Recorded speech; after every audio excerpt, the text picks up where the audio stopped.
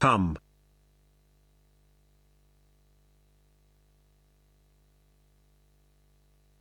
Cock.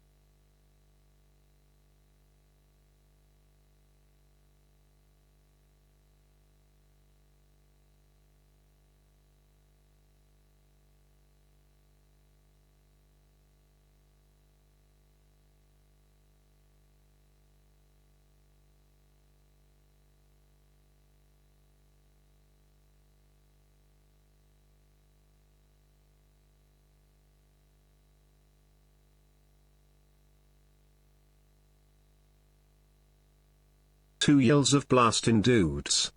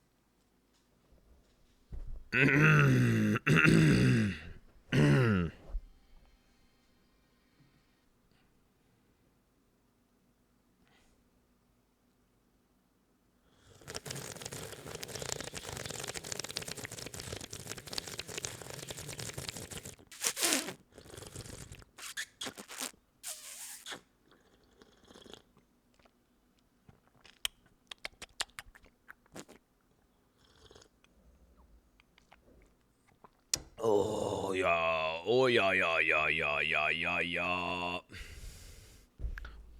How we doing today, dude? What's going on, boys? Not even trying. I am trying. I'm sick, bro. The fuck? I'm resisting the sickness, though. Let me tell you, I'm resisting the sickness. It's so powerful. Bro, are you a mouth breather? No. It's Friday. Friday. Gotta get down on Friday. Everybody's looking forward to the weekend. Friday, Friday. Getting down on Friday. Everybody's looking forward to the weekend. Partying. Yeah, partying's a party. Yeah, fun. Looking forward to the weekend. Yesterday was Thursday. Today is Friday. Partying. We so excited, sir. We so excited. We're gonna have a ball today. Tomorrow is Saturday, and Sunday comes afterwards. Yo Quin, looking forward to multiple rips to see multiple builds.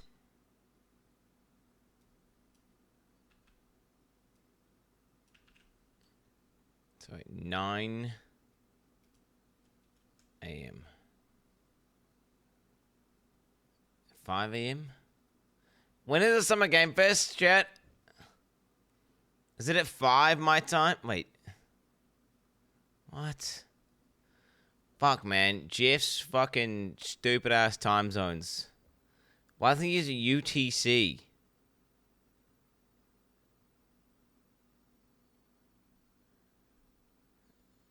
Okay, wait. GMT. Let's go GMT now. Time GMT now. Time GMT now. So it's at 9 p.m. GMT. It's currently 3 p.m. So it's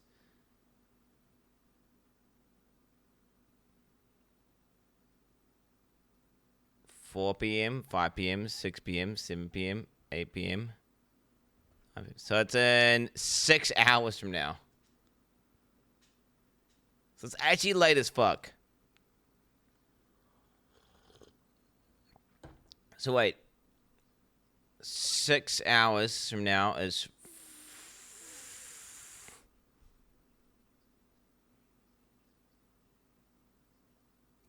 Is it 9 NZ time?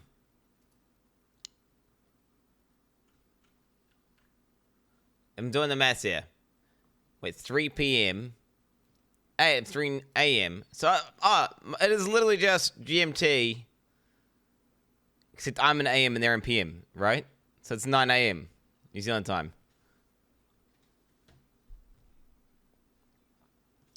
Alright, I'm going to need you to make a timer. This is a timer for the Summer Games Fest. You can use the title SGF, okay? Because Summer Games Fest is too long, so SGF. Okay, it starts at 9 a.m. New Zealand time. It's currently 3:20 a.m. New Zealand time. So you do the maths.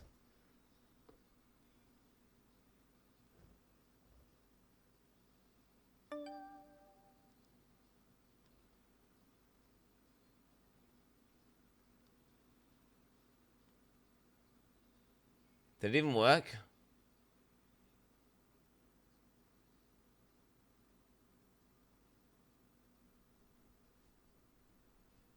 Wait, there was a timer right there.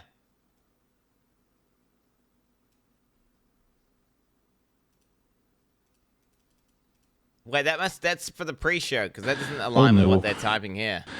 Run desktop, run. Reno is right behind you. Maybe save Make a yourself. timer. count down the timer. Jump 5 down hours, to 23 Skeel minutes. and Lundale save you. RIP Expedition 34. It's died for sign life wheel. What's wrong with my timer? What's wrong with my timer?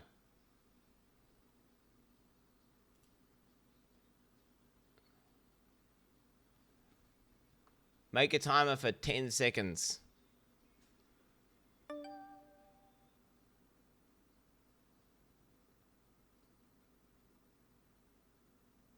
I think it's working. It's just my timer thing's broken. I could close it down. I'm gonna restart it 1 second.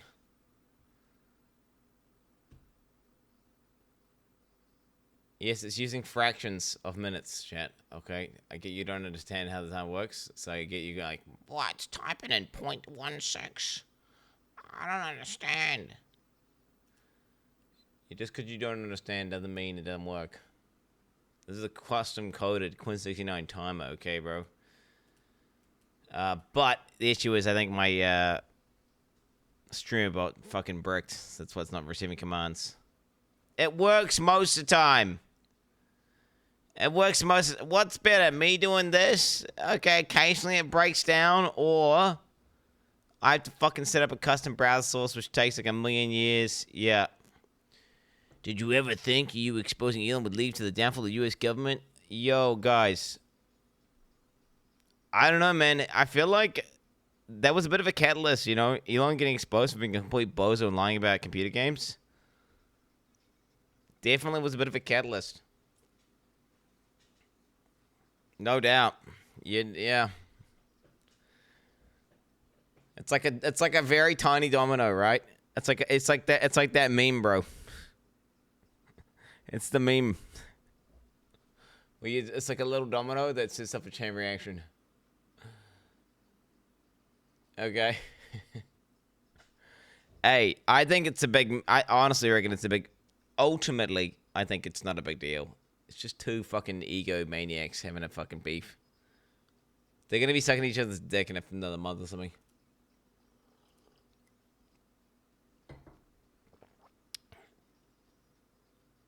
It's theater. Okay. Here we go. We're gonna try again. Do you think it's logged in? It says 4 out of 6. What's the logged into? Twitch broadcaster. Why you not log in, motherfucker? It's event sub down, maybe. I'm sorry, chat. This is taking long. I'm sorry. This is not acceptable as a streamer, bro. I was late. Who knows why I was late? Okay, I was sick, but like outside of being sick, who else knows why I was late? I was watching a TV show. Not laziness.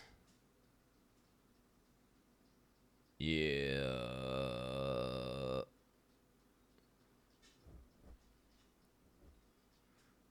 God, Keeper did take a lot of time.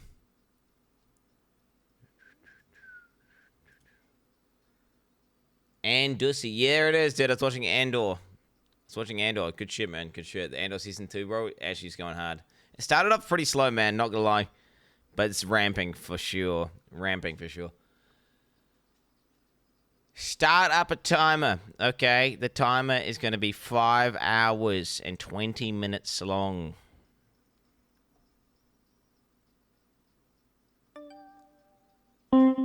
See, it was just stream bot. It just disconnected from event sub, that's all. Does it sometimes. Alright, make the titles... my bad. Forget everything I just said. Make the timer's title SGF. Okay, that's in all capitals, SGF.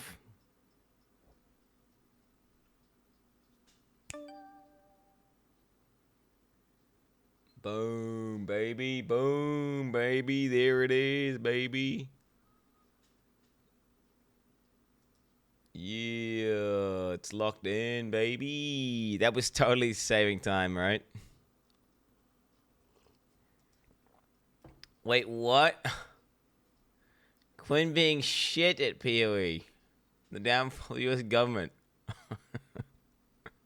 No. That's not how it goes. That's not how it goes down.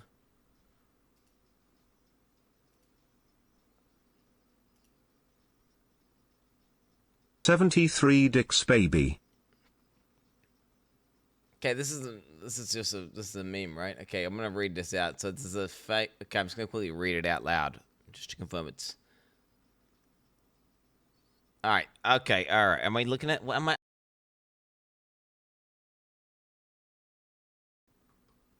Oh. Oh. Hello.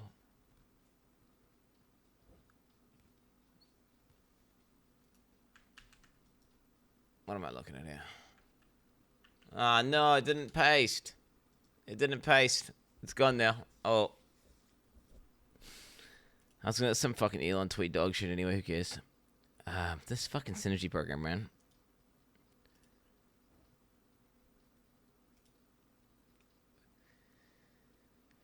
Elon parted ways with my administration after a very tense meeting about travel to Mars.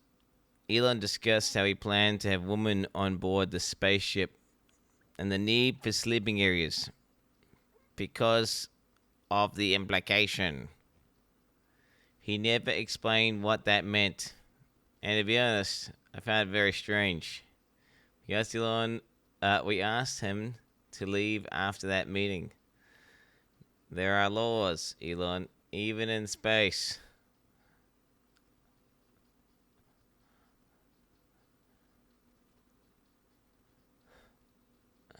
Bozo. That's true. It's real, guys. I don't even really get it. I don't get it. So Elon's trying to say like what people are. I don't even get it. Yeah, I don't care, guys. I don't know what to play for PoE League. Scree man scree. I was gonna go bleed but may. Shadow broke your god game. Sunny. Oh, it's Sunny. Yeah, that's. Yeah, I've been like this before. Wait, how does it go? Someone's linked me this. I've never watched a Sunny in Philadelphia before. But how does it go? It's like you imply that you're gonna do something, right? And then that way they do it. Just watch it. Do we really need to watch it? I'm gonna be honest. I feel bad because obviously you guys watch Sunny when in Philadelphia when you were kids or whatever, so you think it's hilarious. And you know, watching this an adult, it's you know, it's what I'm trying to say is, how do I put this? I feel bad for not liking it as much as you guys like it.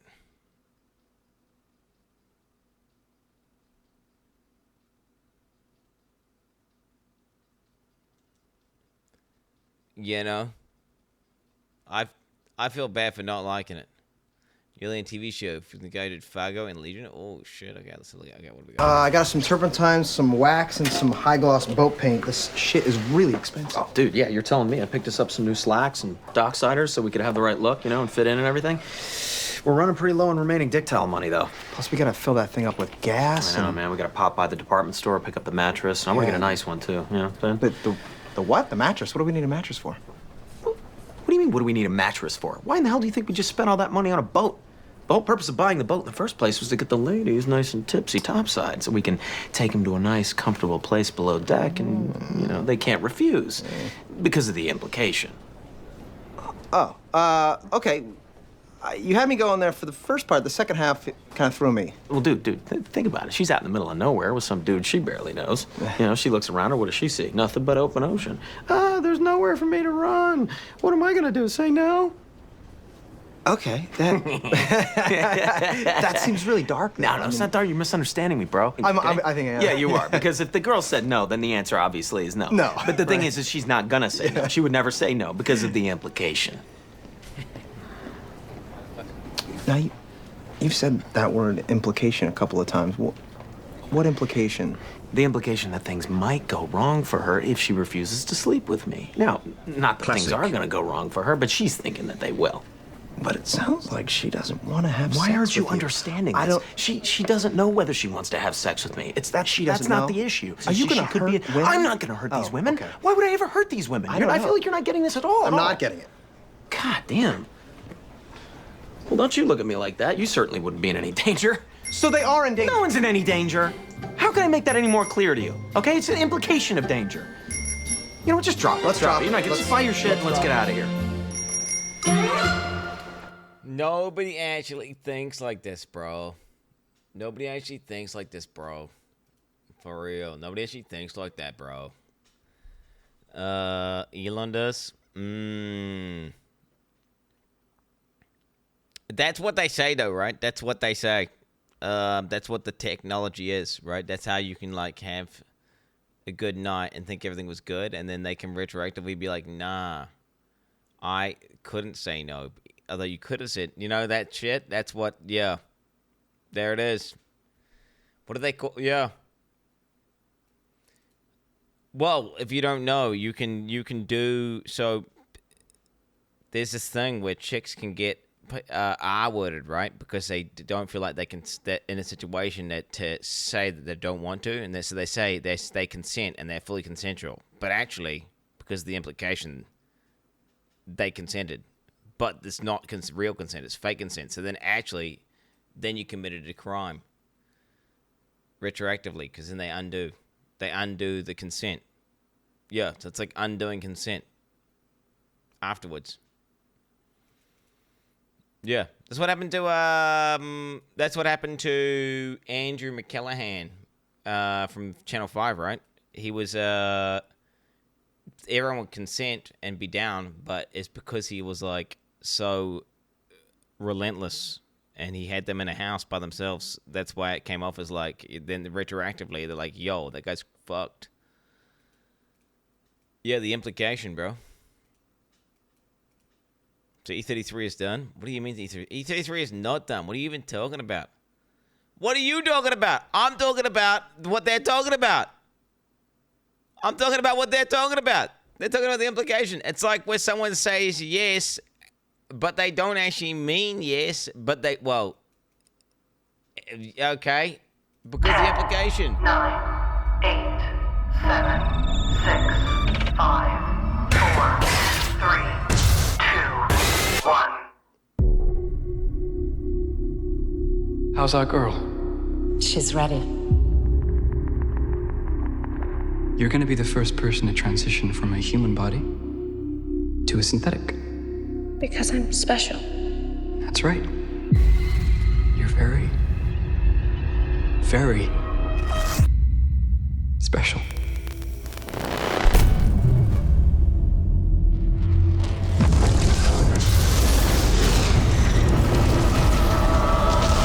We have a downed spacecraft. I want what's on that ship. We can do it. We're fast. We're strong. We don't break.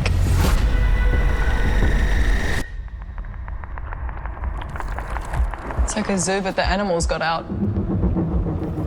This ship collected 5 different life forms from the darkest corners of the universe. Monsters.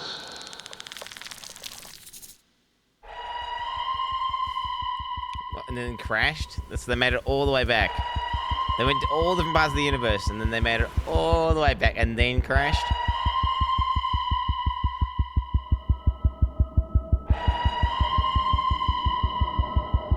Invasive species.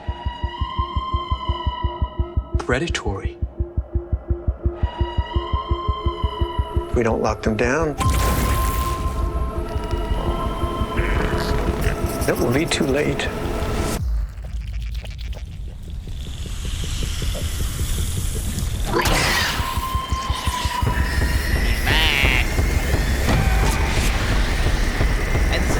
There's a little bit more depth to it, right?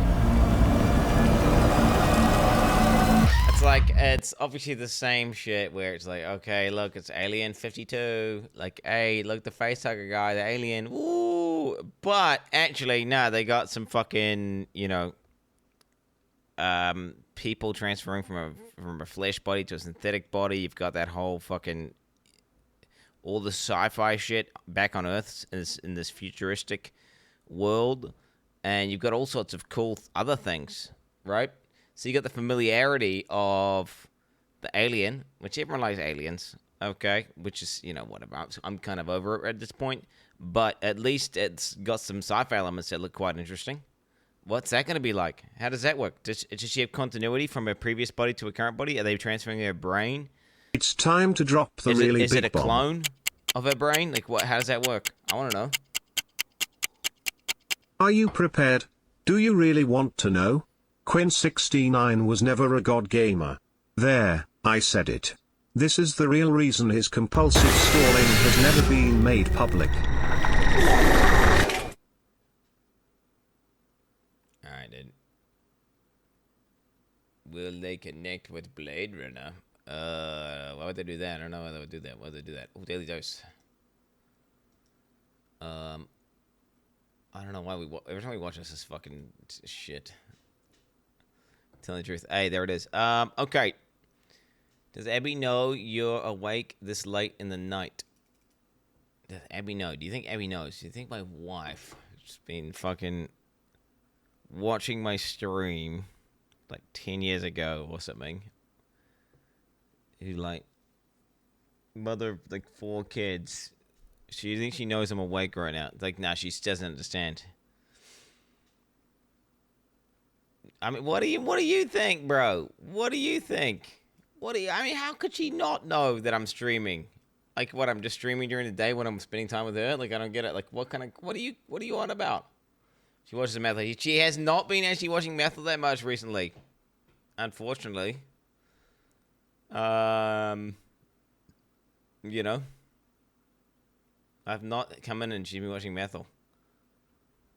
So, yeah. Dracula, official trailer. Christoph Waltz. Wait, that sounds good, right? Methel takes. Did he watch the... What did he do? Wait, I'm going to go for a deep dive, though, before I watch that. Dracula trailer. Christoph Waltz. I feel like I haven't recognized that guy's name. Is that dude who's like, hey, it's me, Christoph?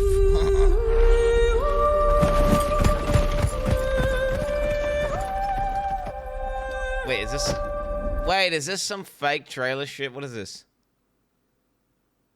Wait, is this real? Wait, what is this with the quality? Why is it so dog shit?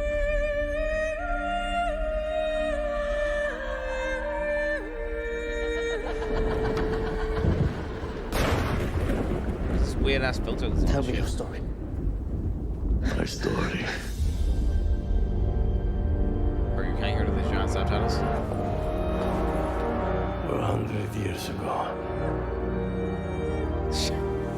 I asked a priest. This is like when you download a movie from fucking, was it WSBB or whatever the fuck, Mega Upload back in the day, and it was like fucking re-recorded. Like, some scuffed rip, and it's got some hard-coded subtitles with some weird fucking language on that shit. And that's why it looks so... Yeah, I'm just giving me vibe. I'm getting chills right now. Go and spare my wife.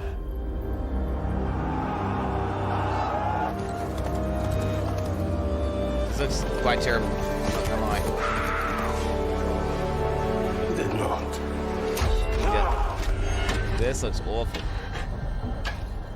Tell your God, my life no longer belongs to him.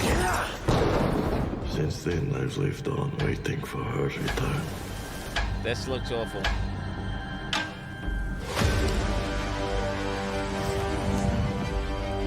My master. He's been looking for his beloved for more than 400 years. Oh my god!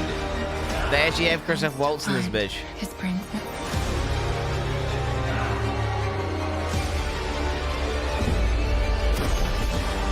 This man is the devil. Mina's in danger. Repent for your salvation.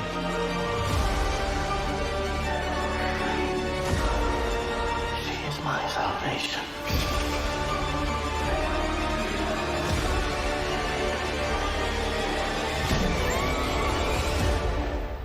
But you are her damnation. Not gonna lie, just everything in that fucking trailer looks scuffed, from costumes to the way it was shot, to the weird filter that they had on it, to just everything. Even the music just wasn't driving properly. Maybe it's just a poorly cut together trailer. I don't know. It just unfortunately looks really bad. Sucks because I seen Christoph sitting on a pew there for a second, which one of my favorite top 10 all-time goated actors. You know, unfortunately, he's in some complete dog shit film. Maybe it could just be a really poorly edited trailer, and then maybe the shit, maybe the Kino chick added in fake frames, and then put the web filter on. Who knows? Maybe Kino chick is the fucking dog shit, and actually they scuffed it and made it look a lot worse than it actually is.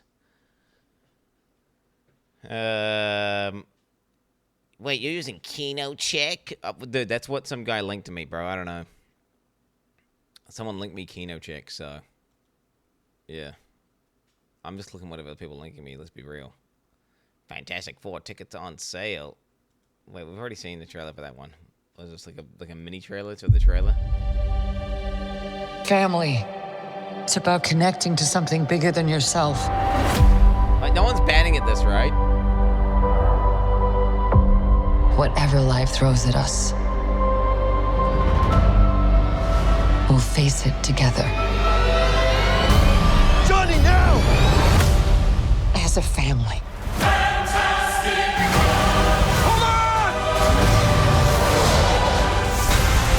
Today, we are your defenders. The four of us will face the danger, and we will protect you. Is this guy good? Oh, you think that NA, if they got 4 dudes that had superpowers that could potentially defend from an alien invasion or some shit, you think that the US government wouldn't try and instantly recreate what happened with these 4 people over and over and over again and create a fucking army of superhuman soldiers? Because you know they would. If China found out about this, they'd be all over that shit. They'd be like, fucking launch the rockets now to the fucking goddamn moon, blow up the shit, whatever freak accident. Let's recreate that. This is a fantastic 10,000. The clobbering time? Oh, yeah.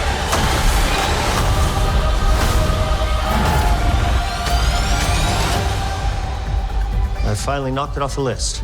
List. The new spacesuits. Oh. I take back every single bad thing I've been saying about you. To myself.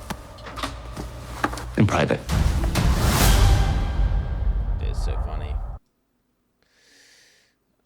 Okay.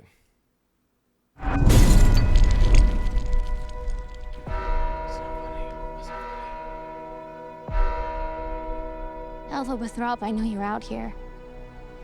Just come in before the monkeys spot you.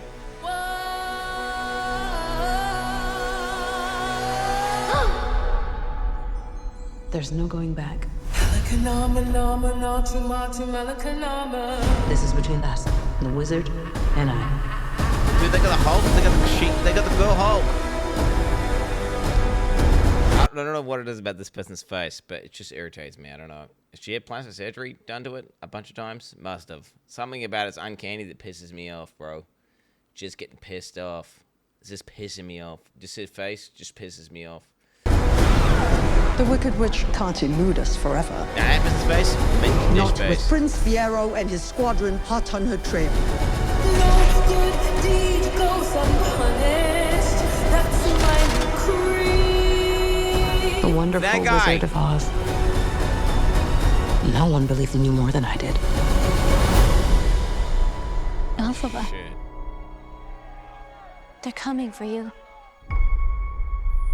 I've heard it said that people come into our lives for a reason. There's no way I can watch this.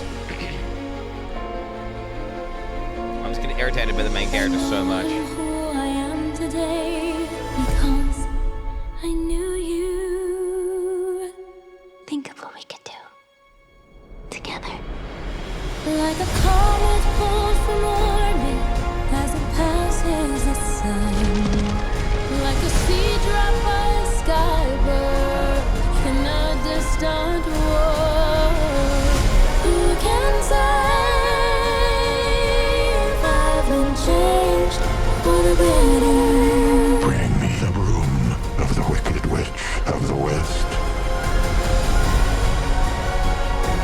For a while there, I thought you changed. I have changed. It's time. For both of us. To fly! Because I knew you. You're the only friend I ever had. Because I knew you. And I've had so many friends. I have been changed for good. But only one that mattered. Does she actually talk like that, bro? I don't understand. That is she breathing helium before she speaks? I'm just a hate watcher. I'm sorry, I'm hate watching this. That main character. This looks like pisses me total off. dog shit. That mattered. But only one that mattered. No one talks like that. I'm sorry. No one talks. No one. I'm hate watching, dude. I can't handle this shit, bro. I don't want my kids to ever watch this because imagine if they idolize that look, talking like that with that aesthetic. That'd be so bad. Oh my god, yo, I need to get them watching fucking Shrek, homie. Okay, I need to get them watching. I don't know, fucking anything except this shit. Jesus Christ, what the fuck is this?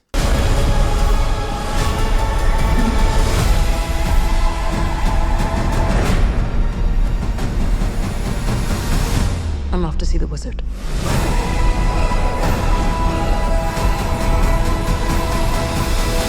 I can just watch Frozen again or some shit, okay? Like, fuck. Ugh. Ugh. Nosferatu.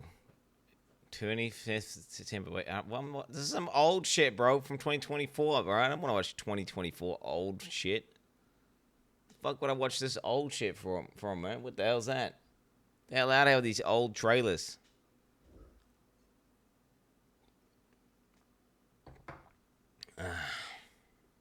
Please mute your mic.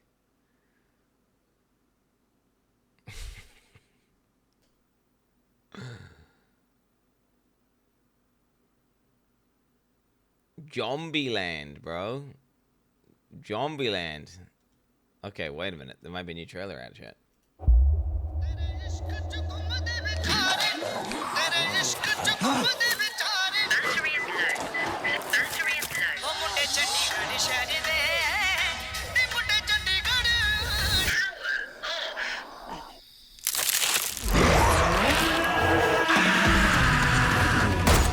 ਲੈ ਕਰਤਾ ਲਾਂਦ ਸ਼ੋਸ਼ਣ ਹੈ ਭਈਆ dialog ਬੋਲਣ ਦਾ ਸਮਾਂ ਨਹੀਂ ਹੈਗਾ ਉਹ ਆ ਕੇ ਤੈਨੂੰ ਖਾ ਜਾਣਗੇ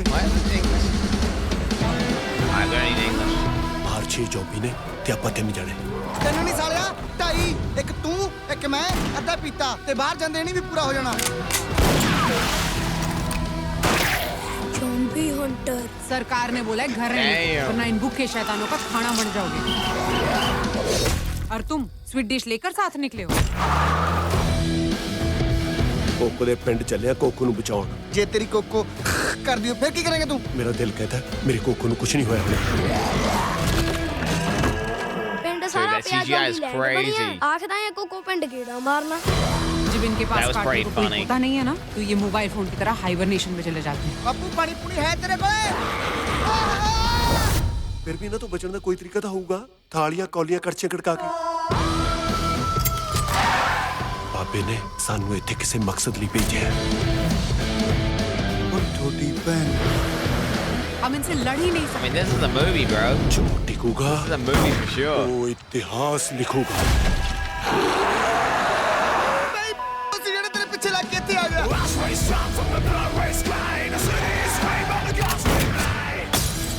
I never heard Indian rock music before. में यहाँ क्या पनीर के पकौड़े खाने आए थे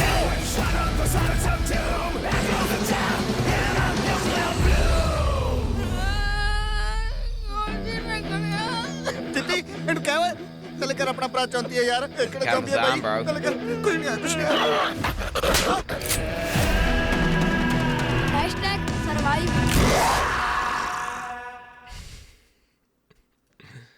Dude, we live on a planet where like there's cultures that are that different and they make movies like this. Right? That's crazy. That's crazy, right? How much different is that to your normal movie? It's like, you know, it's what even is that?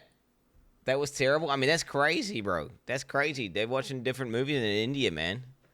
What I'm saying is, Like, we got all these fucking... Dude, the Marvel trailers, you can barely tell them apart. They're the same shit, the same shit, the same shit. This is like a LLM that's been trained on a completely different set of data or something, you know?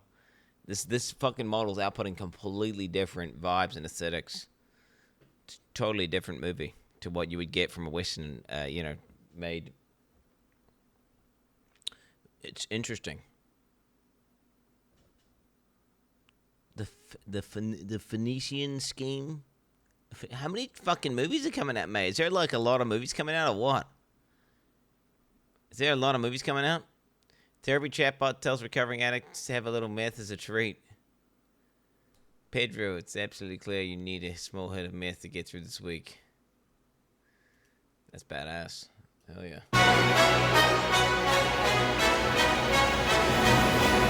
Well, they got a lot of fucking big actors in this movie, eh?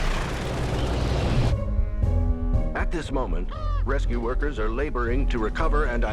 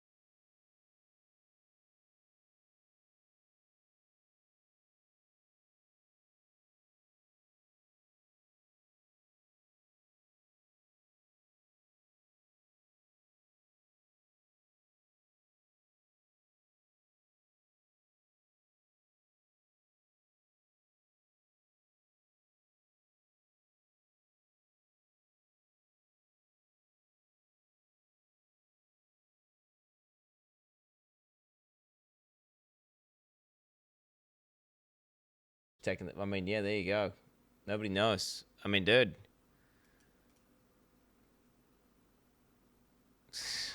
I mean, that looks like a good meme. I mean, hopefully it's good, bro. Hopefully it's good. Nice deep dive. Actors do Wes Anderson movies cheap because they like working with him, and he plans every frame. Oh, wait, what's some other shit that Wes Anderson made? What are you... Wes Anderson movies. Let's have a look here. Yeah, I was gonna say that looked like the Grand Budapest Hotel. Actually, that was the aesthetic. I was trying to remember. I was like, that hotel one. You know, that's what it looked like. That's the most But yeah, I'm not gonna lie. I've never watched this. Never watched whatever that is. Never seen this. Never seen this. Never seen this. Yeah, I think I watched that a long time ago. I think I watched this a long time ago. Fantastic Fox. Never watched that either. Never watched this. Never watched this. Never seen this. Never seen this. And never seen that. So, it's the guy, bro, from that thing. Bottle Rocket. Bottle Rocket's sick. I was 6 years old when that shit came out, bro. Goddamn. Is that Bent Nose Guy? That's Bent Nose Guy, isn't it?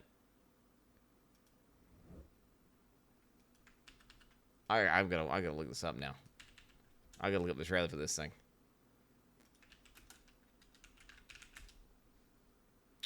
Bottle Rocket trailer. It is Bent Nose Guy. Preparation was good, you know. I think that's your specialty. Thank you. Because if I said that one, it would sound like bragging. Obviously, good quickness. Yeah, in and out pretty fast. Real fast. Including the coin collection and the earrings. You took the earrings, Dignan? I bought the earrings for my mother on her birthday. Maybe we should have robbed your house. You ever think of that? 3 outstanding young men. Well, come on, baby, and rock with me tonight. Bob Mapplethorpe, potential getaway driver. Go. I really want to be a part of this team. And I'm the only one with a car. That's good. That's good. Because that hits me right here. I'm Anthony. You speak English?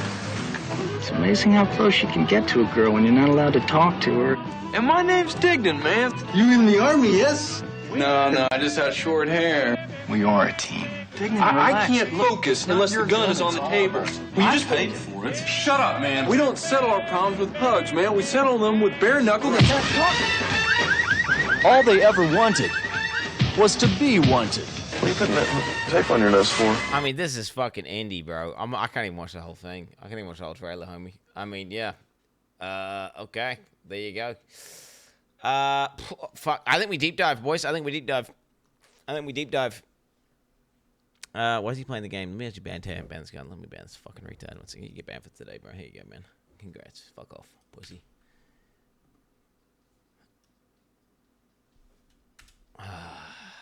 Deep this. Okay. It's PoE expansion deep dive time. I just needed to wake up. Oh, wait, do I just watch one daily dose? And then I would have finished my coffee.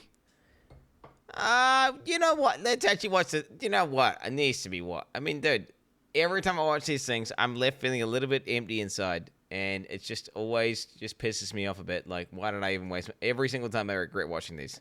Hello everyone, this is your daily dose of internet. He decided to open up the sandwich box that he forgot about 6 months ago. Go, that's a biohazard. That's a biohazard for sure. Daily dose pain egg. Boom, dude, I saw it online. Patrz, patrz. That's toxic. They rescued their dog that got stuck on a... That's not that bad. What? A bug. Why is she freaking out so hard? They rescued their dog that got stuck in a hole. Oh!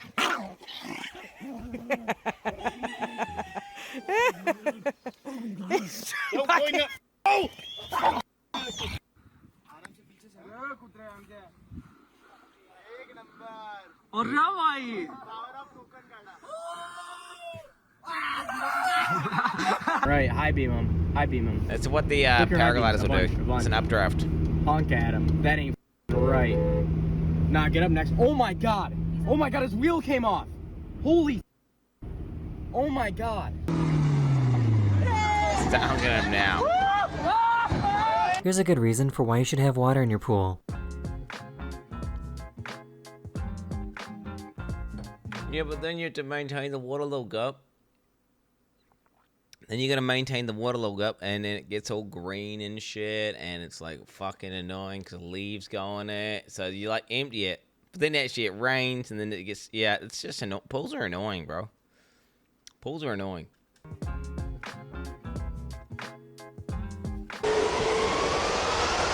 KLA with Cuck Lives Matter, bro. What the fuck is this?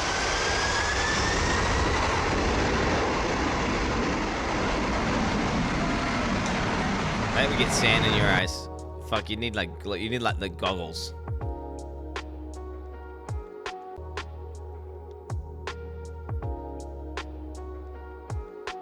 Damn, this guy's reaction's impressive. Impressive. There's no way they were stopping. Nah, that's impressive. What are these guys doing though? What are they doing? Wait, I'm confused as fuck. Are these guys retarded? Wait, are they retarded? Avoiding the van. The van is clearly over that side of the road. Like, look at the direction. Look at the direction. Look. They're not avoiding the van, bro. Look, they're going for. Maybe he just overcorrect. Look at the angle he goes on. I mean, he's so fine. It must be hard to... Oh, I wonder, do you think with 3 people on it, they were leaning to the right? And he can't turn it. But then what the fucking just... I mean...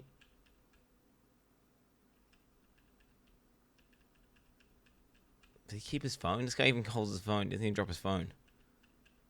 Bro, he keeps holding onto his phone and he holds himself on. The fucking legend, mate. The scientists made an experiment to show how a basic jet engine works by using a glass jar and alcohol.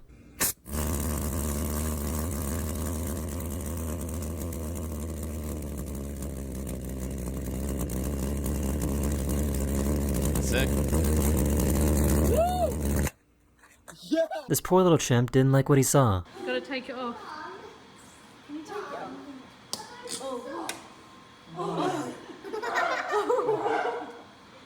This shit freaking the chimp out, man.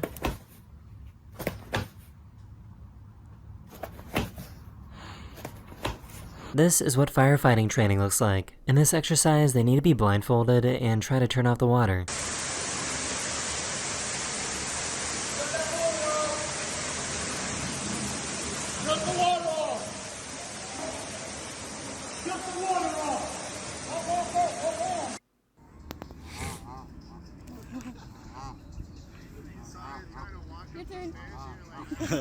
You guys liked the one from the last episode, so here's another behind-the-scenes look of how a horror film is made. Stephanie! Stephanie, what?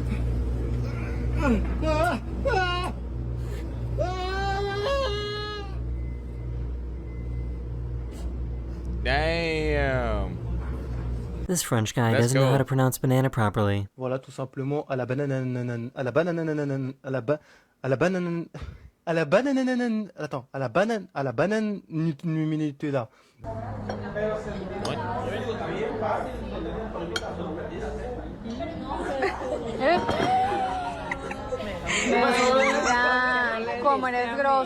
For some reason, they gotta learn that lesson.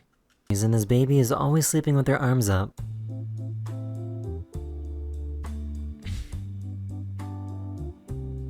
Of all the things that could possibly go wrong, I didn't expect this.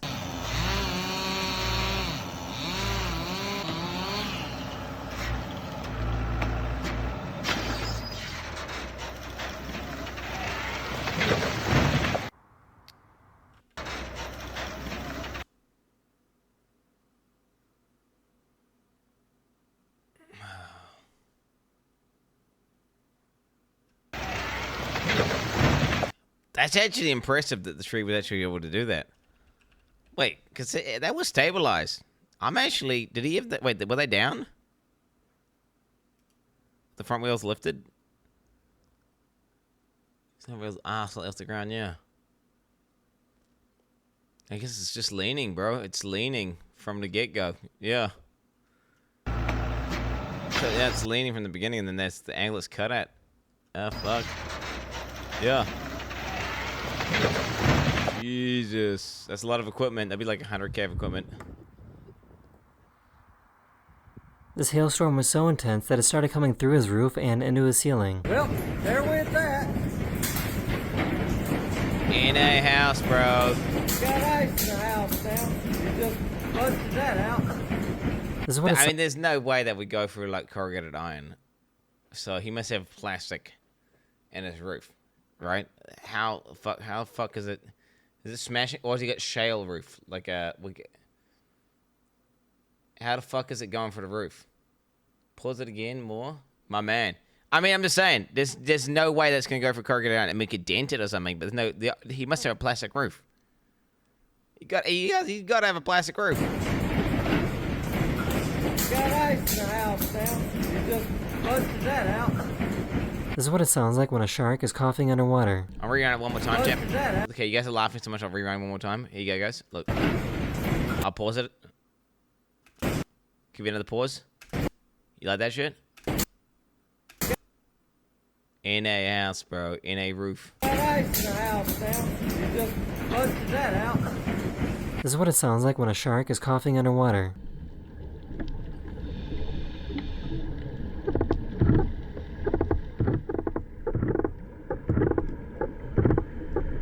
Em cima da nossa loja.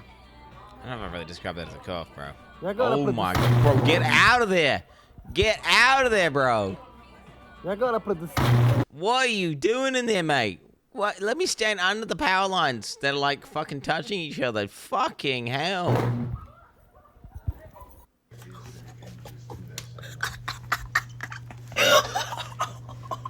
So, I guess he interrupted this guy. Why is that so funny?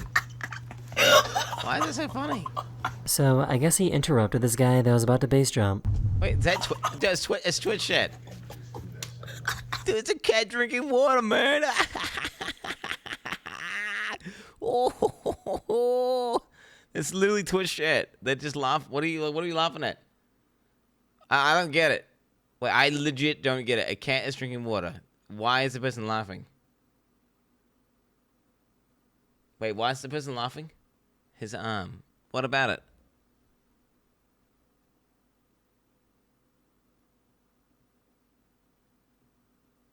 It's Twitch shit. I don't know. That's just what cats do. That's like a normal cat arm. So, I guess he interrupted this guy that was about to base jump.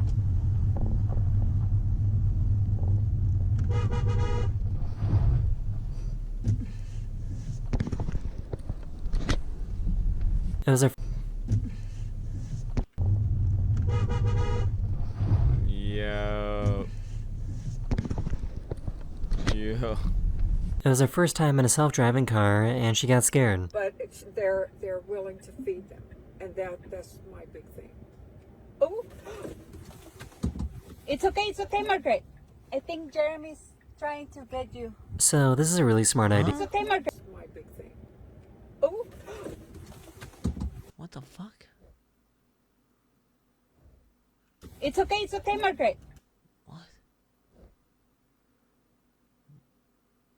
What the fuck is she doing, bro? What's she doing? What is she doing? I don't even understand what's happening in these. I don't understand what's happening in these videos. There was a chick laughing at a cat that was drinking water, and that lady, like, I don't even know what she's doing, bro. What is it? What is that? What does she spread her leg and then she fucking starts freaking out of it? Like, I don't know what the fuck she doing. What? Okay, I gotta watch from the beginning. It was her first time in a self-driving car, and she got scared. But they're willing to feed them, and that's my big thing. Oh. It's okay, Margaret. Oh, she's trying to press the brake, bro, from the passenger's side. Yeah. Oh, there we go. I think Jeremy's trying to get you. So, this is a really smart idea. I guess they make Mona Lisa-themed cat beds now.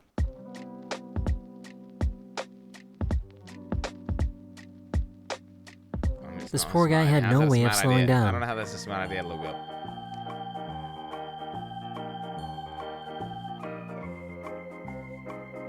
I just found out that male pigeons like to give flowers to their wives. He should have gone sideways, bro. And he runs back in with the flower, gives it to his wife.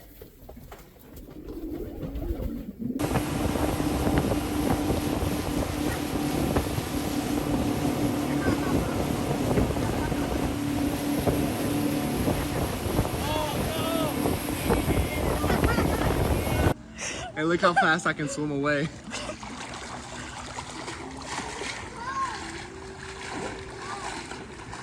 These are called the ringing rocks of Montana, and they're strange because they really shouldn't sound like this.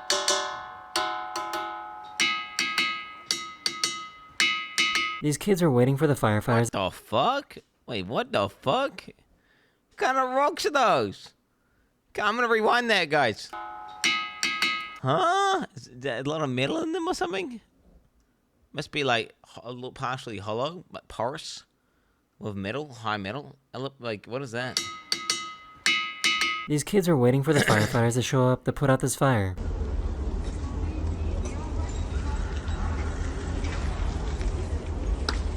Her daughter was busy and didn't want to be bothered.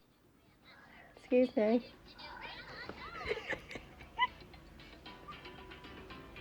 This truck... Nah. Wait, you're giving them a fucking iPad in their bed. Like, okay, how to make your child associate, like, hyperactivity and stimulation with a place that's supposed to be the opposite, where you're actually supposed to go to sleep. Like, I mean, really. This is legit the worst possible behavior. Like, this is, you're conditioning your child's brain to wake up when you put them in bed. It's so dumb. It's so dumb. It's insane. Like, whatever. Okay, give them like a fucking iPad. Oh, I mean, okay. If it's moderated, super hardcore, and it's time limits, sweet as. But in the bed, nah. That is fucking stupid. That is fucking brain dead. Okay. Straight up. That's gonna really help it get to sleep. Truck that was carrying watermelons got into a crash, so everybody pulled over to steal some melons. Hey, look, there's a watermelon cemetery. Hop out and get you a free melon. For some reason, all these fish were spotted jumping out of the water.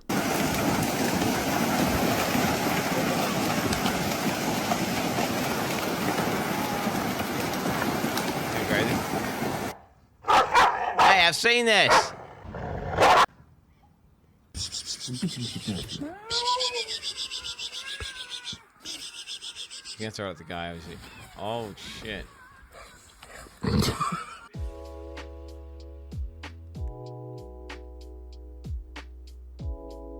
These people were out on their paramotor when a group of geese decided to join them. Seen this.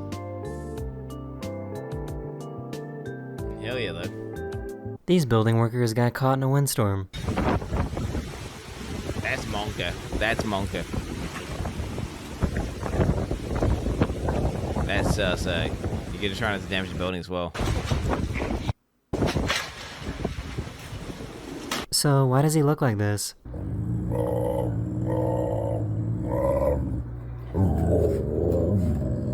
You want me to pause? Okay, I'll pause.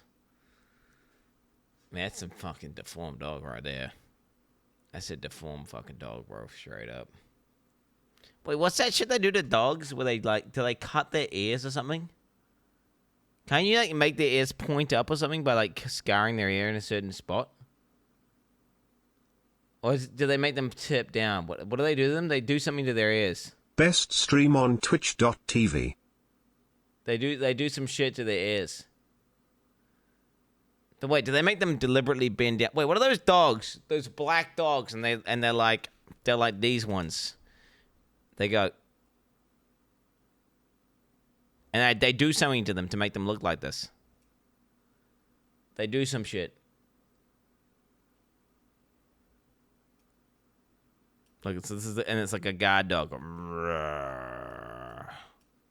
These ones, you know, these dogs. It's called binning their ears, bozo. What are they called? But also, yeah, this dog log's regarded for sure. Just like you. Pinned dog ears. Yeah, what the heck?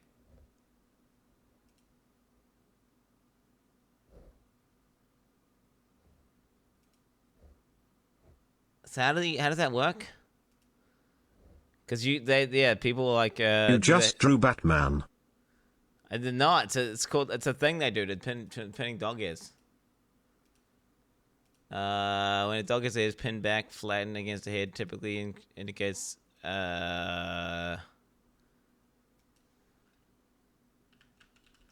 procedure. Impending surgery, also known as osteoplasty. Oh, like dogs. Ear cropping, also known as otoplasty, is a surgical procedure that modifies the dog's ear shape, typically to achieve a more erect or pointed appearance. It involves removing a portion of the ear flap, the pinner.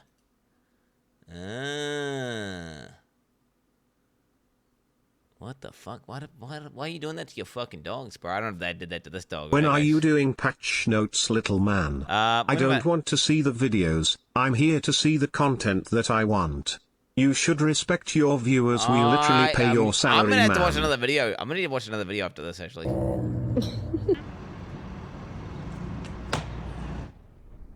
No, bro, no. Oh my.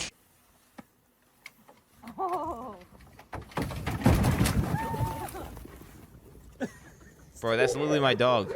That is the end of this video. Hopefully, It's literally like my dog duplicated. They duplicated my dog. I'd say my dog's more athletic than all those dogs combined. I'm just saying, like, after looking at all those dogs run out, my dog would have easily got there first. Easily. There's some geriatric, like, not exercised enough golden retrievers, mate. Yeah. Now pause. Rewind it again.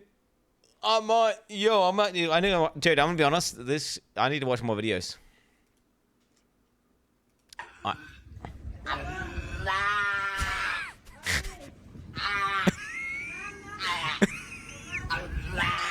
It's called cropping ears. I've had Dobermans my entire life. Males get cropped, females don't.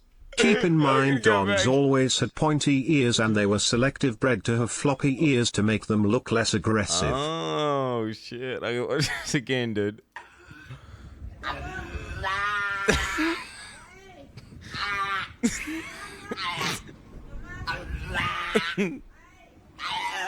What the fuck?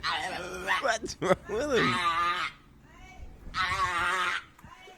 Hey guys, sorry I couldn't finish Expedition 33. If only I had more time. Not enough time, boys. God, dude, I'm gonna if upload only that. I hadn't spent 4 hours reacting a day the entirety of last week. Animals doing stuff, bro. Is this the new Reddit thread? Is this it? Best. Oh damn, that's crazy. Wait, I go to best. Wait, top. This year.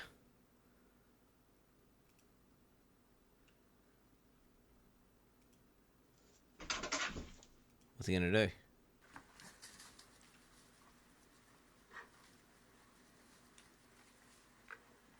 Wants a pat, bro. He wants a pat. He's being submissive.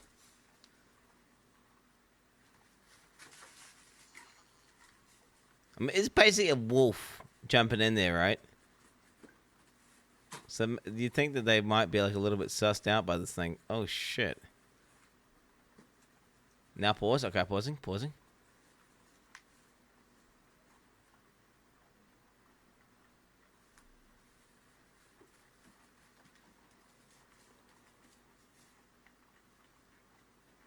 This is the top of the year, is this. This is the top of the year compared to that seal clip. How is that seal clip not the top of the year already? I'm sorry, that seal clip was fucking one of the best videos I've watched all year. Easily. This is like not even that good. 100k upvotes. That got 100k upvotes.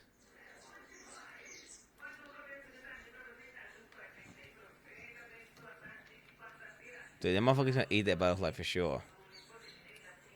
That motherfucker's gonna eat that butterfly. Oh, he gonna eat him! He gonna eat him! Butterfly, run away! What are you doing?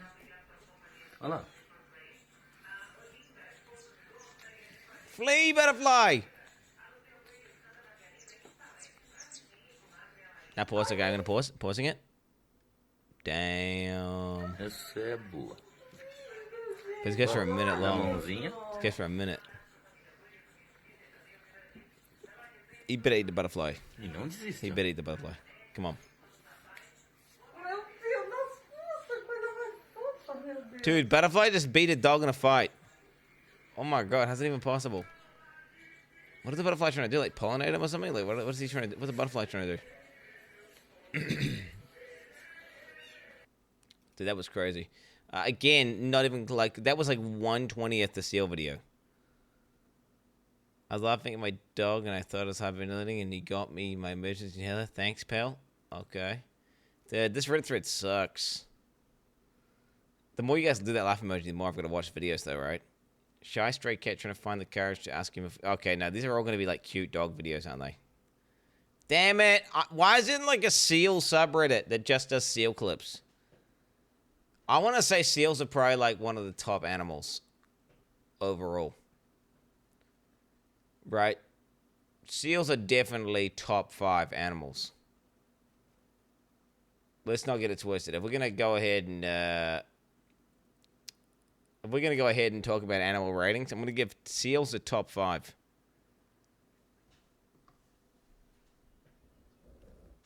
Yeah, I might just blacklist this emote. You guys are just spamming it. I might just blacklist this emote. This emote's actually just toxic. Seals top all. I would have seen all the top seal videos, surely. There's no way I would have.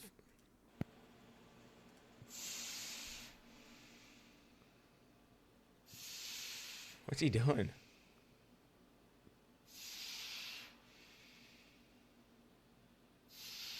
Just breathing, bro. He's just breathing in his ice bath, man. Damn, that's crazy. But this is top all time. That's the top all time. So there is a Reddit for seals. There is a Reddit for seals. This month, Satara celebrated her 31st birthday. This is very exciting because 31 is quite old for a harbor seal. In their natural environment, they're only living to be 10, 15, maybe 20 years old. But by training husbandry behaviors, we're able to really extend their lifespans. Through positive reinforcement and building a relationship with our animals, we're able to train them to participate in their own healthcare. As you can see, Satara is very comfortable with getting her teeth brushed. We can use a stethoscope to listen to the health of her heart and lungs. We can also trim her nails. There's a variety of different behaviors that we can train, and they all help keep our animals healthy. In her older age, Satara has developed cataracts, which are quite common for harbor seals. Do you guys get that like that weird gut feeling? Like it makes your gut feel like nauseous or something when you see their eyes like that? Do you guys get that? It makes me feel sick. Has developed cataracts, which are quite common for harbor seals as they age. They do limit her vision, but don't cause her any discomfort. This is why a husbandry program is so important. It allows us to continue to monitor the health of Satara's eyes. Okay. All right, you gonna stop doing that fucking emote now? We good? Oh my god! Okay, we're gonna have to keep watching videos. I'm gonna keep watching videos. I will watch. Let's watch this video. It's Matthew McConaughey. Hey Bozo, why don't you ban people in chat? Brad Pitt. Hello. Hi. Brad, what character are you going to be reading? Oddly enough, I will be reading Brad. Brad will be reading the character of Brad. Notice the sound at the door and opens the door an inch. Jeffrey Spicoli stands in the door, red eyes glistening, his long blonde hair still wet, streaming down the back of his white peasant shirt. He goes to a side street and head back to the party, but instead, the car swings in a complete circle, a circle that includes be real. Can't. Oh my god.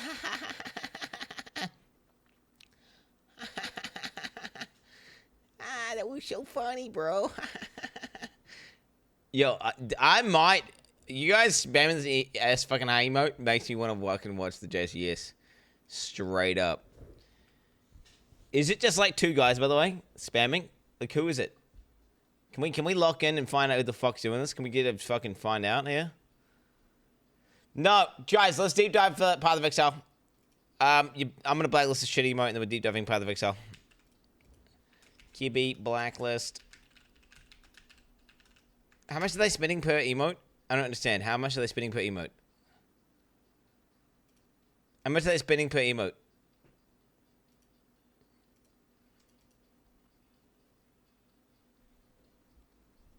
$10K. So they're spending $10K to do it. Alright, do you know what? It's $10K. That's enough weight for a ha-ha. Do you know what? I'm not going to blacklist it. I'm not. I'll allow it. Alright, let's do the Path of Exile deep dive. Let's do the deep dive. God damn it.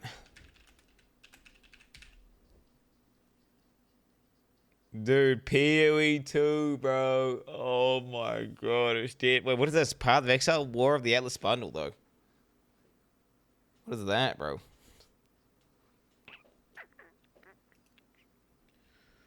Yeah. I'm not going to ban the emote. Well, because I had to spend 10K points to get it, right? That's a lot of points, so...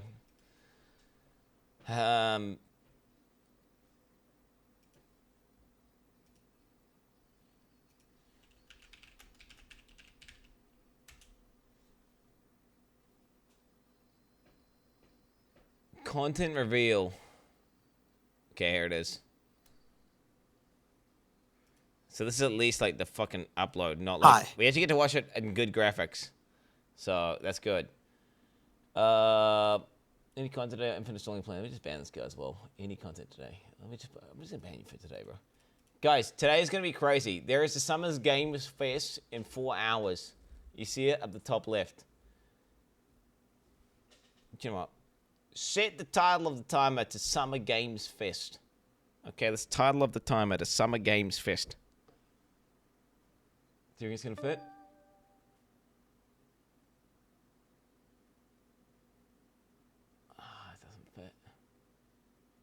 Doesn't fit. Maybe anyone can figure out a way to make it fit, yeah.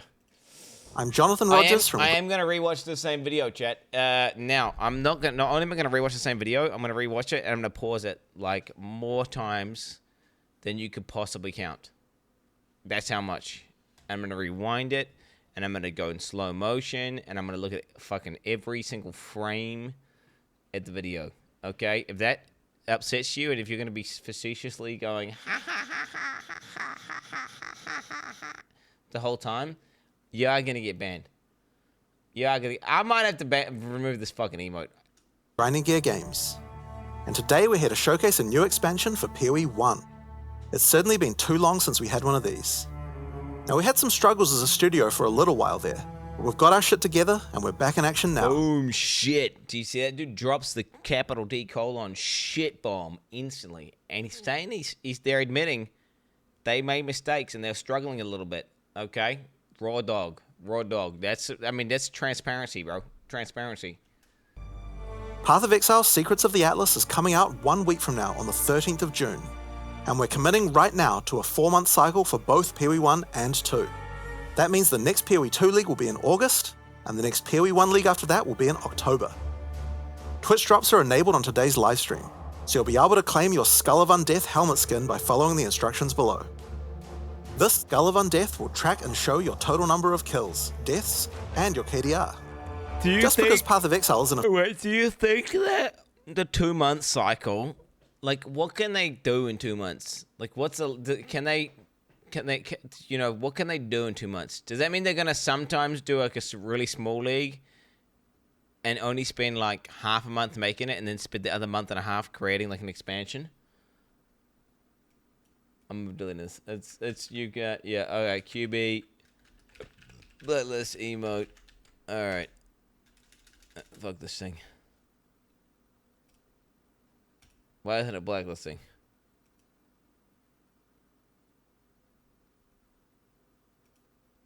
Why isn't it blacklisting?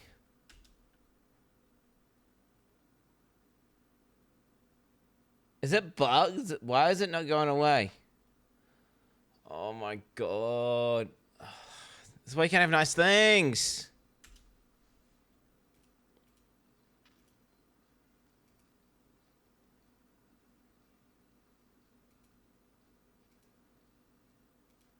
This is why you can't have nice things, chat.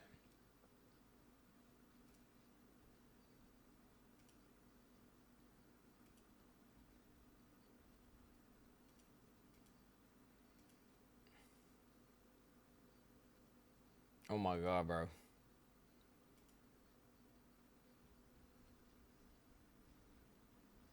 This fucking website, bro. The 70 website, you gotta scroll down. It has to load every time. Who fix your goddamn website, 7TV? No bitches. The voices.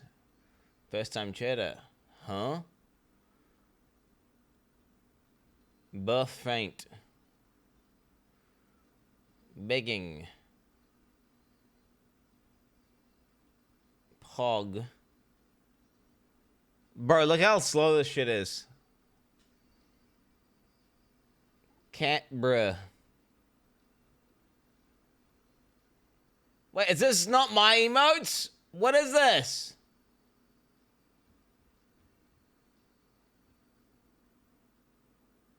These must be my emotes, right? Wait, let him cook.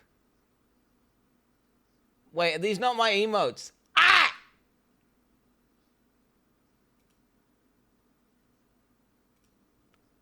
Oh my god, bro.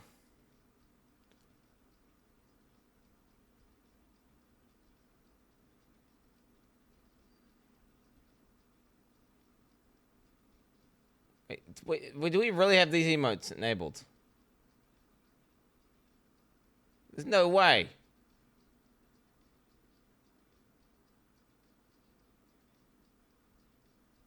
Oh my fucking god, bro. Oh my fucking god, bro. What a waste of my fucking time. What a waste of my fucking time.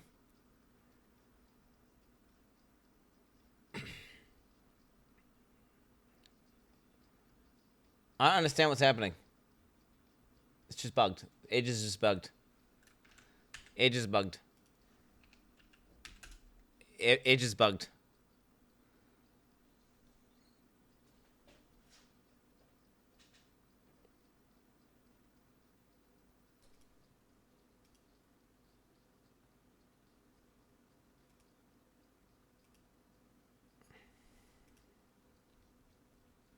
Dude, who the fuck designed this fucking website? Who designed this fucking website? Why can't I just load all the emails straight away? And why isn't it reversed? All right, boys, did a little napkin math. So far, he's paused every 16 seconds for about 30 seconds. So across the 45-minute duration of the video, that'll add 78 minutes. Buckle the fuck in, let's go! Are these really my emotes? I don't understand. It says Quin69 emotes. Are these... Wait, TA7. That's not an emote. Wait, it's just bugged.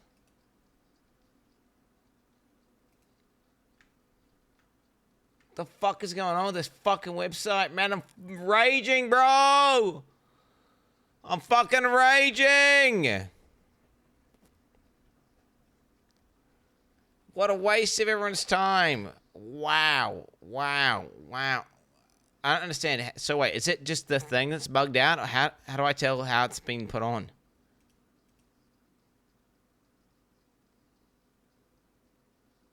I don't know how to sell. Well, fuck, man. This new website.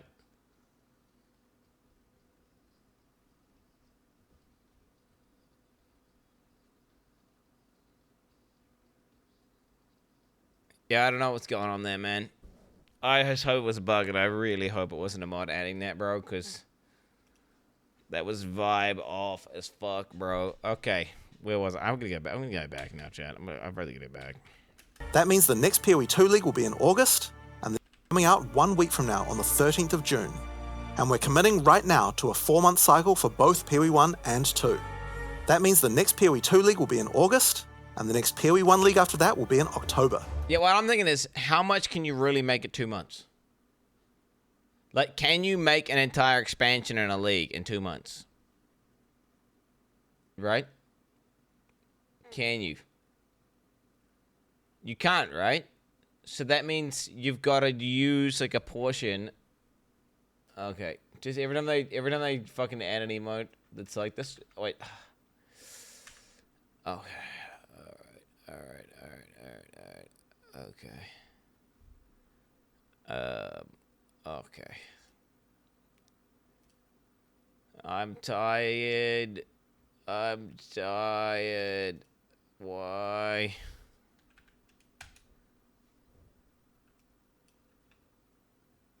Okay. Okay. Okay.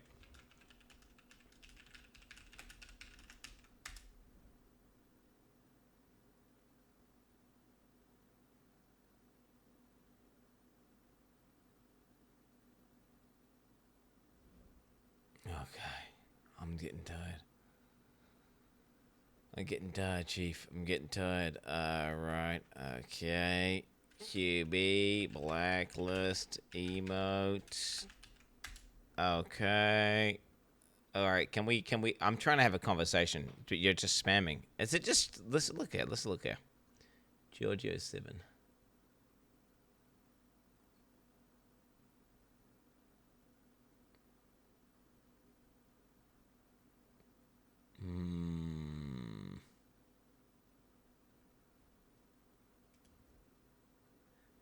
Chat. But no, I'm not. I'm trying to have a conversation with chat, and you're just spamming. You're just spamming. Yeah. You're spamming. You gonna stop spamming anytime soon? I don't know. Like, I don't know. Like, okay, just ban the guys that are spamming. I mean, that's all we can really do. Just ban the guys that are spamming. That's all we can do. Just ban the guys that are spamming. Like, so this guy, just get banned. This want to get banned as well. Okay. Host wants to get banned. This guy here. Oh, we got banned for league launch, I think. Okay, we good? Alright, just like it's okay. So, chat, my question is this. Do you think they can really make an entire league in 2 months? Or an expansion? Like, how could they ever make something big? So does that mean that some leagues, they have to spend like just 2 weeks making a league and then just be like, all right, let's start making this other thing that's going to be this big patch later on? Do they schedule it in? 2 equals 4. Well, no, because they've got 2 months PoE 1 league, 2 months PoE 2 league, 2 months PoE 1 league, 2 months. Or you could look at it as 4 months PoE 2 league, 4 months PoE 2 league, whatever. But they're doing every 2 months. Chat, it's 2 months. There's not 2 teams. They're all 1 team. It's not 2 teams. It's not 2 teams. They said specifically they're not doing 2 teams anymore. It's just 1 team. No. Wrong. Wrong. Wrong. Wrong. Did you guys watch the fucking thing where he's like, we've moved everyone onto the same team now and we're all on it. We've got one guy working on some PoE 2 MTX. Otherwise, everyone's doing the thing.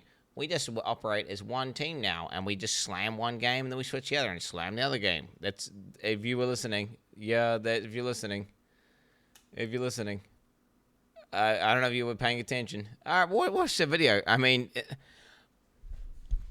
I'm just thinking they're going to have to seriously plan their time. I hope they don't intend to make a fucking entire expansion in 2 months over and over and over again, because that sounds like raw dog as fuck. Like, they're going to have to do some sort of small league, big league thing where they allocate a smaller amount of time to make a league, release it. Like, I don't know. Every 2 months seems kind of insane to me. It just seems, I'm skeptical, right? They're going to sacrifice resources each time making, like, in quantity versus quality, like Netflix shows. Yeah, that's what I'm thinking, right? I wouldn't want them to ever do, they only have 2 months to make. I prefer more time and better quality. is what I'm saying. Because it sounds spooky. It sounds spooky. Twitch drops are enabled on today's live stream. Yep. Just because Path of Exile isn't a first-person shooter doesn't mean this isn't important. Proudly, or... I got banned this guy. This guy's completely wrong with the ban evader. He is a ban evader, dude. It's not 4 months. It's 2 months. You're retarded. Get banned for league launch, bro. They're doing it 2 months expansion, 2 months expansion, 2 months expansion.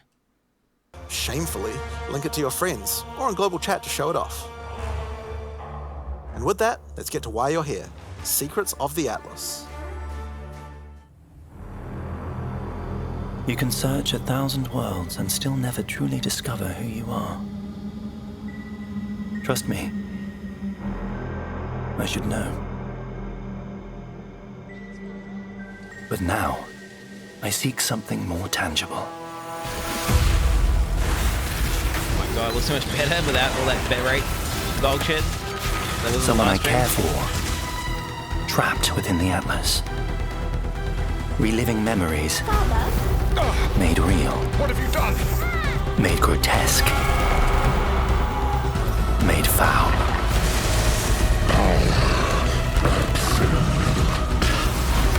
These manifestations must be destroyed.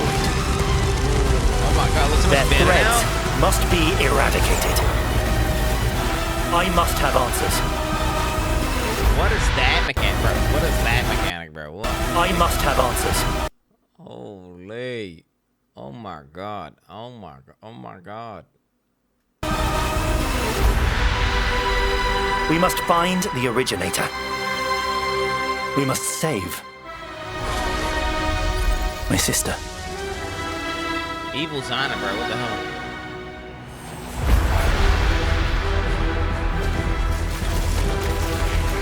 You idiot mechanic. The power is an illusion made real. You crafting mechanics. Lirik King's match. Bro, the fucking soundtrack is going hard here. Camille, bro, let me just tell you, okay? Potent. +1 to all level. +1 to level of all non-exceptional sport gems. Limited to 1 room graphic. Is that even good? Have you ever? Oh, maybe the support those thresholds, I guess. It's probably, yeah, I mean... Come, child. Drink deep the waters of life. You're either a client or a target. Target inside. Job's done.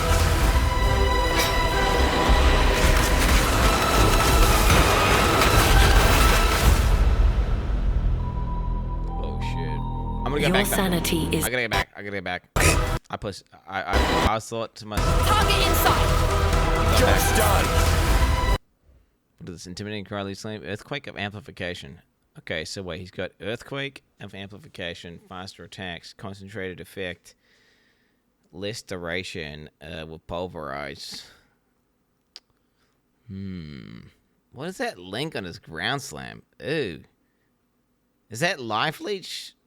Life leech, brutality, pulverize? Molten shell? Is that burning support duration? Fucking burning support? Huh?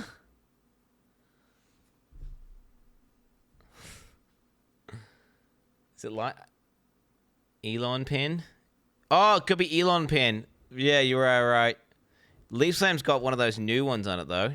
What the hell's that one? Intimidating Cry's got some weird shit on it as well. What the fuck's that?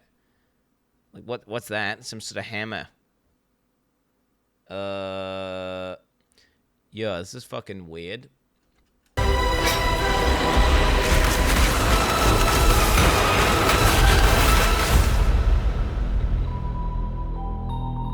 Your sanity is not promised to you here. Okay. Hi, I'm Mark Roberts, Game Director on Path of Exile.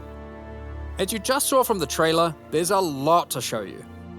Today, we will take you on a deep dive into the new Path of Exile Secrets of the Atlas endgame update. Then, we'll explore the new challenge league, the Mercenaries of Trathus. After that, we'll cover the integration of gold into PoE 1 and how we're bringing Settlers of Calgar into the core game. Finally, we have a much-awaited upgrade to Betrayal League and a set of quality of life improvements.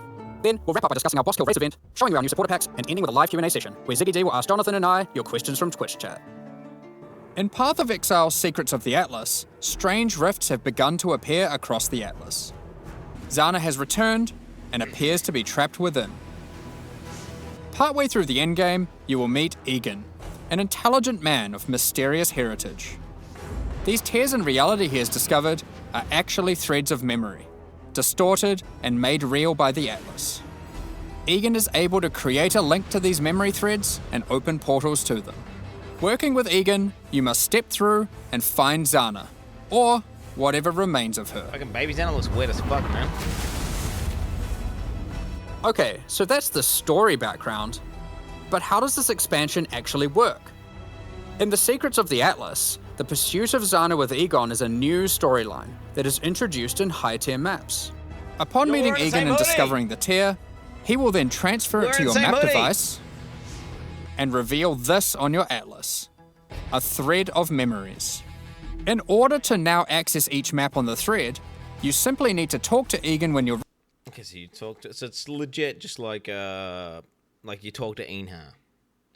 You talk to whoever the fuck... It's exactly the same, eh? Because they added a fragment to that shit. And then, wait, that's Atlas Passive 1, 2, 3. Things. It's literally just like opening a normal map, except the map is locked. Interesting. Ready, and he'll open the areas in sequence. These areas can be fully influenced by your Atlas tree, scarabs, fragments, and everything of the sort. As you work your way along the thread, you will discover that these maps have manifested dangerous threats, influenced by the memories of Zana herself. Monsters here are imbued with memory petals. Defeat them to absorb this power, which can be unleashed as a special ability during combat. Different maps on the thread have different abilities. Yo, actually, wait, this reminded me.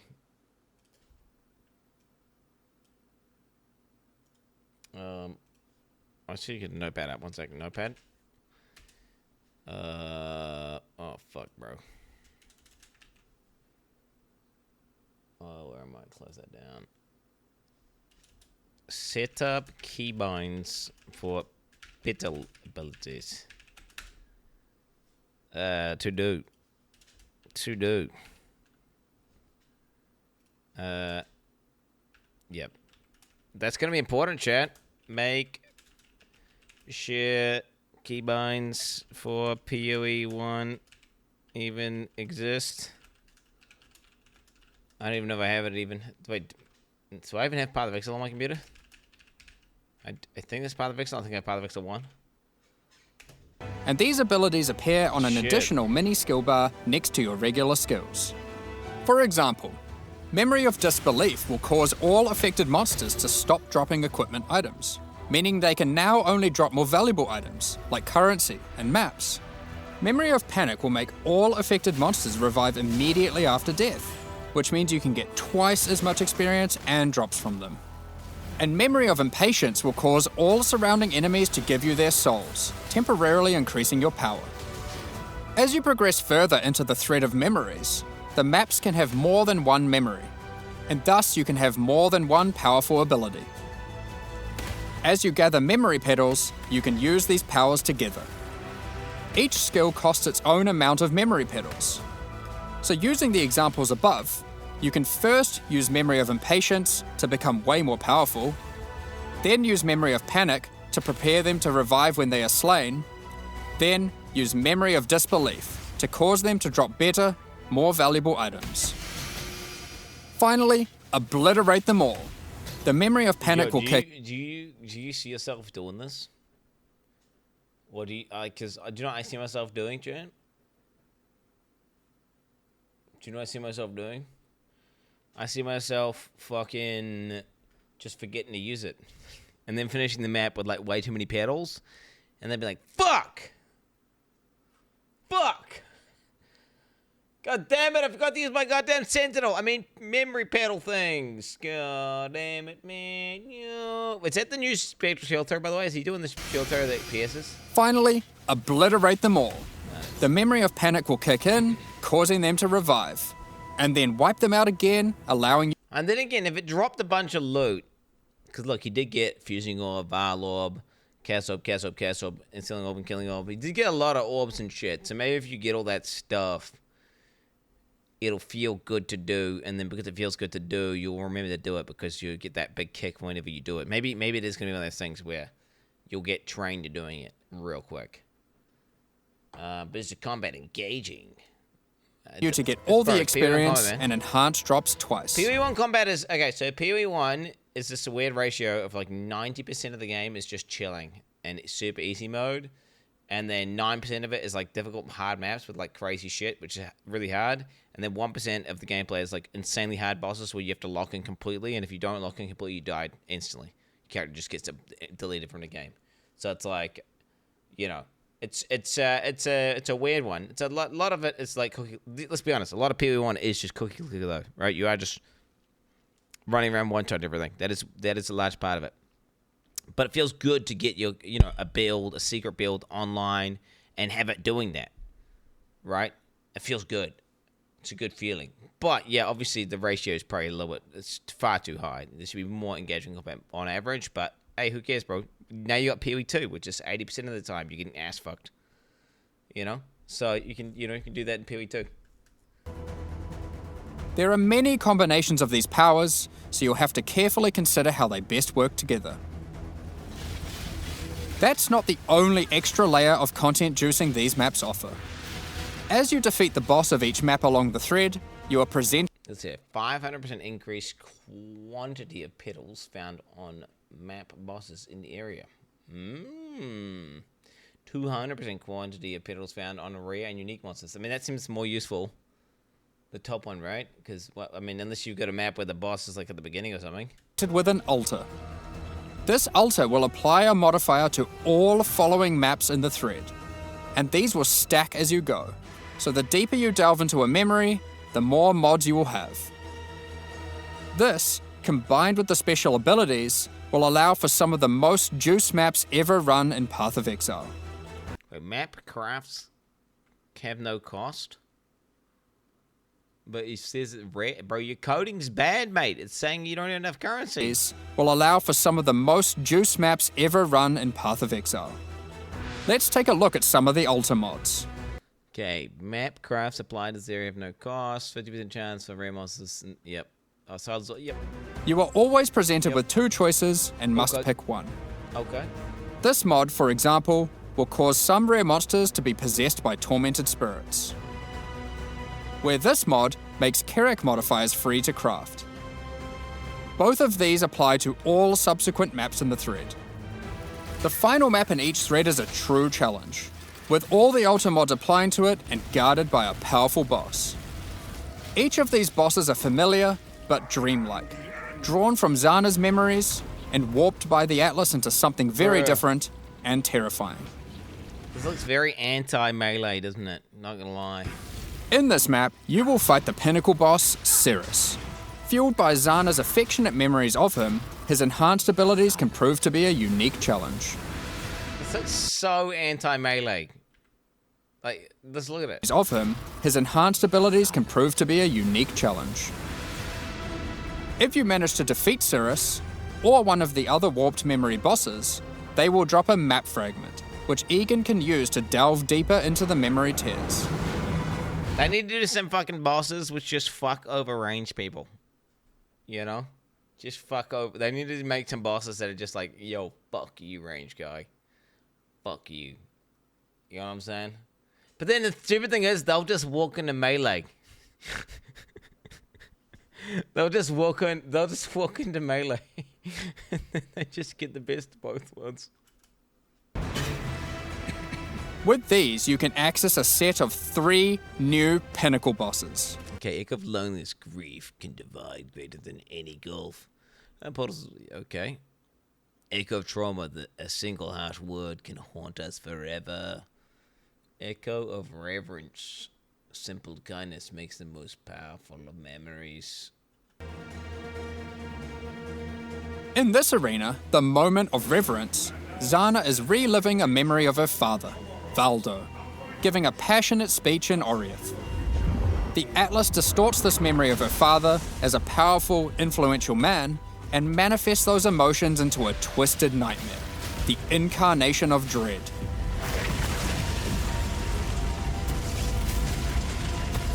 Another memory created is the incarnation of neglect and the incarnation of fear. Good luck, exiles. Bruh. Of course, if you are brave and strong enough to defeat them, each of these new pinnacle bosses have new unique items befitting them. Bro, I hope they're poggies, man. I hope these have some poggies mechanics and they feel super satisfying to like beat. You know?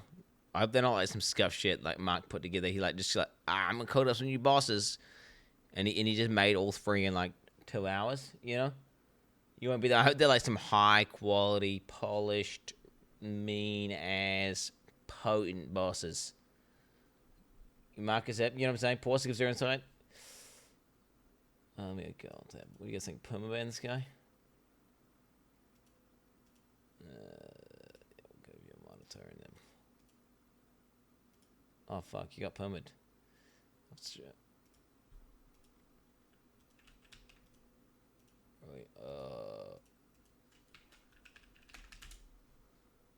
There you go. Nice.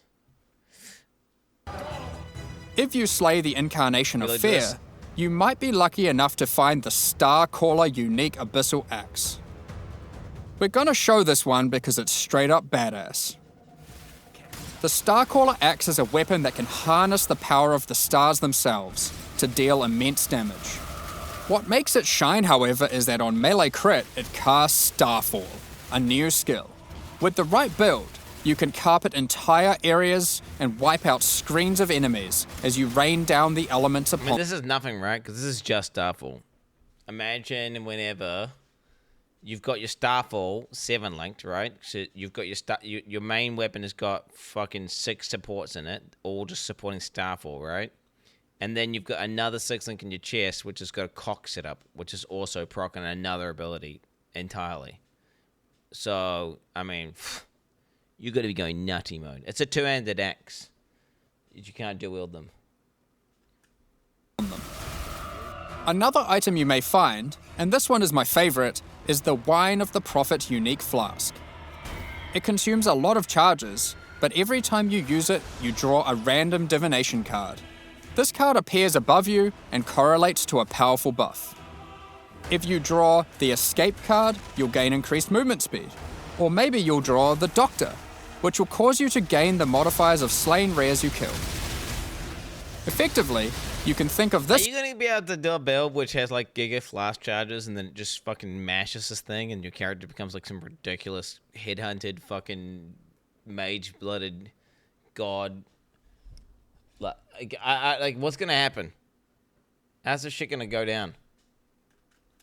Unique as being many other uniques all in one. There are many cards to draw, each with varying degrees of power to grant. Okay, but let's get back to the Atlas. Okay, I want to read some of this. Monsters have 100% increased area effect. Ugh, 2 projectiles. Ugh, poison on it. Ugh, 35% increased life. 70% air. I mean, bro, what the fuck, man? 2 grassing vines on it. All damage can poison. Who enjoys doing these maps? The only people that enjoy doing these maps are softcore trade cucks who have like 10 million trillion DPS that just one-shot everything anyway, so then it's just like more loot. Ugh. Who enjoys that? 72%. Mark for death for 10 seconds after killing it. Yo, lovely. After defeating all 3 new pinnacle bosses, you'll be able to find new memory-influenced Tier 16 maps. These maps come with the previously mentioned special abilities and monsters. Wait a minute. Wait. So you kill the new pinnacles. Wait, are the pinnacles even gonna be? Are they gonna be Uber versions of these? I don't understand. He's saying pinnacle, not penultimate. There is a quest one. We said pinnacle, not penultimate. The penultimate are the ones that you kill before you fight the big dick versions. Pinnacles aren't Ubers. 2 versions. There are quests and normal version. Okay. Quest version at T14 first. Well, I mean, I don't know. It just sounds a bit sus. Confused with memory pedals, but can also roll the same modifiers typically found on Tier 17 maps, making them far more rewarding. With all these new memory maps comes a new item mechanic. Items in these maps can drop with memory strands, and will have a random amount up to 100. This does a few things. When you identify the item, it will increase the tiers of modifiers your item has. So 98 is like basically 100. So you just get like tier 1. Locked in. I mean, that's nuts. Right? That's nuts. When adding random explicit modifiers to items, higher level modifiers will be more common proportional to the number of memory strands. Memory strands are consumed whenever random. So it's random. So it's got to be random. Explicit modifiers are added to items. So if you lock in, if you say like slam fizz, that's no longer random. I'm guessing. So it's like, it's only slams. But you can do it the other way around, right? You could slam a fizz. You could slam fizz, right? And then you could do that other item, which then upgrades the tier retroactively. Yeah. Generally speaking, the more memory strands, the better the item will be. On top of Wrong. Well, no, you're incorrect. He literally said this whenever we watched it. this, whenever you're crafting that item using currency orbs to replace or add modifiers, such as alterations, chaos, and so forth, it will... Bro, even with all those memory strands that only hit tier 3 mana, I am not impressed. Consume some memory strands to make the crafted mods more powerful. The new pinnacle bosses also drop new crafting currencies, which can be used to manipulate the amount of memory strands on an item. The Orb of Remembrance will let you add memory strands to any normal equipment. So if you have your perfect base to craft on, and it doesn't already have memory strands, you can add some before crafting it. The Orb of Unraveling will consume all remaining memory strands on an item to randomly upgrade its mod tier. See, that seems OP. That one seems good. That first one is like, I mean, you can just alt roll until you get high tier mods. I guess just you have to use less alts, but I mean, it depends how rare those first ones are. Consume all remaining memory strands on a... There goes 16. So he has 63. Let's see it. So he's got 15, 11. An item. What? Oh, yeah, so we can see. So he goes from a 16 AoE to an 18 AoE. He goes from 82 life to 133 life. He goes from 15 fire res to 19 fire res. He goes 11 chaos, still stays 11 chaos. And that's 63 strands. I'm thinking these are going to be rare as fuck, right? I'm thinking these. I hope they're not, though. I hope that they're common. I would love... Because if it's rare as fuck, then I basically just never get to use it in SSF, which pisses me off. I hope that they're, like, you know, SSF friendly. You know? That'd be cool. Item to randomly upgrade its mod tiers. This orb's effectiveness is based on the number of memory strands. I can foresee this being a very... So you metacraft a base type with the correct mods, which has high memory strands on the item beforehand, but you don't... So you metacraft it, so you're not using random. You're not slamming. You're doing, like, deliberate slams. So then you don't consume the... So then you get, like, the mods, exact mods you want, deterministically, and then you use one of these orbs to consistently create, like, a powerful item. Maybe even necklaces with, like, plus gems and shit like that. Weapons. I mean, right? You just get, like, the right shit on it. Boom.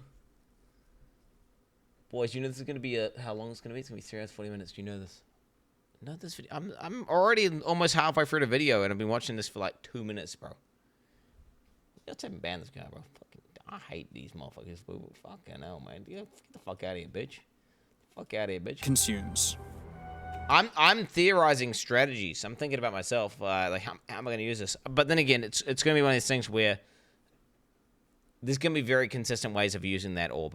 If these orbs are like somewhat common, there'll be consistent methods of getting items with the correct mods in them with high memory, and you can replicate like a solid item, which I think is yeah, pretty potent for SSF of streaming. That I'm hoping it's not like, oh, it's a mirror dropped here.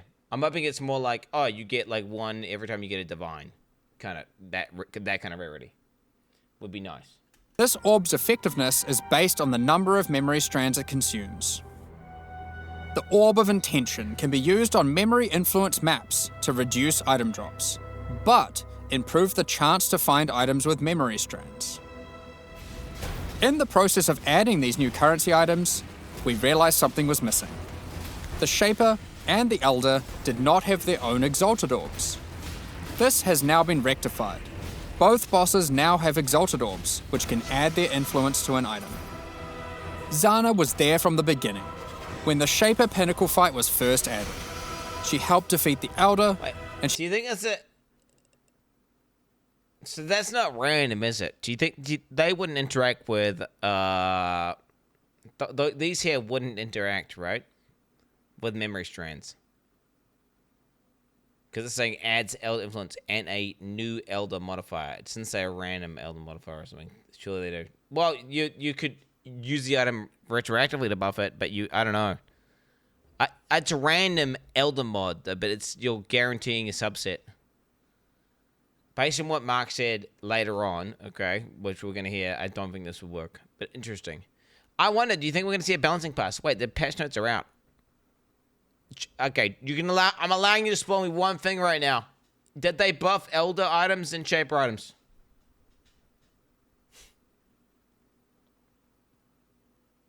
They didn't. Okay. she was a critical part of the Conqueror's storyline. Now, with all 6 influence types having their own exalted orbs, the cycle is complete. It's almost as if we could now do some sort of new, epic, unique item to interact with them.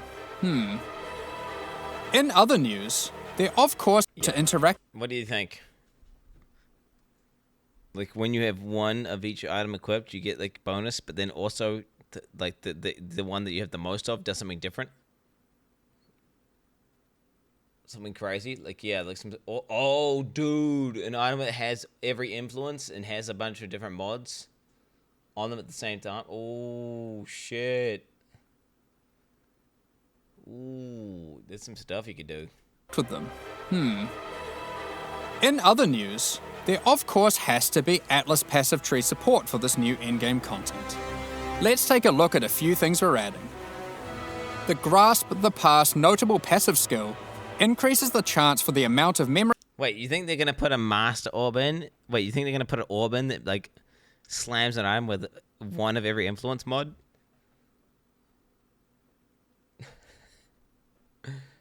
That would be fucking cooked. That wouldn't even be good. That would just be bad. I don't even think that's whatever, okay. The number of memory strands and equipment and items found in new maps has 50% chance to be lucky, so rolls twice. Strands on items dropped in your memory influence maps to be lucky. This means it will roll the number of memory strands twice, keeping the highest value. By allocating traumatic experience, remembered kindness, or educated upbringing, you'll decrease the chance of finding memory threads that lead to specific bosses, meaning you'll have better chances at finding the memory threads you would like to run. This is especially useful if you want to target farm a specific boss because of its unique item drops. In sum, the secrets of the Atlas will have you questioning what is real as you attempt to free Zana from warped memories scattered throughout the Atlas. You'll fight new Guardian and Pinnacle bosses tormenting her, find crazy new Pinnacle uniques, combine and unleash memory petal-empowered skills, juice maps to new heights, and craft powerful new items. Fucking range cucks. While we were showing all the juicy rewards from the new endgame system, you might have noticed that a lot of gold was dropping. I'm about to pause. One sec.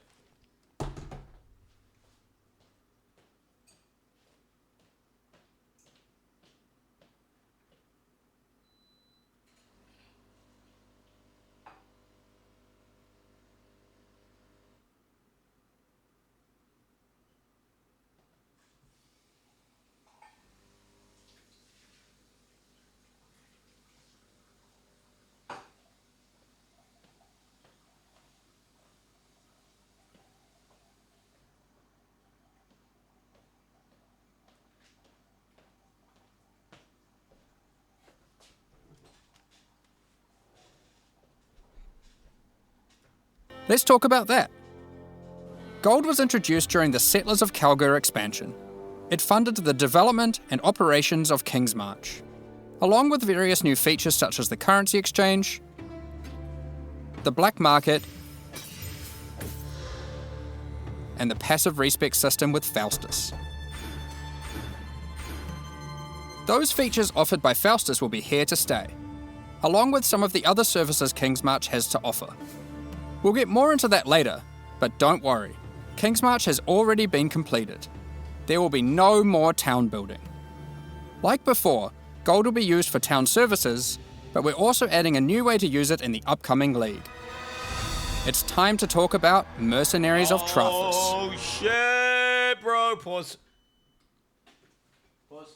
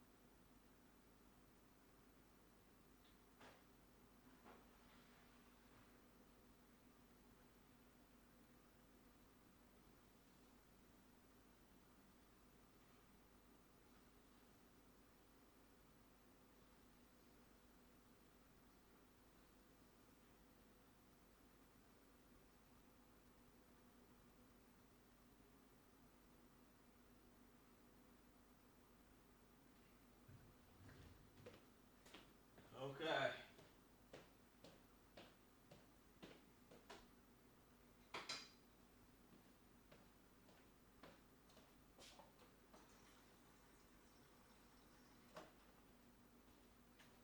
I got coffee. I got coffee. I've taken a piss and I'm ready to fucking giga pause this shit. You like that shit? Let's go. Yeah, I watched it yesterday, but I couldn't pause. And I like to look at all the details. This is what I do every single league. It doesn't matter how much you get irritated that it paused. I'm gonna keep on pausing, bro. I'm just kind of making a point here. Like I'm did a little bit of extra pausing just like send a message to these guys that are complaining about pausing. In this league, you will meet veterans who have travelled all the way from the lawless cities of Trathus. Deal with it. They're ready to offer their sinister services, but not for free. You will encounter these mercenaries as you journey through Rayclast, one in each area. They have their own personalities and come with different builds, skills, and items already equipped. After meeting them, as per the Trathan code, they will challenge you to a duel, a test of strength and conviction. Before beginning I want to look at them. So, I gotta look at every single one of these. The more you get used to the UI now, the easier it'll be once you're in the game to understand what you're looking at. So, Flame Quiver. Level 72. So, Flame Quiver is the archetype because the name is at the top. Dracula, the wounding. Okay. Flame Quiver. So, that must be fire bow guy, right? Okay, level 72. So, we know they have a passive tree that unlocks as they go up higher level. Dex. The Tartan militia delivers justice swiftly, usually before a crime is even committed. Damn, bro. Tom Cruise up in that bitch. Okay, so they've got bows, ring, got the ES ring. Okay, 2C, 3 chance orbs, some regrets. Chain belt. Weird build here. Weird build. I don't know why this pure Dex build's using all this ES gear, but okay. Burning arrow. It's got one of these weird fucking supports on it. Faster attacks, and then, what is that? Immolation or something? What is that? What is that one, chat? Is that combust? I don't know what that one is. Could it be combust? What are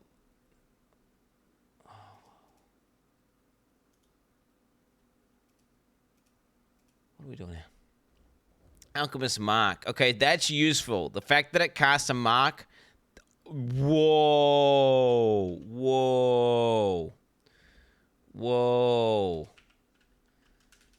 Dude, mercs can cast marks, etc. And it's not counting towards your max. So that's like a free mark. Interesting. Molten well. What the hell's that? The fuck is that? The fuck is that? Fucking molten well? Mana region. How do you know that? How do you know that? Why has everything got faster attacks? That looks like second wind. That looks like faster attacks. And this looks like duration. What is it? Reduce? Yeah. Wait, is it reduced duration? Or duration? No, I think it's just duration. Fuck. Dude, PoE and PoE1 combo is fucking my brain, man. Okay, interesting. So then you could take items. So you could take one item. You could exile them, which means you don't get... If you exile them, it gets rid of what? All flame quivers? So you don't see flame quivers, so you can farm for the particular archetype that you're looking for. Or you could... What? Where's the fight one? Where's the fight one? Well, where's the one that's just fight to take their loot?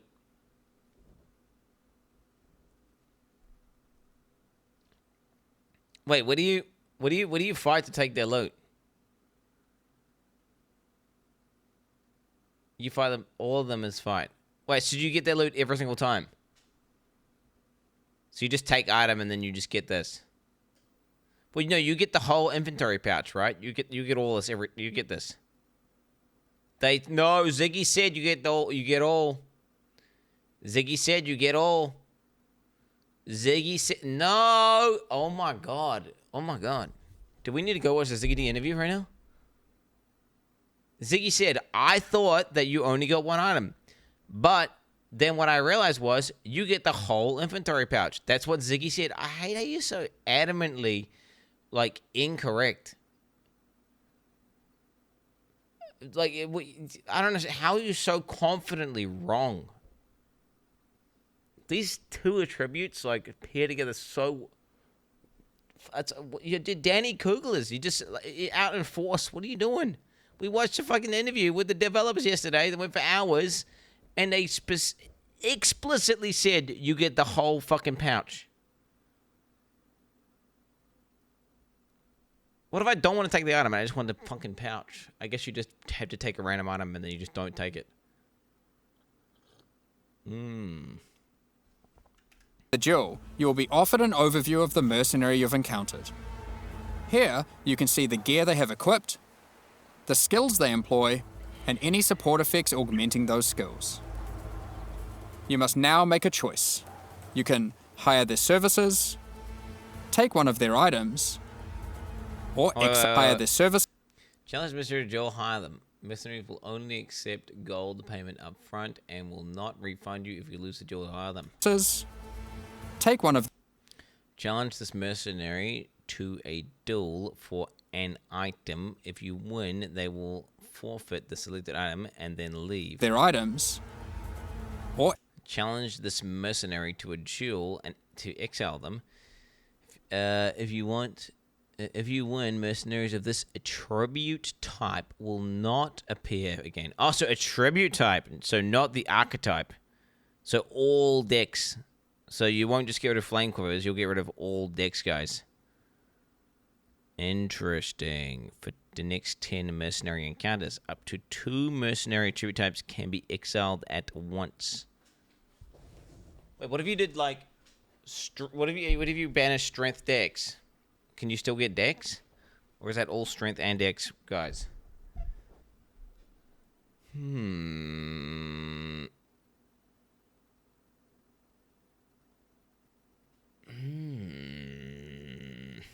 No, you can get attribute type strength decks. So if you ban a strength dex, does that mean you ban pure dex? You know? Like a hybrid. Does a hybrid count as, I mean, I don't know. That's interesting. I don't know how that would work. Exile them. If you choose to hire them, for a gold cost, they will accompany you as a skilled combatant to assist you in fighting monsters throughout Rayclast. Once you've decided, you can begin the duel. This is a great opportunity to test them, as you don't want to be out of pocket with a useless rookie. However, they're testing you too. They also don't want to be working for an amateur. So, okay, Winter Decon. Alright, level 83, Strength Int. So, like, if you banish this, does that banish all Strength users and all Int users? I don't get it. I think it would banish that particular combo, right? Like, all Strength Int. I think Strength guys, pure Strength could still show up, and pure Int could still show up. I get, like, chat's too retarded to understand what I'm saying, or a lot of chatters seem to be too retarded to understand what I'm saying before, but that's how I believe it'll work. I guess we'll find out, though. The Transit Militia delivers... Okay, it's the same little text here, as usual. He's a fucking, he's got a staff. This guy's a Giga Chad Bill, bro. He's a Giga Chad. Frost Shield, Duration, Valve Glacial Hammer. Is that Coal Pen? Some weird shit that he's got. Some other weird shit that he's got.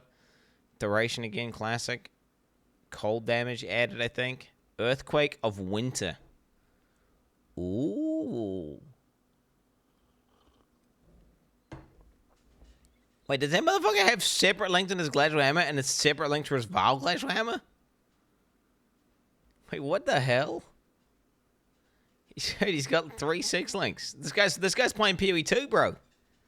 This guy's playing PoE 2. It makes no sense. He's logged in.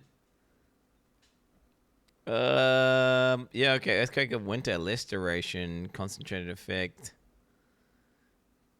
Okay, what the fuck is that? Wait, the fuck? Is that increased AoE? Is that increased AoE? With Conk Effect? 5 golden support. Yeah, he got a lot of the supports. Arctic Armor, and he's got Frostblink with some weird shit on there.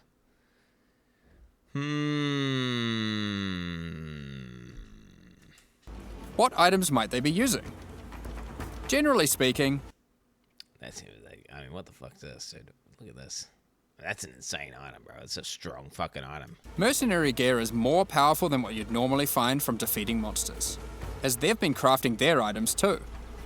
I like that. They can also come equipped with unique items. Those that would make sense for the skills.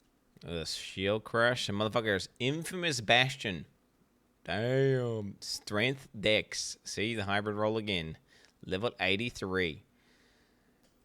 Okay. And he's just rocking out here with the princess. He's doing Shield Crush, Pulverize, Fortify, Impale, Faster Attacks, Leech. The shield charge with brutality and increase AoE. Spectral Shield Throw of Tartarus. We've seen this. That's that weird one, right? Okay. Huh?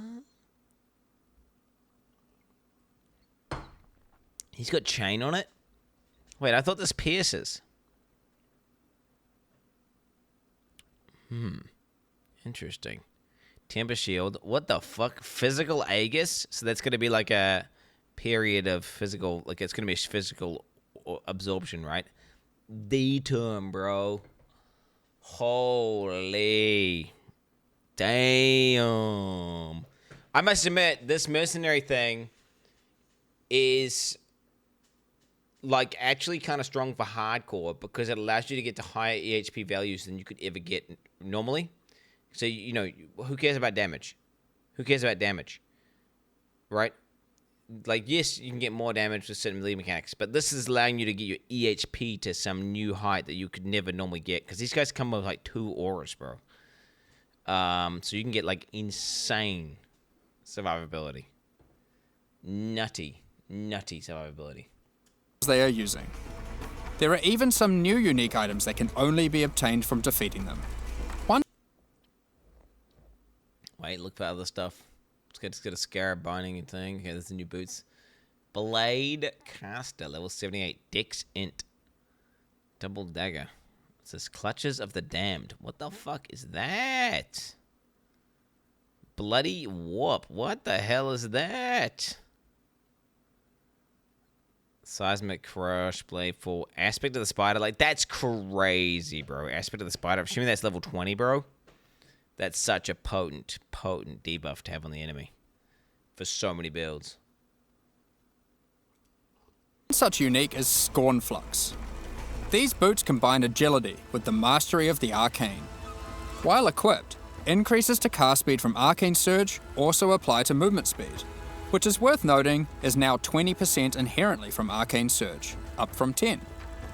They also grant Arcane Surge when you use a movement skill. This allows for some speedy spellcasters. Sometimes you may meet particularly infamous Trathan mercenaries, bearing the name of their house. These mercenaries descend. It's a Viscera, the Claxian Mage. So if you see a house name on their fucking name, then you're good to go. From the 4 major death trade families in Trathis. Okay, Infamous Reanimator, level 83 int.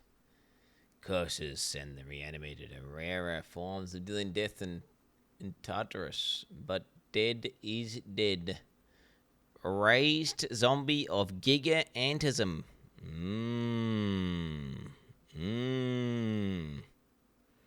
The Giga mode, bro. Hell yeah. Okay. I like this. Desecrate. Summon skeletons. Bone offering. Okay. Relic of binding. What the fuck is that? The fuck is this? Okay, do you know what I actually did? I will admit. Okay, you almost always, I don't deliberately mispronunciate things. But yes, that one was intentional. I just wanted to say Giga. Okay? Relic of Binding. That was not natty. That was I just saw Giga and wanted to say Giga. My bad, chat. They are less common, but have far better items. And they are also the sole source of items with new Gigantism. I mean, dude, what? Oh my. Bro, I wanted to say Giga! Infamous modifiers, unseen before in Rayclast, such as these gloves, which convert all of your minions' fire damage to chaos damage. Or this helmet. Per 2. I mean, this is just insane, right? That's just 10% more damage. Like, just default. Like, and then you're going to get, it's 10, and then with a bit of investment, it could be 15% more damage, which is a crazy debuff. Yeah, it's nuts. Well, no, okay, so it's more, so guys, 10% increase equals more. Yes. Why? Who knows what? Who understands how this works?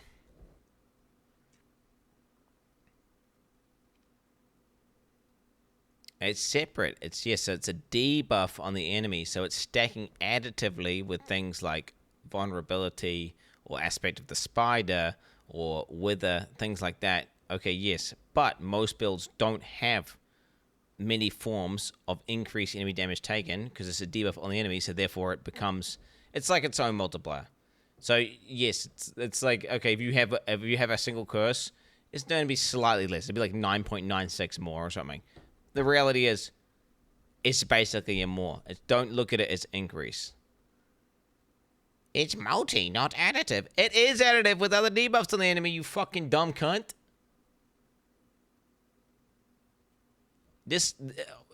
You are incorrect, fucking Danny Kugler in chat. Now, you can look at it virtually as, okay, a more multiplier. But let's say you're using a build that had some really high level aspect of the spider, and then you also were using wither, right? And then you wanted to use this somehow. It would be trash, right? It'd be trash or if you had like super high shock effect, because it'll stack. It'll be additive with shock, because shock again is a debuff on the enemy. It's in that you can think of it as like there's increase to you and there's increase to them. These all add together and their own different pools. There's fuck tons of increase to you everywhere on the tree. Normal increase is bad. Increase to them is good because it's hard. You usually have very few sources. Some builds though do have a fuck ton of increases, and this, if you know anything about the game, you'll understand when you shouldn't use it.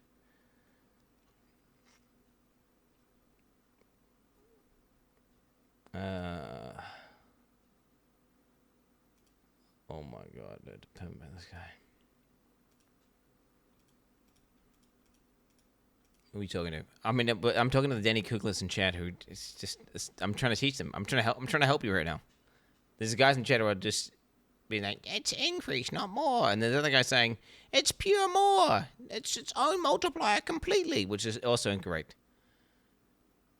You just look at it as like, there's a you, right? Look, there's a you, right? And there's them.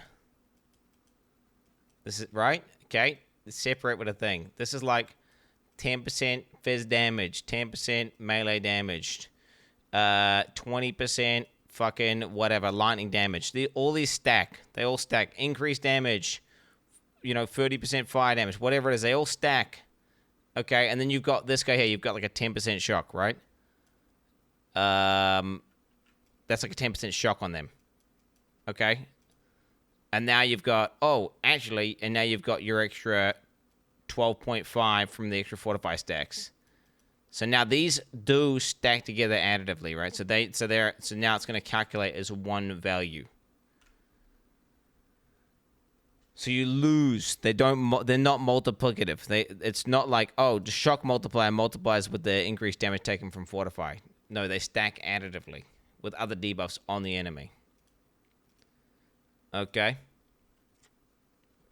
Everyone knows that. Well, explain to me why a bunch of people were disagreeing with me. Like like half the chat was just spamming and like, hey, whatever, dude, YOLO. The TLDR is, yeah. This is basically going to be 10, 15% more damage, very low investment for a lot of builds. So it's very, very, very strong mod if you can get it. But you would need to get this helmet, right, on a good base, which Nightmare Bassinet, fuck yeah, baby. I'm guessing this is level 83. And then you would need to, like, fracture it or something. Although in saying that, this guy's one's fucking nice. 35 cash rates, 132 life, and that mod. I mean, this guy's cooking already. He's just cooking with that shit. Like, you don't even need to really change much.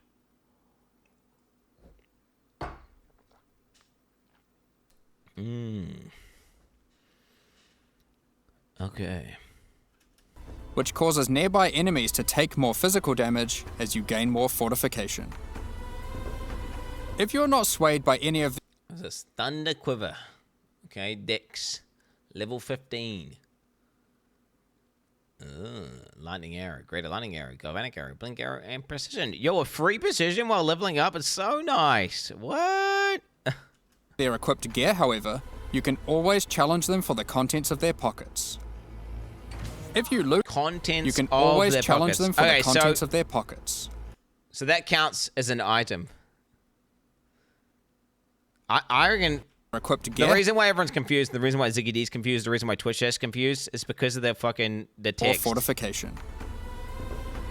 If you're not swayed by any of their equipped gear, however, you can always challenge them for the contents of their pocket.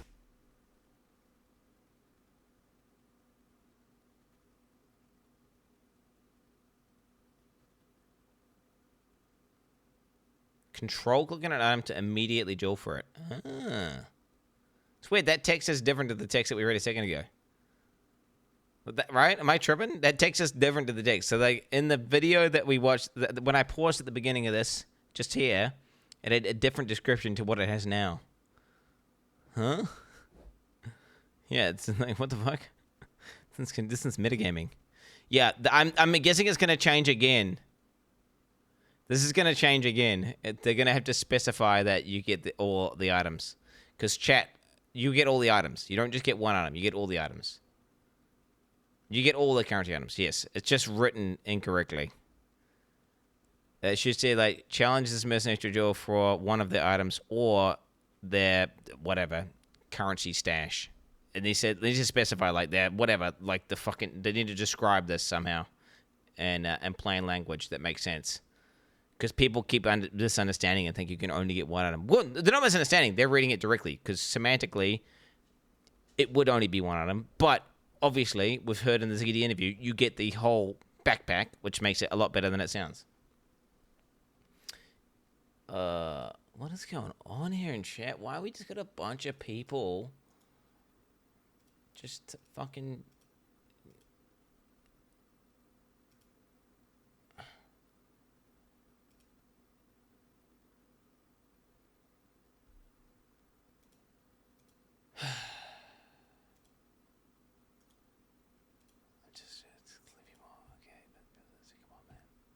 I'm just relaxing here, man. I'm trying to relax here, watch this video. We got a bunch of fucking PoE guys need to calm down. I need to go back and play Expedition 33 where everyone's nice there at least. If you lose the duel, don't worry. You don't need to give them an item. You aren't bound to Trathan tradition like they are. However, you are bound to Ray class tradition. So, you'll just die. Almost at me. Well, not really. What is this icon? What is that? Is that Cobra Lash or something? I've played that. That looks different. What is that? Venom guy? While playing in a party... Okay, what do we got here? We got Gorak Striker, pure strength, still wielding one-handers. Okay, he's got fucking some Varlobs and a Scarab. Vigi Strike, Enduring Cry, Physical Aegis. Heavy Strike. So has he got the weird one? He's got Vigi Strike. Does he have the? It's not the gold one though, is it? That's just some other weird support. So he's a Vitality Andy. It's really not that good, is he? Each player can decide whether or not they want to participate in combat against the mercenary. For each player that opts in, the mercenary gets more difficult. But if they're defeated, each player has a 50% chance to get a random reward, which is usually currency items from the mercenary's pouch. So I don't get it. So if you find a mercenary which has got like a mirror of Calandra, then you invite like a full party, because there's a chance they get an extra one. So you'll get to get spawn off because items from the mercenary pit. So I mean, I don't know if they can hold mirrors, but if you did, if they can hold a mirror, or if they do have divines, I guess you just invite your boys to try to get more divines. Right? PoE is shit, zero innovation in 12 years, copying the D2 mercenary system now. This is obviously not the D2 mercenary system, you dumb bitch. That guy's baiting. That guy's baiting. Okay, we got Stormhand, level 83 int. Thaumaturgy is commonplace and Tartarus. It's not unusual, it's not remarkable, it just is. Okay, lovely. Okay, so he's dual wielding ones. Bunch of ES gear, conductivity, so you get a bonus curse. So that means you could have him casting conductivity, and then you could do elemental weakness. I mean, dude, double curse is nuts.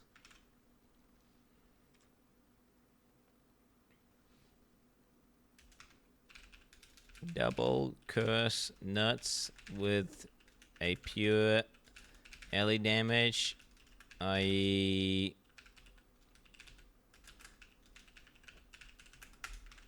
Yeah. Quite nice, right? And you get Purity of Lightning as well. It's fucking potent. Double good. Well, think about it, right? You're just getting a free conductivity. It's like a +1 max curse. It's nuts. Like, +1 max curse is nuts. And it's automated for you. Right? Potent, mate. Potent. He's a Spark Arc Cuck. So this guy would be pretty good at helping you clear up, actually. Oh my god, wait a minute.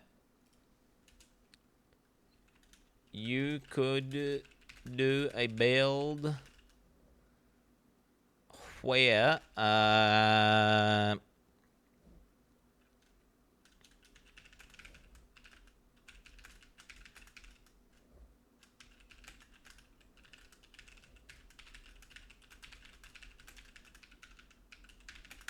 so you get what I'm saying, right? This guy's gonna be like a clear. This guy's gonna be like a clearing guy, right? So you could do like a pure single target setup. And then you'll give your Merc as the clearer. Or you could have the Merc as a pure single target, and then you're the clearer. So like a build that, it could be really nice. Like for Arc builds are awesome with clearing maps, but they do no single target. Imagine you have a Merc that does mean single target, right? You just go around blasting all the little mobs, trash mobs. It cleans up everything. There's just one boss guy there. You've got like a Merc that's really good at doing single target. Could be real nice. Alternatively, party members that opt out of the fight can spectate and cheer you on. Or they might wish for your demise, so they can pick up that allocated divine waiting off screen. Dead. Good. Let's say you won the duel, like their items, and have decided to hire them. What combat skills do they bring to the table? Each mercenary has an arc. What's this guy got? Trigger slam. What the fuck's this? He's an eruptor. How Skeeter wrote the bloody book on cruelty. Think of the worst bastard you know. Either they're a Keaton or a poor imitation. Oh shit, bro. God damn. He's got Infernal Cry. Okay. He's got Infernal Cry. He's got Leap Slam. Okay. Trigger Slam. We don't even know what the hell's a Trigger Slam. I don't know. Fucking Trigger Slam, baby. He's got Tech Slam. He's got Ashen Fisher. What the fuck's that, bro? The fuck's an Ashen Fisher? No idea what the hell that is. It's lots of burning shit on there. D-term. Type. Here, this mercenary is an Eruptor, which perfectly couples with my slower, more aura-focused Scion. This mercenary is highly aggressive, and will get a lot of benefit from the auras and buffs I provide it. Yeah, do I have that in my notes already, right? I do, right?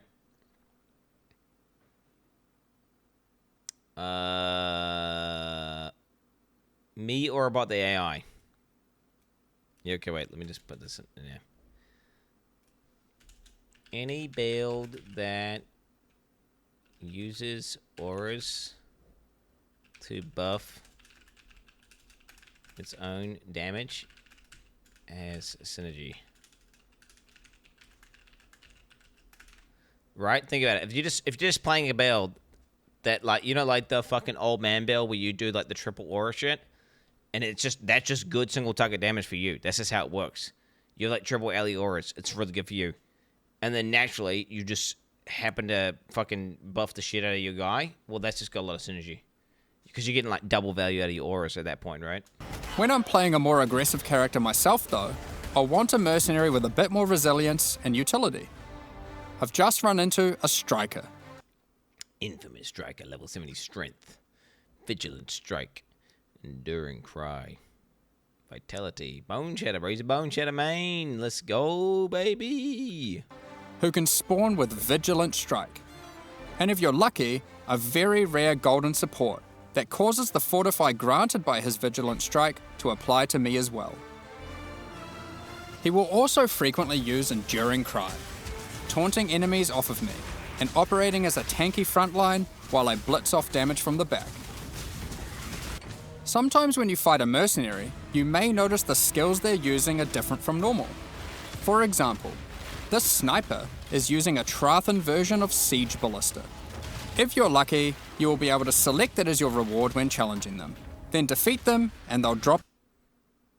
Yeah, they expire after attacking once.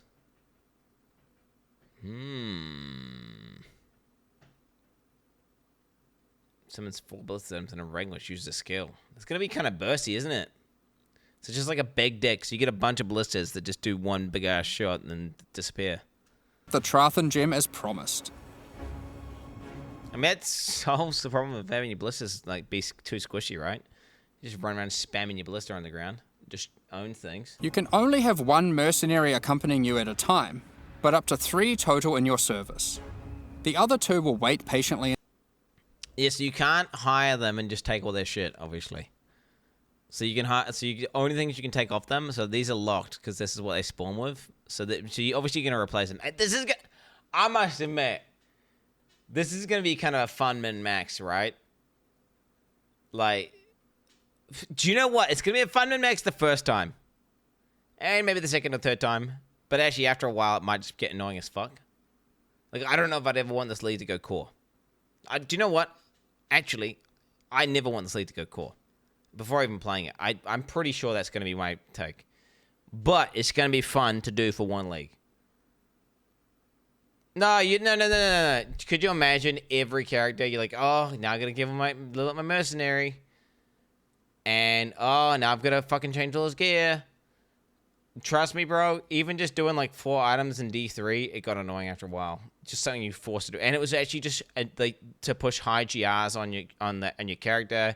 You had to abuse the shit out of the AI from the Templar with that fucking necklace that had the vortex on it. And it was like half the gameplay was just manipulating your mercenary to do the right thing because they had the fucking unkillable medallion. I'm thinking about D3. What I'm saying is, trust me, I'm guaranteeing you right now, this is going to be really fun initially. And it will be really fun. I'm excited to gear them up and min-max them and do that.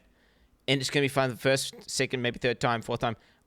But permanently having to gear up 2 characters and having to micromanage 2 characters, and this is just the default state of the game, and you always had a mercenary running around in every single map with you, and you have to do that all the time, it's not going to be good.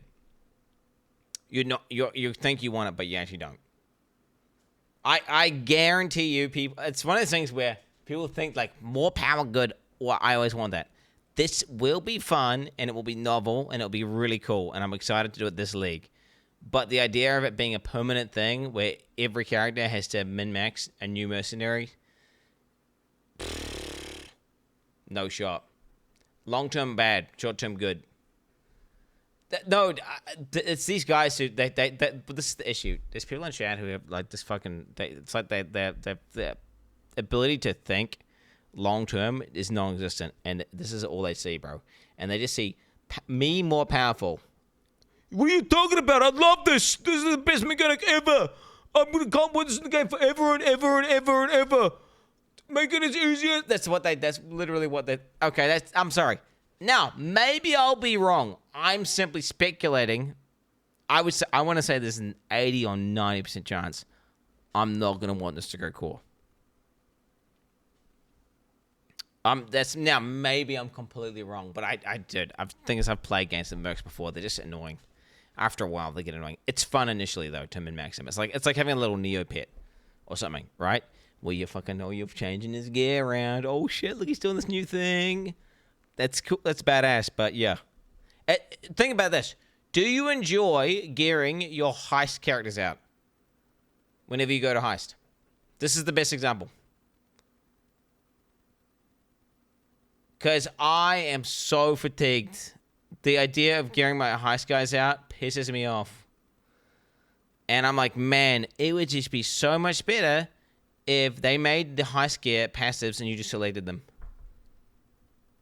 I don't like rolling it. I enjoyed min-maxing my heist gear the first time, and maybe the league after, and then the league after that I was not very enthusiastic, and the league after that I was like, fuck, I don't even want to go to heist.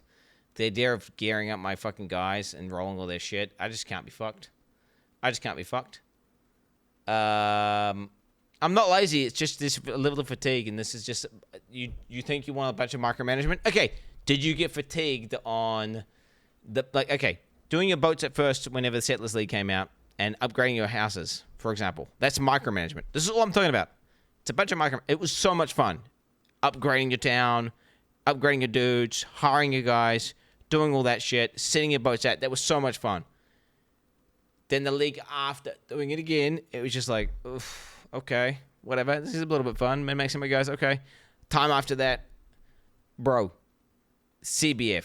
I don't want to upgrade my town. I can't be fucked. I don't want to have to send out my fucking boat and have to keep going. I don't want to have to keep my... And that's literally this. And this just looks like a lot of micromanagement, which, again, when it's new and fun, it's really cool because we never had this. And this could be a fun league mechanic. I just don't foresee this being something that would make the game better in the long term.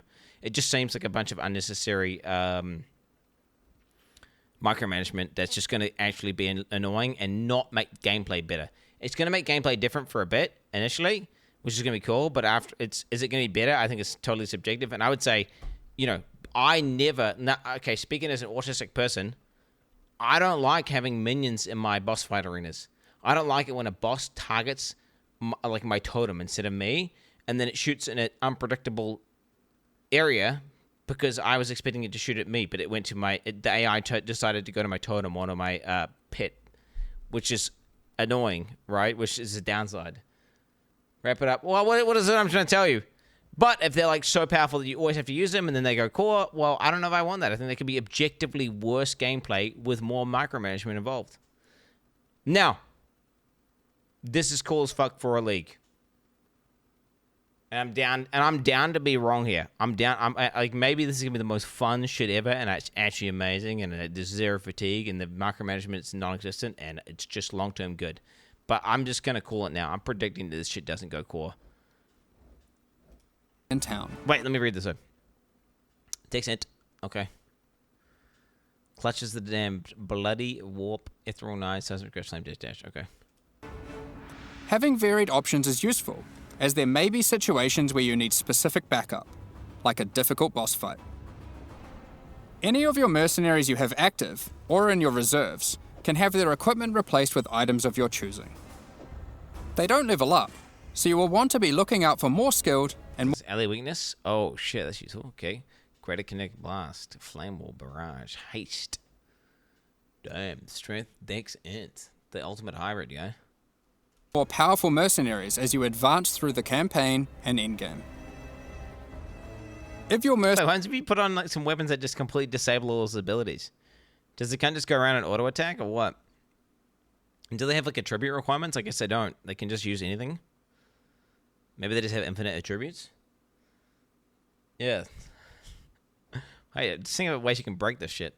Do you think there's gonna be some weird bug or some exploit with like putting certain items on there that just breaks them and makes them OP?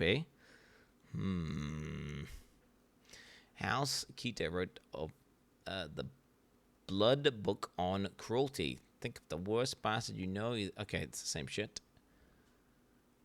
Infernal Cry, Trigger Slam, Take Slam, a Volcanic Fissure of Snaking. And he has a 1, 2, 3, 4, 5 plus 6. That's a 6 link, bro. It's fucking potent as fuck. Never really great links, are they, though? He's not stacking the correct multipliers. Mercenary falls in combat, you will need to return to town and spend some gold on healing supplies to get them back on their feet. Then perhaps consider giving them some upgrades, if you think it's deserved. I just wanted to clarify, mercenaries do not lose their equipment when defeated. If your merc buddy consistently fails you, you can just dismiss them and find a new, more resilient ally. So he just has nothing. It's annoying that it doesn't get back to the default gear. Like, it just, I guess it just throws it in the trash, bro, after that. You put on some item and like, oh, fuck, wait, he doesn't use that weapon type? Boom, deleted. You guys broke Herald of Ash, Conk Path. Dude, a Conk Path merc would be cool, man. What the hell? Again, be fun as fuck, interesting, bit of a meme. Long term, do I really want some fucking AI Conk Pathing on my screen 24/7, like obscuring ground effects, and then I'm dying to like onto the explosion because I can't see it because he's doing Conk Path? No, I don't. Long term. Short term though, really cool, really fun, interesting. Boom. You walk your path, I'll walk mine. Earlier, I Oh, yeah, Ashen, same shit. A lot of Mark seems obsessed with these Eruptor mercenaries, eh? Like he's an Eruptor Andy, isn't he? mentioned you could exile mercenaries. If you keep running into a mercenary archetype and you think, man, this guy stinks, their gear is trash and they have no auras, you can then choose to exile them. If you win the duel, they'll be forced to leave with their tail between their legs. What the hell? And you won't encounter that archetype again for a while. You got a flame ability? Wait, I want to read the... Forced to leave with their tail between their legs. And you won't encounter that. Okay, flame activity and fireball, rolling magma, frostblink, and flame aegis. I wonder what kind of damage these things are tuned to do. Like, what do you think he's going to be doing? He's going to be doing like 100k DPS or something, right? Or 70k DPS or something. Isn't he? He's going to be doing fuck all. It's like what level are the gems? The ability gems. Are they just level 20? Are they level 15?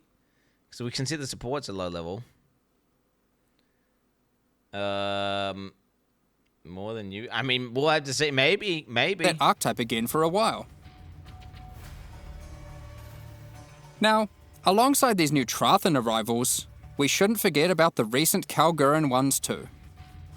As we mentioned earlier, the Settlers update introduced gold-based respeaking of passive points. You can now do so by talking to a number of NPCs throughout Rayclast, starting with Bestel and Lionized Watch.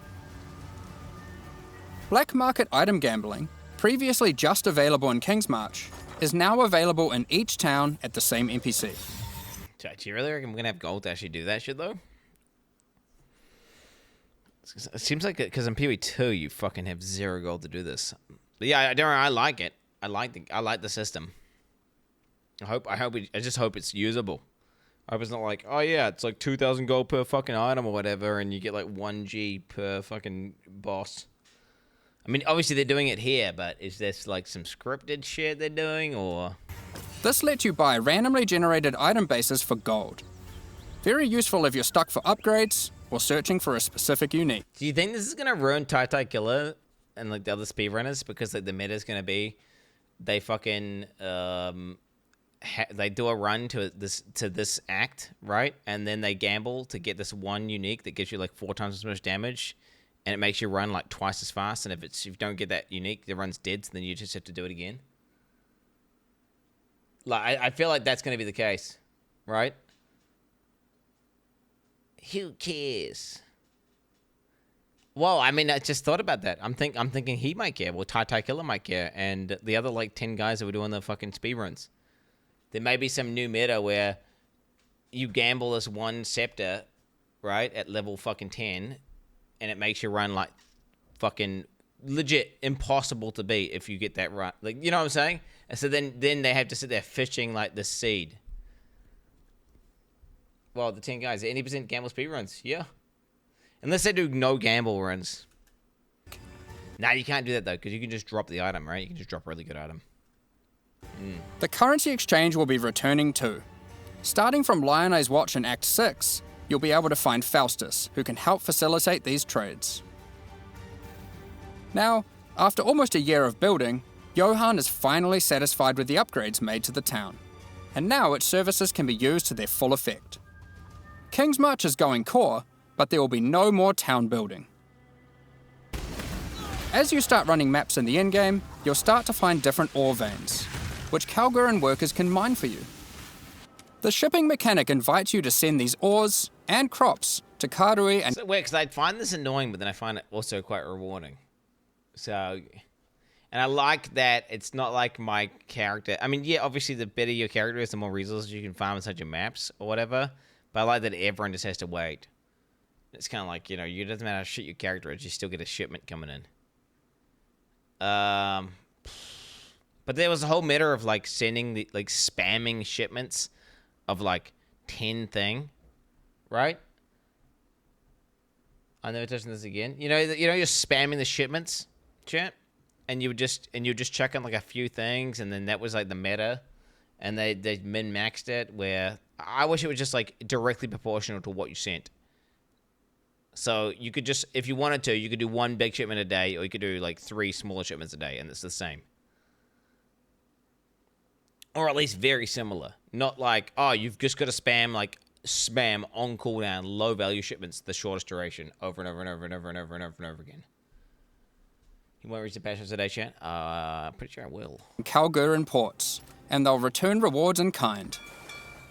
By sending shipments, you'll receive different items.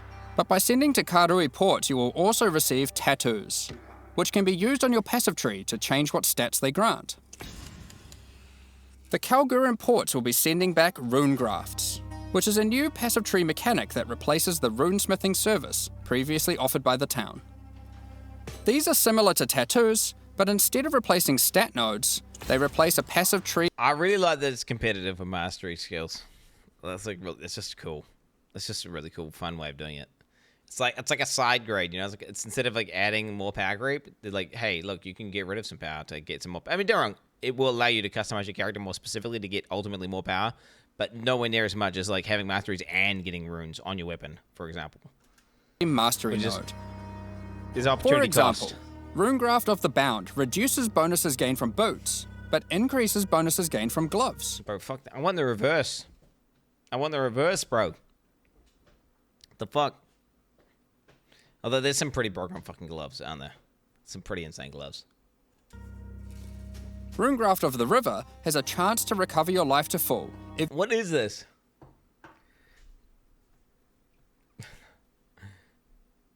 That's weird, right? This is weird. 20% chance on reaching low life to recover. So when you go from full to low, you can go to full. I wonder if there's a way of abusing this. You deliberately go back and forth and then you proc it like rapidly. I wonder if it's like an internal cooldown or something. It's interesting. But they limited to 1. Pit blood. There might be something abusable here. If you reach low life. And the Rune Graft of Time, which has a chance for your cooldown skills to instantly recover from their cooldown. I mean, that's correct. The fact that that works on cock, right? Oh, dude, shockwave buffs. 20% chance to reset CD. Also buffs. Wait, it says skills? For skills. Wait, if cock support bypasses. I don't know if that will work.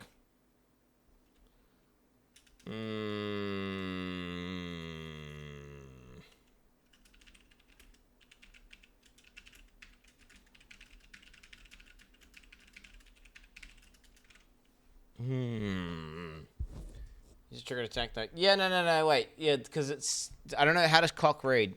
How does cock read? Cast on correct. Does cock have the cooldown? Because if cock has a cooldown and it's not the ability, then GG. But if it says your ability has a cooldown. Must support skills, attack skills work. The attack skills trigger a spell when it clears tracks enemy. Cannot support totems, traps.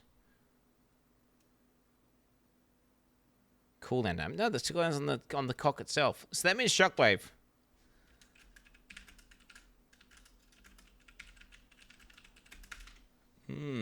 That's pretty cool. The fact that you could proc, like, that's just 20% more damage to shockwave builds. And it's just really strong. Very strong.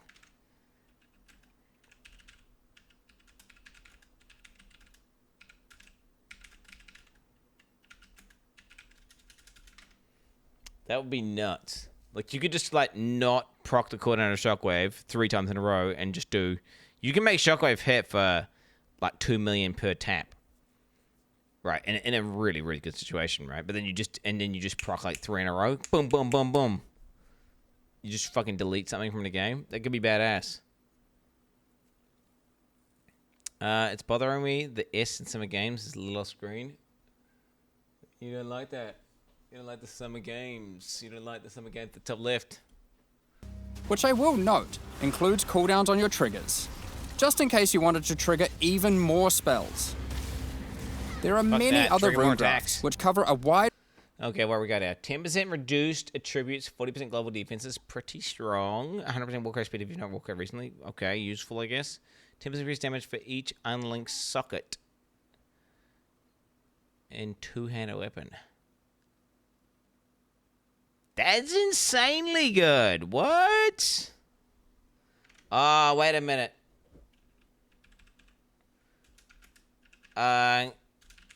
King's March Biss for SSF because Rune Grafts. Sad egg. Oh man. Yeah, you have to do it. I mean, dude, what? 60% increased damage for 1 mastery.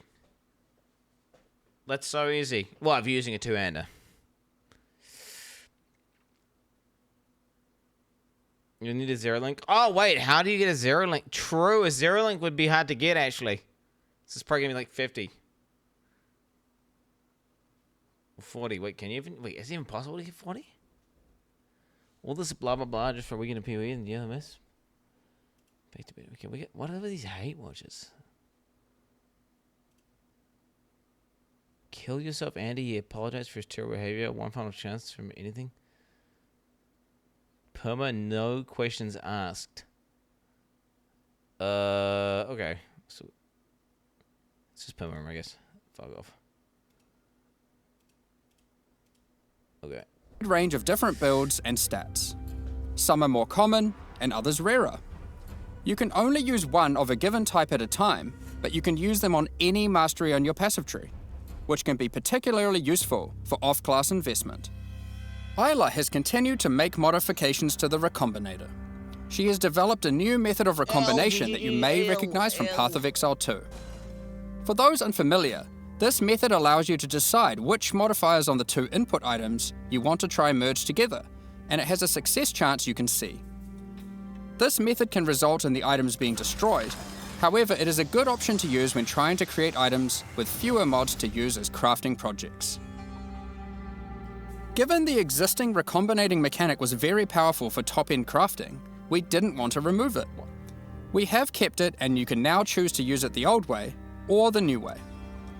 By letting What I fate get is decide, that, I don't it will understand. What was the deal? What was the deal before? Like, I don't understand. So what top-end crafting was using this? Is this some hypothetical you can give me what they were using? It's completely overpowered for everything. My understanding of recombination was when I was doing Settlers League, everything you put into the recombinator just poofed and was complete dog shit every time. Yes, people know how to use it. Did they, and during the league, it would just poof items. They buffed it later.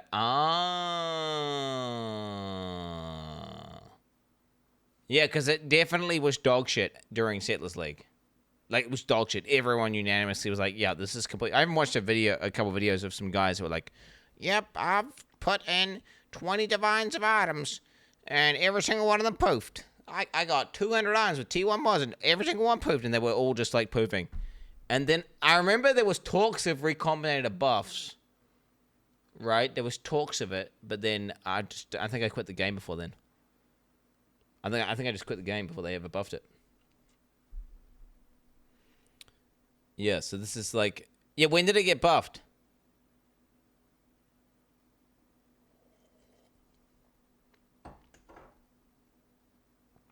When did it get buffed? During PoE 2. Was it during PoE 2 they buffed it? Okay, so wait, how good is it? So what's the point of the selected one if the current one's like completely fucking bussing, you know? I mean, I like the idea of selecting them personally, right? But, I mean, if it's a worse option to do that, well, then I'm not going to do that. And the two items randomly. There is no risk of destroying either item, but it will be less predictable. As Settlers is now a core mechanic, we've also added Atlas passive tree support. For example, if you wanted to gather more Verisium ore, Verisium can be now channeled for 30% longer, 100% increased chance for ore deposits for any mess to be Verisium. You could take this notable. Each ore has a similar node. Yeah. Refiner's Bargain converts items dropped by possessed monsters into thaumaturgic dust, sulfite into random ores. What the fuck is this? And equipped items with rarity dropped in your possessed monsters have 20. Oh. Sulfite your map says is granted as a random ore instead at 25% of the value. Huh, that's kind of fun. Life Force found in your maps is granted as a it's granted as a random crop instead at 300% value. So you can brick harvest up. Or you could brick... I mean, dude, I'm not gonna lie. Refiner's Bargain. Wait, Refiner's Bargain.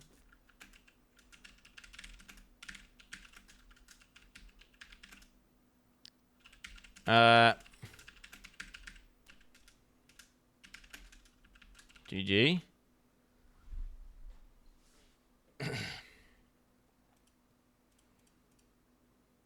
What are we doing, man? What are we doing? Mod comment. Frequent shit ASCII poster ban next time.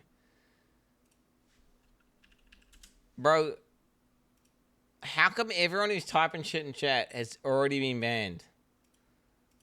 And they've already been mod commented. And they're just like, it's the same guys. It's literally just the same guys. Did they delete that node? Was it called like... Wait, maybe they deleted it. Do you guys remember it was called like Azerites, like crack dust or something? And you would click the node and it would give you movement speed and damage per node you clicked. Did they delete that from the game? Packed with energy. That's what it was. It sucks now. Ah, shit. Well, I was thinking that would be a really good node to have with this. So you could like... You know, get something that is far more. You don't have to go to Delve. I mean, this is kind of cool. It uses other mechanics to give you this mechanic. And Life Force into random crops. We've also added a set of Kalguran Scarabs, so you can add more ore deposits, increase the rarity of monsters that guard ore deposits to at least magic, or gather smelted bars from ore you mark instead of ores. To sum it all up, Kingsmarch is now a thriving town where you can employ a swath of workers to collect resources, refine ores, craft items, and run maps for you. Send shipments of resources in exchange for tattoos and rune grafts, using those to modify your passive tree to an Wasn't that map running thing like really good? Like it was actually like really good. Oh, do I need to get loot filter sorted out? Loot filter. Ugh. Extent never seen before. Following on from that, we've also made a substantial rework to another important I like the idea of doing betrayal. Betrayal. I love betrayal. Like betrayal was legit my favorite mechanic, and they're redoing it. I like the idea of going betrayal. You know what I'm saying? But then maybe it's dumb as fuck. As a refresher, and to explain to new players, let's briefly explain what betrayal is. Okay, well, alright. Betrayal is a mechanic introduced in Act 9 and tells the story of Jun Ortoy and her investigation of the Immortal Syndicate. This is a mysterious group of exiles who can seemingly come back from death. You must help Jun to uncover their leader, the Syndicate Mastermind. The Immortal Syndicate is organized into 4 divisions: transportation, fortification, research, and intervention. As you encounter the Immortal Syndicate members, you'll gain intelligence for each of these divisions to discover the location of their leaders, tracking them to their safe houses. Defeating the division leaders at their safe houses will reward you with intelligence on the Syndicate Mastermind. In your journey to track down the Syndicate leader, you'll manipulate the members of the Immortal Syndicate to change divisions, form friendships and rivalries, and even banish them from the Syndicate for a time. Historically, after encountering and defeating the Syndicate Mastermind, the state of the Immortal Syndicate would reset, requiring you to start from the beginning of the investigation again. This has always been a difficult decision for players and can often feel bad. Do you fight the Mastermind for a chance at the special loot, or keep farming the safe houses that you've spent so long setting up? Well, in the Secrets of the Atlas expansion, we've split out the Mastermind to be completely separate from the core mechanic. The boss is now accessible through a new fragment that has a chance to drop from the safe house leaders at high levels. The Mastermind no longer resets the state of the Immortal Syndicate. You can now build your betrayal board to your liking, optimize it, do Mastermind fights, and reap the rewards without having to lose all your progress every time. The boss fight itself has also been improved, now with significantly fewer immunity phases and new rewards. I hope they buff it to make it will do more damage, like so it's more satisfying to fight. Like, you know, whenever she's doing that wave mechanic where you'd have to dodge it and go around, like that's sick. It's a cool mechanic and it's fun to do, but like it'd be cool if it two-shot you, you know? That'd be nice. And that stupid slam shit that she does. Oh my god, what a weird janked out mechanic. By the way, if you're a new player to Path of Exile 1, don't worry about all this detail. This content is optional, and you can discover and engage with it at your own pace. That's still in the one-shot, didn't take any damage. The Mastermind still has a chance to drop a Veiled Orb, now renamed to Veiled Exalted Orb. Veiled Chaos Orbs are being re-added to other safe house leaders. In addition, the Mastermind now drops the new Substitute monster packs and area packs. Do not drop items and pack monsters granted to increase rarity and item quantity when slain up to 200% and 100% respectively, decaying over time.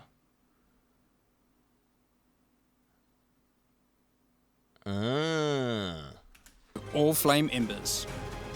All Flame Embers are map fragments that replace monster packs and in-game maps with different types of special monsters.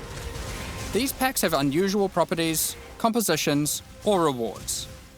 For example, you might use the All Flame Ember of Kulamak, which replaces packs with Syndicate monsters and their leaders, who revive after the map boss has been slain.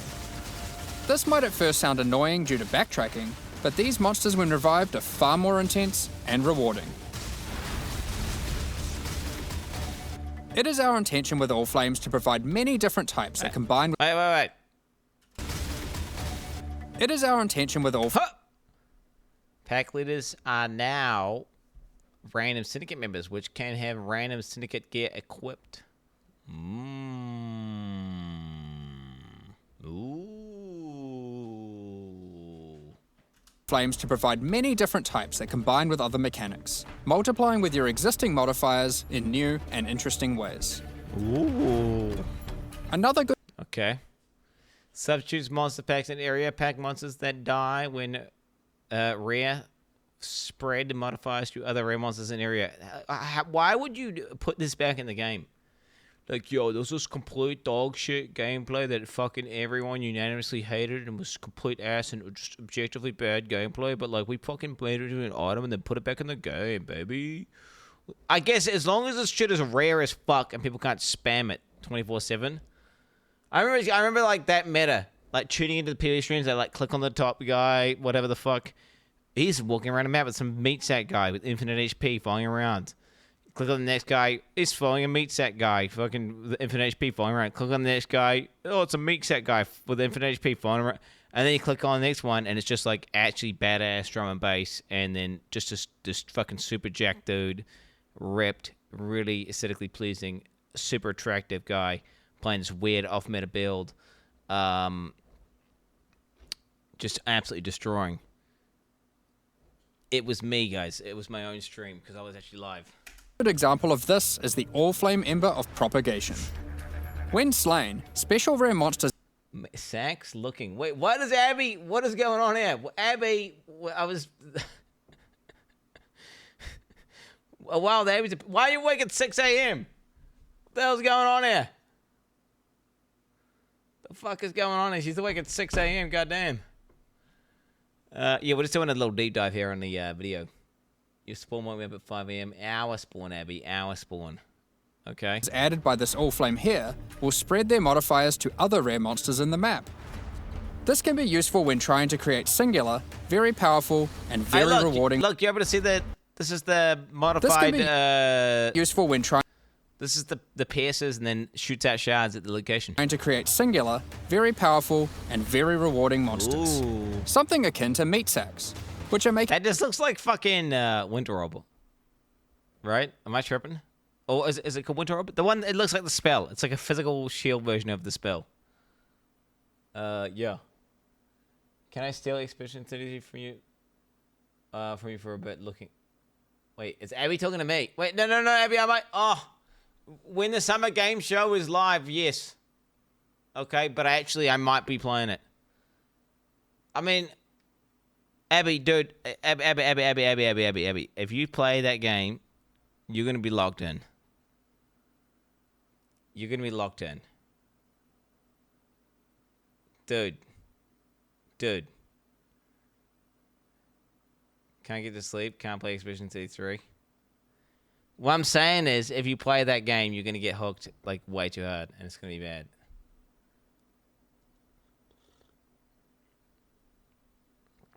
With the second copy.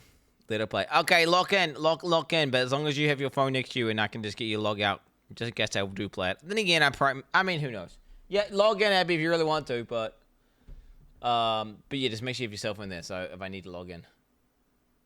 Yeah. You want to be in a good kid. You don't want to have the kids harassing you when you're trying to play it. Oh my god. Okay, yeah. Override a save? No. Making a reinvented comeback with this update too. Another is the All-Flame Ember of... Substitute monster packs in area... Packed monsters do not drop items. Okay, this just ramps up the buff. We just looked at this. Resplendence, which adds monsters that drop no items. But when you slay them, you get buff stacks of increased quantity and rarity to enhance the drops of all other monsters. All-Flame Embers can be placed in your map device like scarabs, and used in conjunction with scarabs to further custom... Is that going to be degenerate as fuck, where they've got some meat sack that's got 20,000 mods, and then they kept all the other mobs alive that have all the rarity shit, and then they blow up all those rarity mobs for an insane boost to rarity, and then they kill a meat sack, and the meat sack drops like 20 times the amount of loot it's supposed to drop because of the rarity buff, but then also it's got 20 fucking mods, so it drops another 20 times the amount of loot it's supposed to drop, so then it just like fucking crashes the game because there's so much loot coming out. Is that what's gonna, you know? Your maps. It's gonna be stupid as fuck. We're looking forward to seeing which combinations players find to enhance their maps. Perhaps you'll use all scarabs, all flames, or maybe mix and match. Yeah, rip EU it's service. It's up to you. Legit. The master... And on top of all this, by the way, like there's 6 players in the group and they've got 6 fucking minions that are all using their fucking abilities, which all have like fucking magic fine gear on, which are all stacked up with like those pair of gloves that make count as if they killed it whenever they didn't kill it, which have a bunch of rarity on it, so they've got like quadruple quantity times 6. Mine's unique items have also been improved. The veiled modifiers generated on these items are now from a custom pool exclusive to those uniques. Bitter Bind Point, for example, can now have various Spectre-specific outcomes, such as +1 additional Spectre. Aside from improved rewards from the Mastermind... Okay, wait. I need to read this. Go back. Unpredictably as removes a modifier on a corrupted rare item. Ooh. All the safe house rewards have also been rebalanced. We've done a pass on the crafting sprees at the end of many safe houses.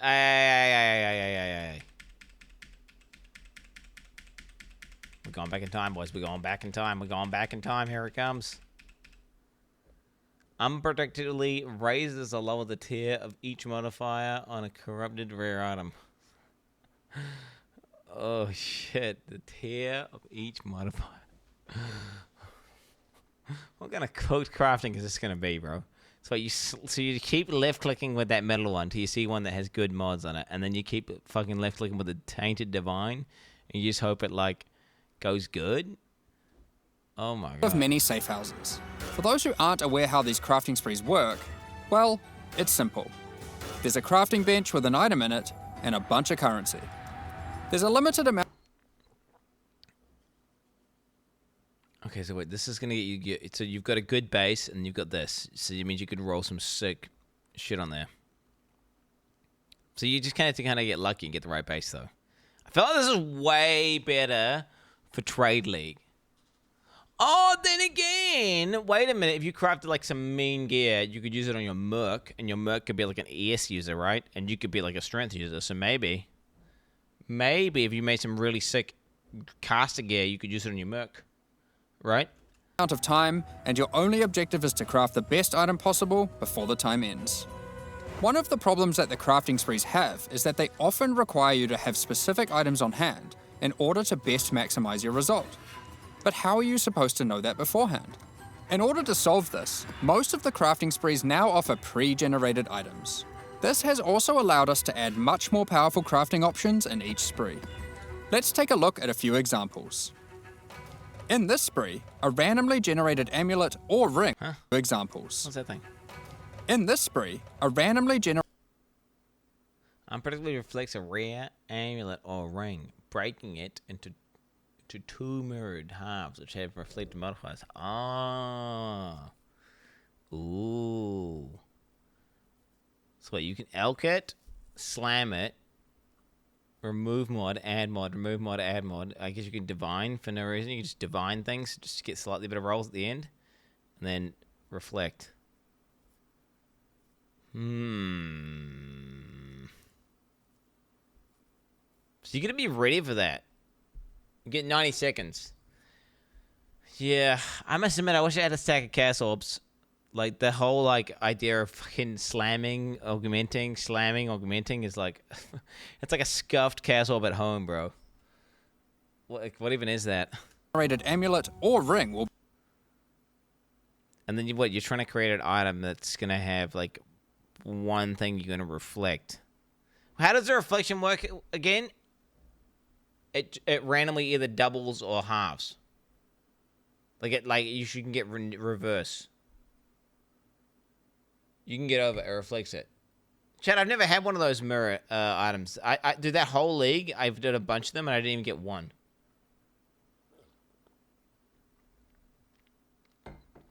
Yeah, it can ~2 or -2, right? Yeah. It was in one of the leagues, bro, and I didn't get a single one. Not even one. I played for ages, bro. Be waiting for you. Test your crafting skill or luck with this reflecting mist crafting spree. It's just pure luck, and bro. see if you can create something worthy of Kalandra's praise.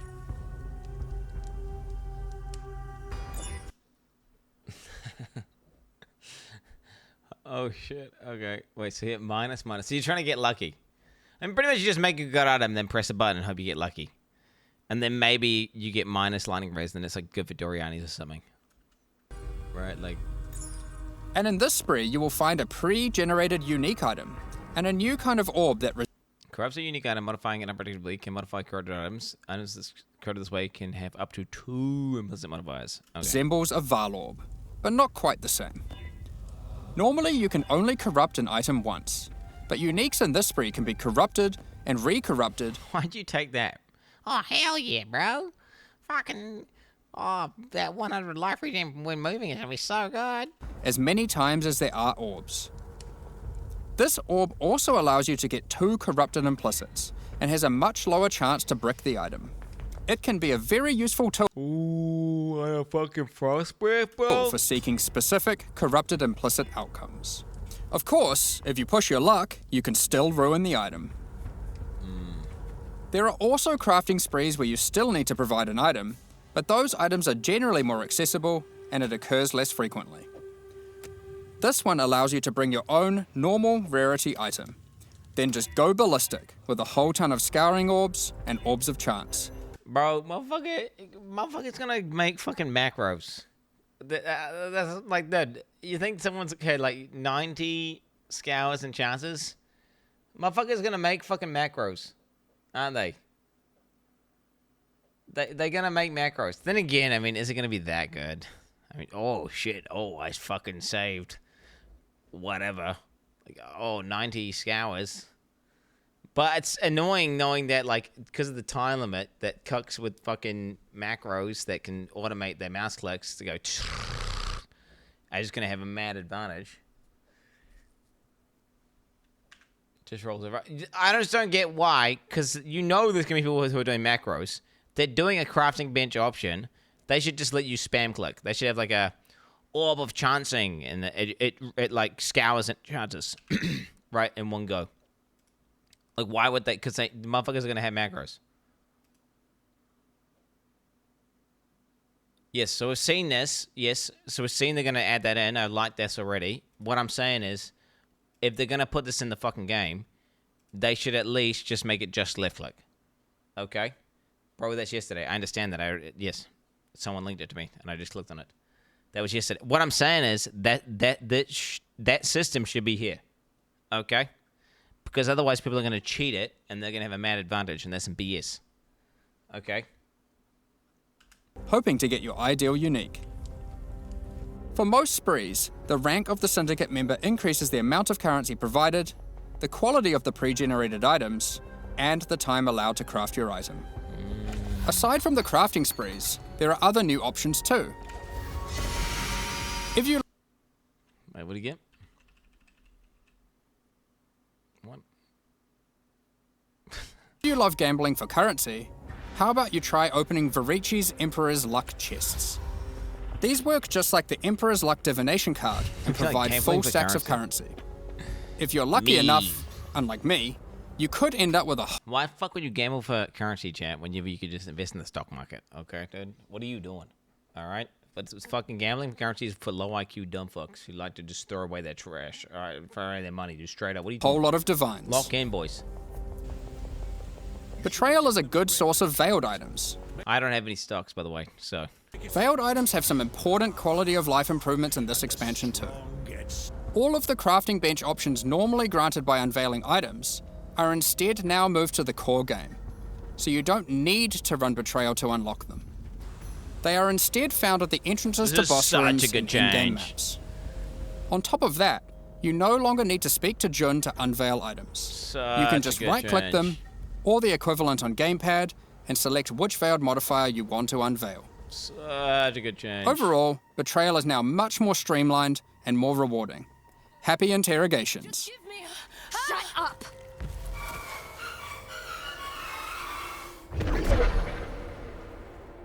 Now before we get into our quality of life additions, let's quickly talk about some character balance.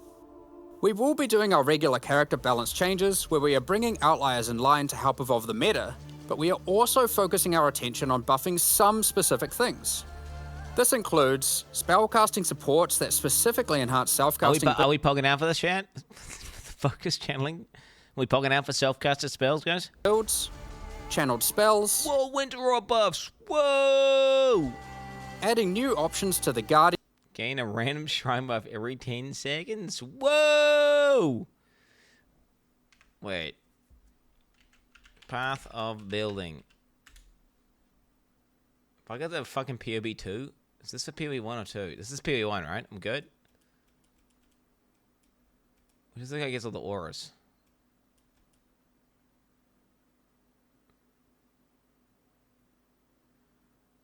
Yeah, wait, this guy's gonna be insane, actually, bro.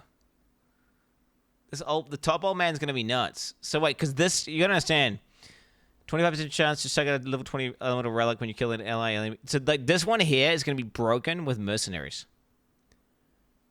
What's he called? I don't even know what the fuck he's called. Is he called? What is this? I call him the old man. Is he Guardian? Is he Guardian? Templar. Guardian. He's Guardian. Guardian OP. I think I already have this, right? And yeah, might just write it in a second time though, because it can't be fucked. Yeah. Guardian OP plus got buffed. Triple aura. Yeah. Think about it, chat. You have triple damage aura, all flat. Oh, I don't know if they're all flat, actually. But they get triple damage aura, at least with Wrath and Anger. And then your guy also has his own auras, and you could debuff, and then you just got, like, insane damage on yourself, insane damage on your minion. And then you get fucking shrines out the wazoo. Why? Because it's like your auras get double value, because instead of just buffing you, it also buffs your merc, and it's flat damage. So it's like you, instead of having one weapon attack, and it's like you have a duplicate weapon that's scaling as well on the side. Imagine it like it's like you're just doubling your scaling, right? You're basically getting to double your scaling, is what I'm saying. That's why it's strong, which is an interesting choice. You know, because you could just build it to buff you, and then you're also just getting double scaling for your minion.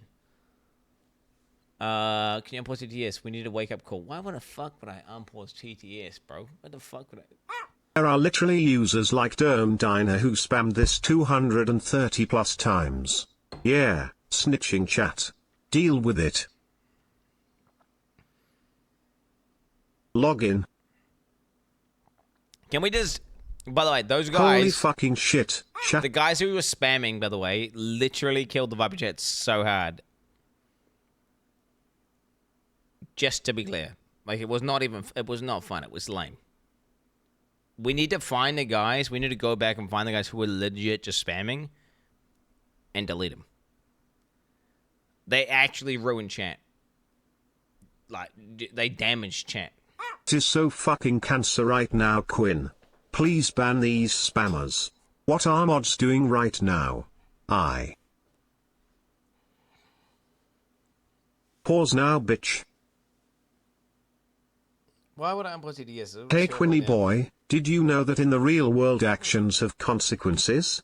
You deliberately watch dogshit YouTube videos to trigger chat and then wonder why chat behaves that way? Terrible. It's dog shit Peepo logic pop. ever. Hi Quan. You big pooper. Quin! Holy shit! Robin! A boober! Okay. Okay. Hey 69. Yo. What up? Cinema. When talking about game mechanics, a boba. It needs more than a shitty expansion to fix Jonathan's vision. John is absolutely cooked. Po too bad, weird ache, love you Quin, and all the weebs in chat. Finally a good game next week. Watching you read is more entertaining than Valheim. Another zero boss kill leak, sir? Shut! We are back, baby. In here to watch Quin pause when he see my red beast. Quinny, can we get a pause count for the league, please? Also, why does the god gave us 1 out of 10 rating for league hype so far? 1 out of 10 rating for league hype. Raised hand emoji. Okay, wait. 1 out of 10 the ratings. Okay. So, if PoE 2 didn't exist, it'd probably be like a 9 out of 10. Isn't that weird? The existence of a game somehow reduces the hype for this game? Why is that? Why is that? Like, think about it. If PoE doesn't exist, and they just announce this. This is like, fucking Pog, the newest thing's coming out. It's going to be huge and big. Yo! It definitely reduces my hype rating by a straight up a 1. So it goes from a 10 down to a 9. And then I'm tempering my expectations because I don't want to like go on too hard. So I'm going to subtract it to like by a 0.5. So I'm going to say about an 8.5 out of 10 hype. It's about an 8.5 out of 10 hype. Which is very, very good, by the way, because most leagues I'm like, eh. To be honest, every time they add pinnacle bosses in, I'm the most hyped. And adding pinnacle bosses. That to me is the number one thing. When they add in a new pinnacle boss, I'm the most excited. And because it's like, I now have a new goal to set my sights on and aim at, which I feel like a lot of chatters also get that, which is most Pog thing. Now, I'm hoping to look at the patch notes in a second here, and I'm going to be mind blown by all the changes to Melee. Any moment now, chat. Unban Pog, thanks mods. Yeah, I said it. I wanted to say it. You cannot stop me. I'm about to say. Gigi. I mispronounced on purpose because I wanted to say Giga. Chat, please stop spamming that emoji. I dream of a Giga! Chat. Quan. If I smash all the Ubers this league... I haven't been banned yet. No! What have I done? If I smash all Ubers this league, I'm going to be sad. If I go in and beat all Ubers on my first character, first try, and it's like, and I just do it easily, that's going to be not satisfying. And then, in my opinion, that's a failed league, actually. So I hope that I almost beat, but then I die trying. That's the best case scenario. Bleed league hype. Yeah. Why am I subbed to this clown? I don't even watch him. Thanks for the money, bro. Appreciate that. Testing. Testing. Testing. Testing.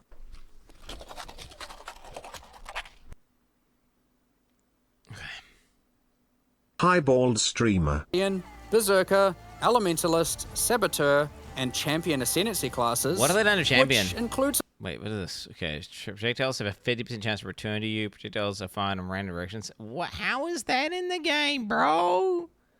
How is that in the game?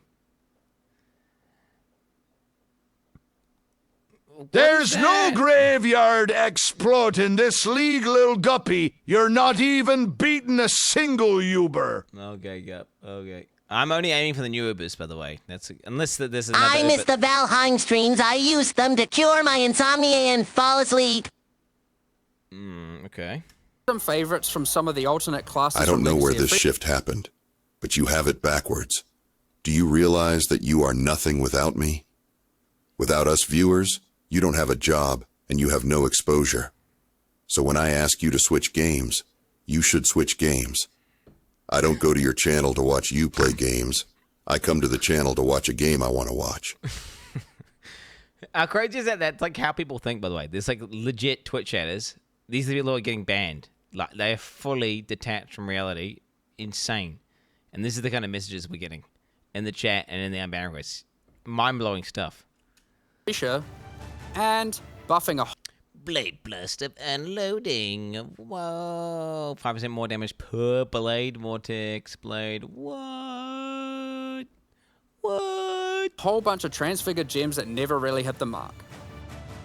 Combined with the new endgame crafting, improved betrayal crafting options, rune graphs for your passive tree, new pinnacle unique items, new modifiers and Trathan gems from the mercenaries, and of course the mercenaries themselves to act as an extension to your character, it's safe to say there's a lot of new character options and builds to think about.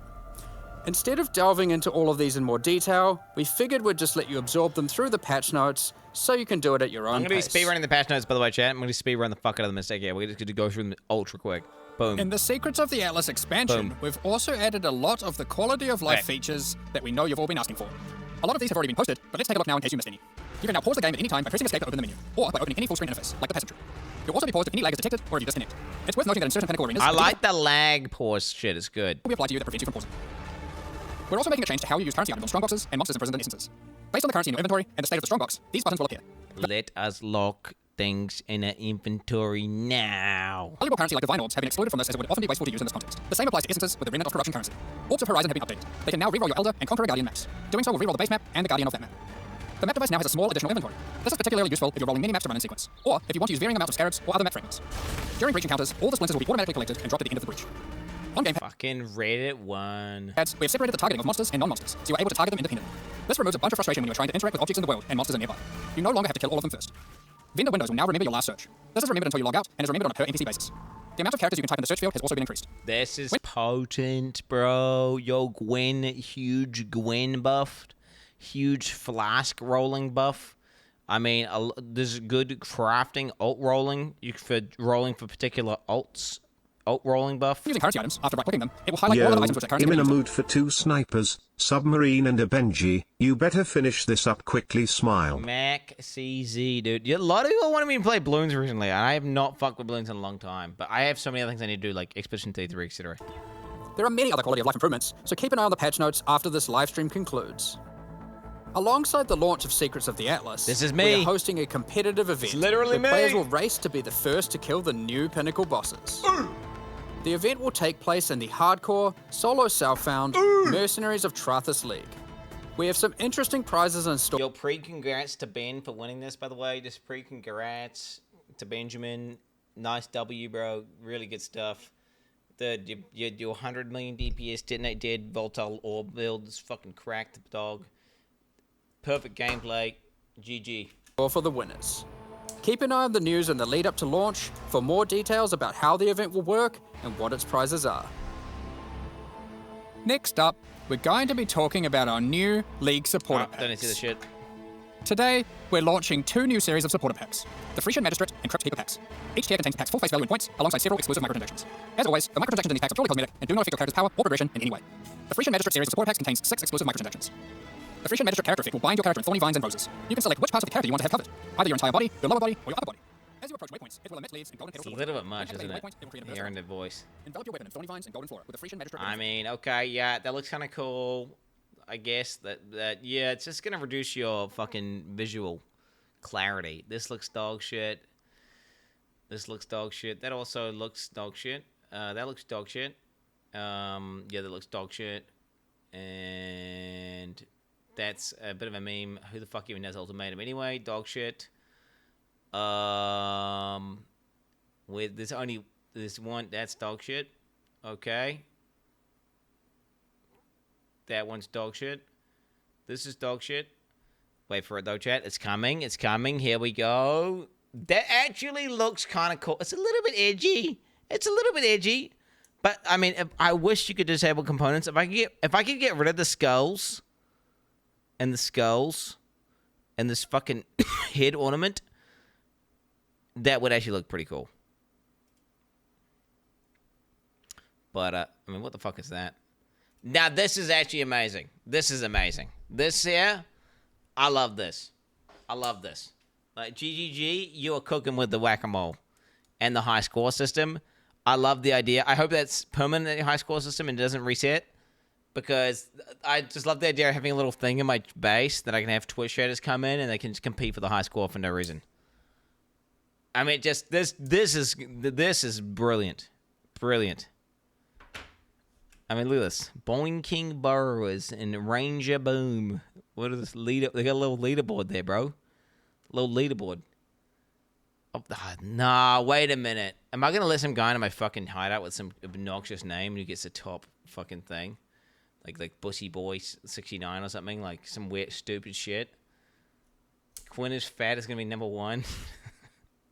I just want to invite him in my hideout. I'm not gonna invite anyone in my hideout who's called Quin is fat, bro. Like, it's just not happening. Alright,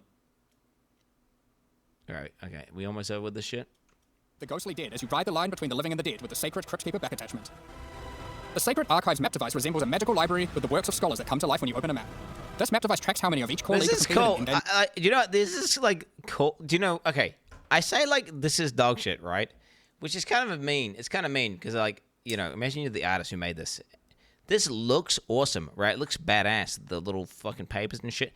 But I'm just saying, like, dog, these map portals are too far spread apart. This map device takes up the entire zone that I could have like my stash.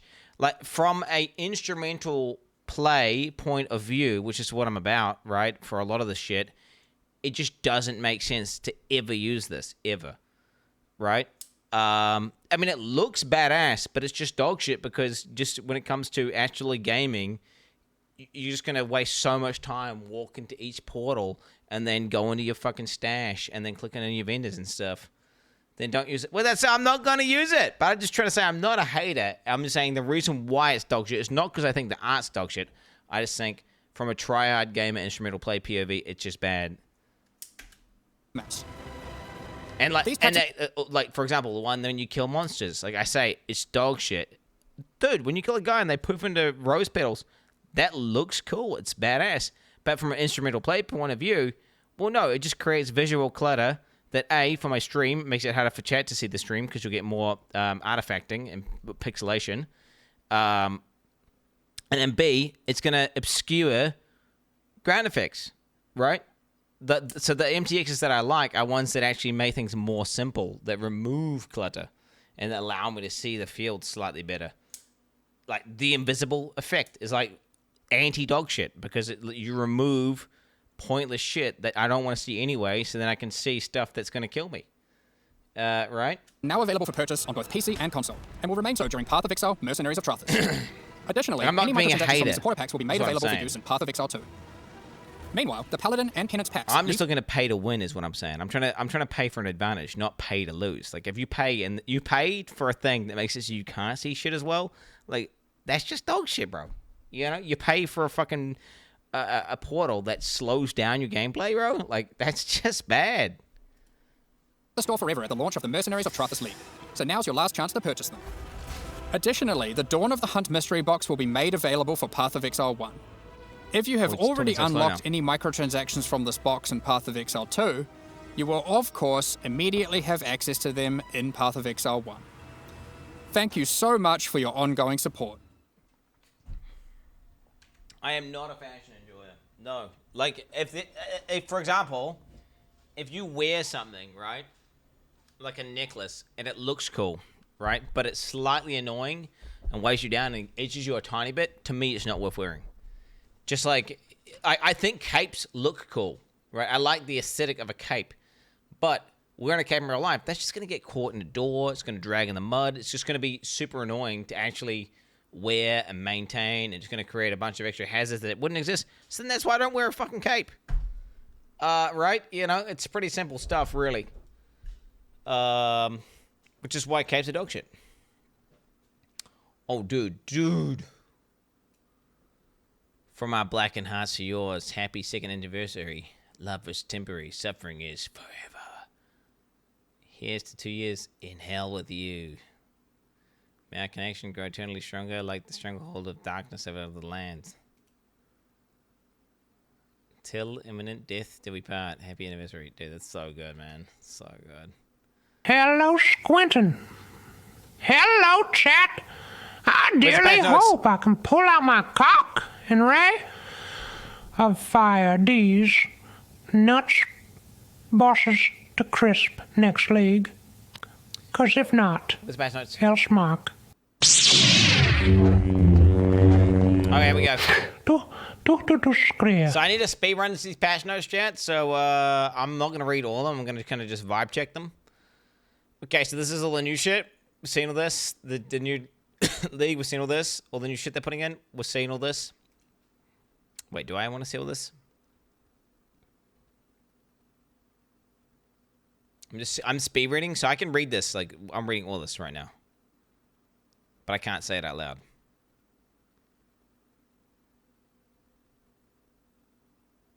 I'm pausing it for you. Don't worry about it.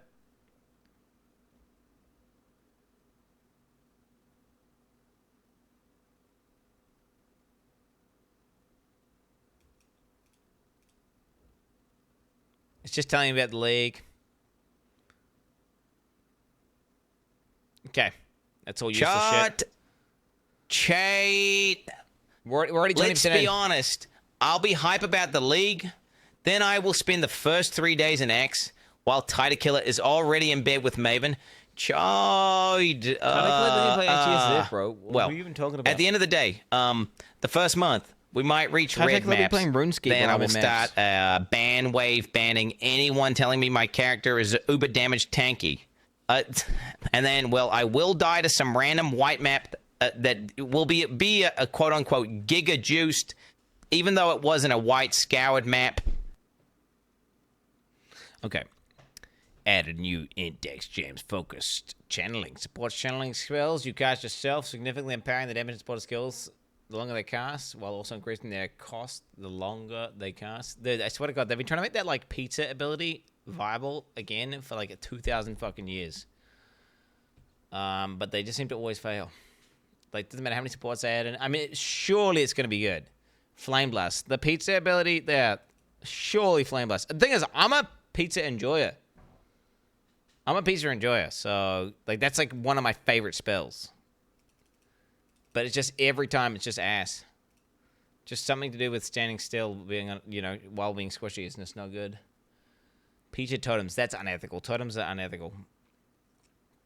Shape is Exalted Orb, Elder's Exalted Orb, Orb of Remembrance, Memory Strand thing, Orb of Unraveling, yeah, Memory Strand thing.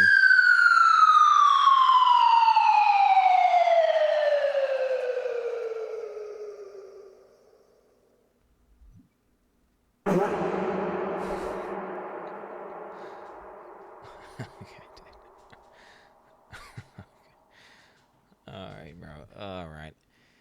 Added 20 uniques, which can only be obtained by dueling mercenaries. 5 new... That's fun. New uniques is fun. I gotta go SSF, chat, right? I'm just logging it in. We're going ACSSF, aren't we, boys? We're going ACSSF. Like, for sure. You can now pause the game by opening up a menu or any full screen interface, like a passive skill tree. Yep. Classic, so you can pause the game now. Rogue Carpet can access with the pin on your Hej chat, thing. vores clone-streamer har ingen idé, hvad jeg siger. Hold kæft, en clone. Soft clap. I should ban you, bro, but hey, it is what it is. Message is now output to chat whenever whatever character is nameless seer or reflecting mist spawns randomly in the map. Message is now output to chat whenever the nameless seer or reflecting mist spawns randomly in a map. Oh, that's kind of nice. I hope it's a very, like, noticeable output, like all capitals and big. You can't let me miss that. I like that, because I would miss a nameless seer. Guild officers may now cancel unaccepted invitations to their guilds. Oh, that's nice. Continue to incrementally improve the art, sound, and effects environments. Okay. Players no longer lose experience when they die to bosses. Atlas memories have been removed. And, yep, cool. Introduce some new red tier Keyrack missions that you might recognize from the previous Atlas memories. So memories are now from Keyrack. I should actually put that in my notes. Keyrack buffed with memories could be good for farming harvest. Commonly found scarabs now drop to higher stack sizes and high tier maps. Lovely. Using more Orb of Horizons than an Elder Conqueror map. Now switches the actual Conqueror type or whatever. Yep. Completing a non-unique map at a tier lower than it's naturally found no longer grants map. But what?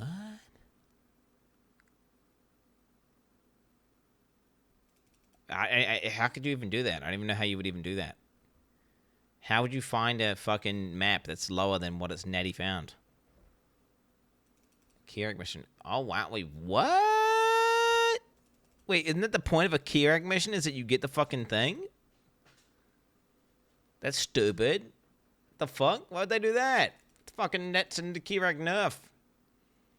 Further improve the level generation of bladder maps so that they fail to open less often again.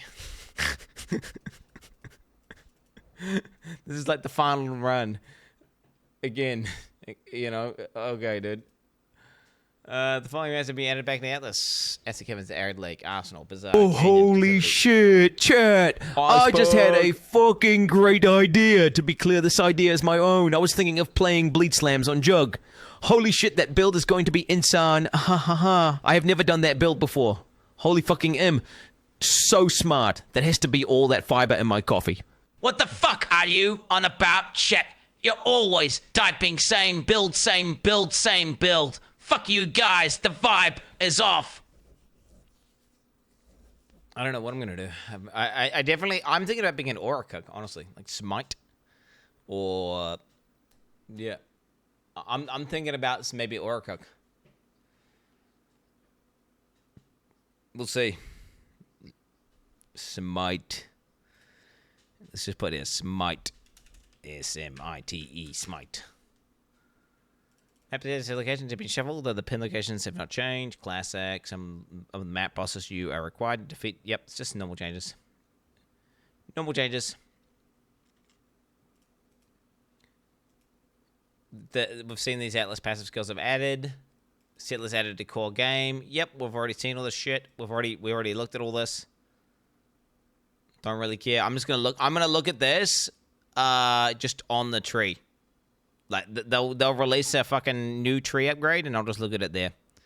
It's kind of like irrelevant, right? Because, like, either A, you're going settlers, or B, you're not going settlers. If you're going settlers, you take all the settlers shit. If you're not going settlers, you don't take any of the settlers shit. It's, you know? Chat! I think I can hold it in this time! Chat!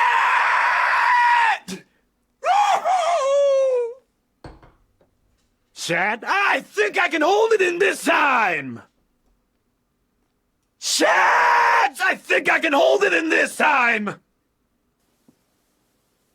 Oh.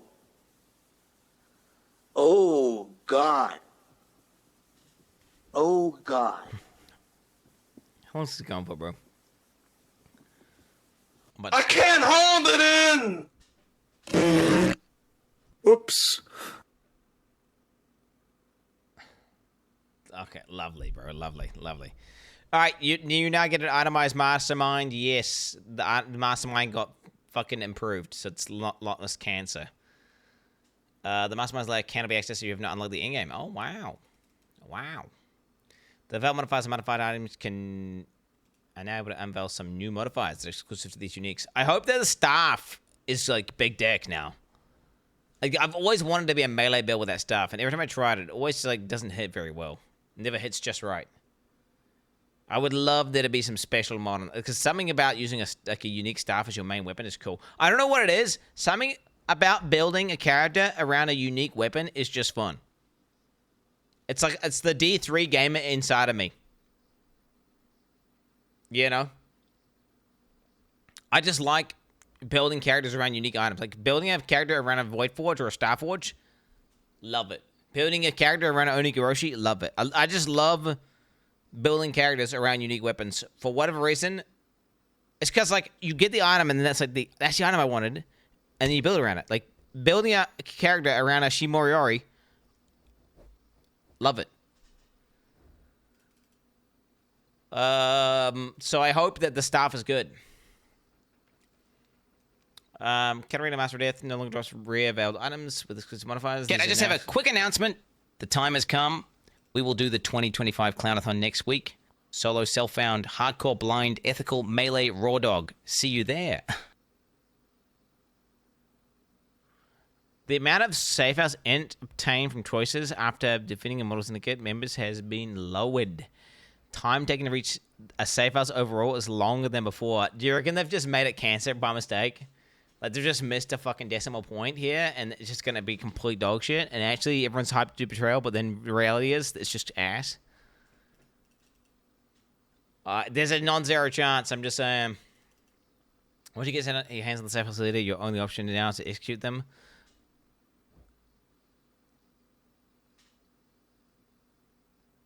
Huh?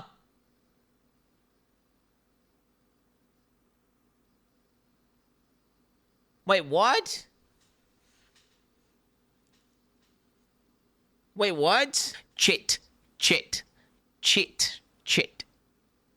I destroyed this league just because I'm 0 out of 10 doesn't mean I didn't obliterate all of the content. Stop making fun of me. You don't need to end over them for the boss. True. But if you execute, they stay there. Wait. I'm just thinking. How did the Gravicusy thing did work? You get Gravicus, the highest rank under the current leader. You'd execute. You wouldn't execute the leader. You would interrogate the leader though, to make Gravicusy tier 3. Oh, maybe it doesn't matter now because Katarina's a separate thing, so it's irrelevant of the leader. But wait, what if you want to get them off that house? What if you want Gravicus? He's on transportation, but you want him on fucking something else.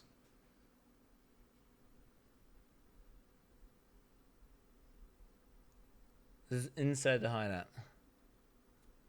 Okay, I guess it does. So I don't. Yeah. You're speaking of the betrayal god chat. I like to have complete control. All right, of my operations. Don't tell me what I have to do. Even if it's a fake choice, it doesn't matter.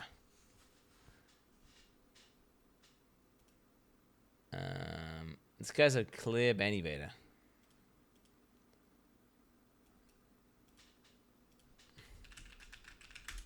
This is benefit league launch as well. We'll take him out.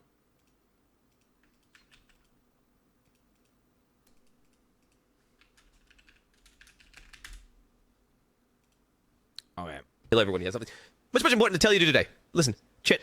Listen. Laston. My name. My name. Quin.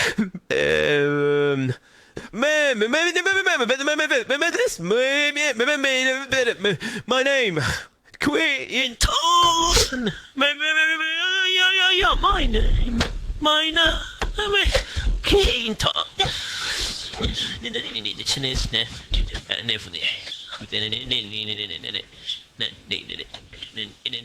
Reproduce Veil Cast Orb. Safe as leaders now have a chance to Veil Cast Orb.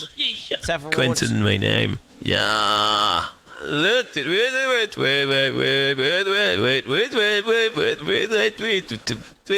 what's up? Also being completely rebalanced, happy interrogating.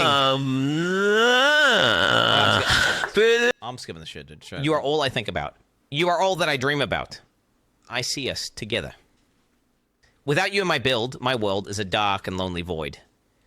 If we had a star for every time you crossed my mind, there would be a galaxy above us. And I would give it all to you. My sweet, sweet, potent bleed build. Yours forever, Quin69. Lovely, lovely, lovely. There are 41 new recipe objects, which unlock Veil modified crafting recipes on your crafting bench. Some Veil modified crafting recipes have been combined with pre-existing recipe objects that can now unlock crafting bench modifiers. Yep, we know this. You don't need to speak to June to unveil. Removing all rivalries on an immortal People syndicate. are gifted a tier 1 sub to JF90. They have given 220 gift subs in the channel. Removal rivalries in the current divisions. You can't do it over the whole board. Interesting. Bargaining with Immortal Syndicate members can now give multiple scarabs and veiled items, but fewer currency items. Intensity stacks now lost every 0.5 seconds while moving. Previously every 0.25. Oh. Arcane Surge got giga buffed. Humfredden gifted a tier 1 sub to Mick_Lows. They have given 46 gift subs in the channel. Okay, Animate Guardian. Animated Guardians now retain their items when they die. However, if your Animated Guardian dies, you cannot summon an Animated Guardian again in that area, unless that area is a hideout. So it's like permadeath per zone. This is quite overpowered. This is like a massive buff to Animate Guardian. I'm going to have to put that in my notes. Animate Guardian. Giga buff.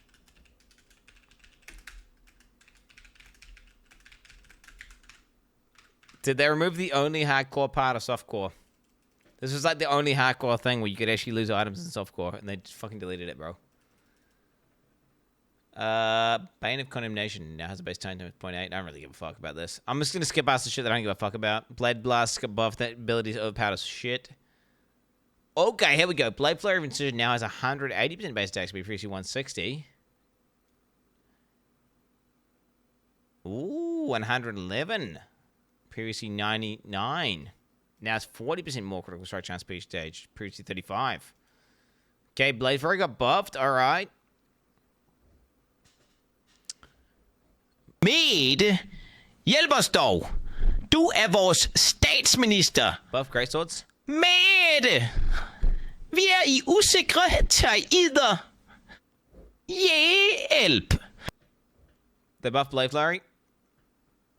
Blade Vortex of the Scythe. It's my turn to play Expedition 33. Happy, dude, you don't understand. Daddy's working and will for sure, maybe, possibly need to play Expedition 33 for 20 minutes before Summer Game Fest. Okay, dude. So you'll just have to wait.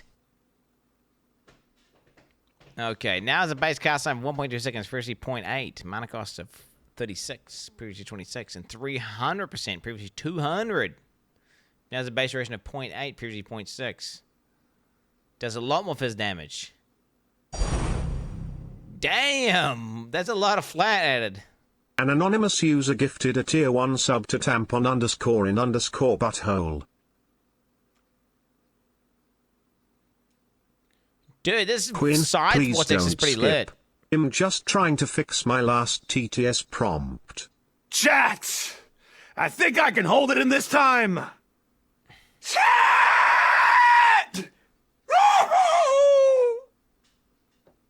Chat, I think I can hold it in this time!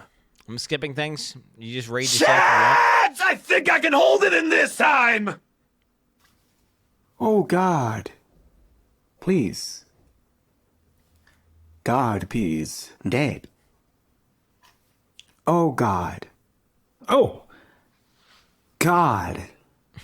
Oh, God. Oh, God. I can't hold it! I can't so the income now! That's so stupid, bro. What? Hold. This calling up twice 20% more damage against stun enemies, previously 5. Oh wow. Okay, so Bone Shadow Carnage got buff for AoE, bro. Big. Burning Arrow, Carrying Golem, Scavenging, Crack Lance. Giga Crack Lance are branching buffs. Giga Disintegration Crack Lance buffs. Cyclone. Okay, here we go. Here we go. Cyclone now is 125. Previously 111. Okay. 12% more damage. Okay. 20% less movement speed. Previously 30 at less. Oh, and you go 10% faster. So you're doing 12% more damage. You're going 10% faster. And you get 15 AoE per 0.1 meter instead of 10%. So wait, 50% increase AoE? Well, probably won't be that much. Quality now provides 5% increase air effect per 0.1 meter. Previously more movement speeds, which doesn't matter. Ooh, Cyclone buff, bro. Cyclone much larger AoE.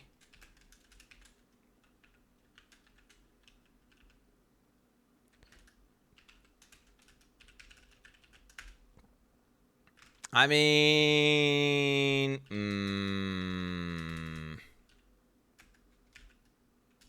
Clair obscur?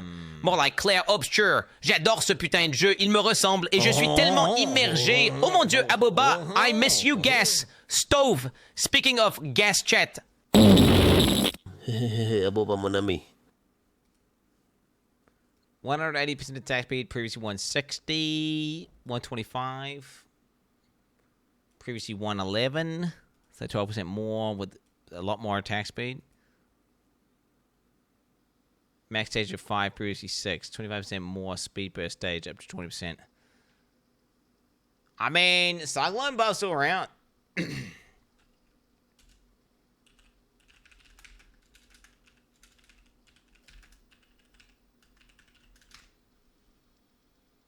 Okay, death aura previously granted now does 250. Previously 1,000, so 25% more damage on death aura. Okay, that could be good for like just automated clearing of maps. Today, dead. No one gives a fuck. Hopefully this is nerfed, right? Surely. Oh, it got nerfed. Oh wow, it got giga nerfed.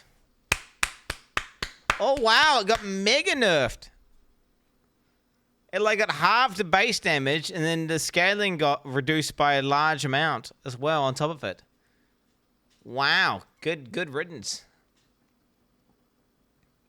Discharge of Misery, don't give a fuck. Divine Ire, that ability is actually quite fun. So 50% scaling versus 45, 29 damage instead of 25. 250 more damage per stage, proves 240, and deals 105% more damage. That's a decent buff all around. They all add up. They all add up. Not too big, though. ED. No one cares. This is poking out over ED, bro. Insanguinate. Where's the melee fucking buffs? Oh, here comes the 15th Flame Blast buff, guys. Oh, wait, never mind. Gets 0.7 per stage instead of 0.5, and 220 more per versus 165. 40% more spell damage free stage. Previously, radius per stage. Damn! Bro, Flame Blast?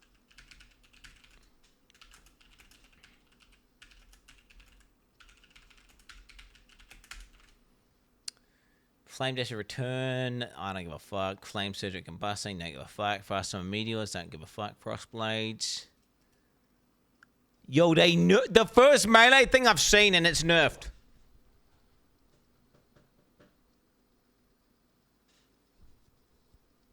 The Frostblades have Catabasis. The Keto Blades. 86% effectiveness, previously once. Wow, what the fuck? How broken was Frostblades? How broken was Frostblades? Jesus. Oh my god. Like, they got nerfed harder than Detonate did got nerfed, bro. Straight up. I mean, they both got nerfed very similarly, actually. But I like that they're nerfing these super OP things, though. Magnetic Field, Hex Blast, don't give a fuck, don't give a fuck. Ice Crash. Okay, here we go. Come on, boys. 100% attack speed base. Previously 90. Okay.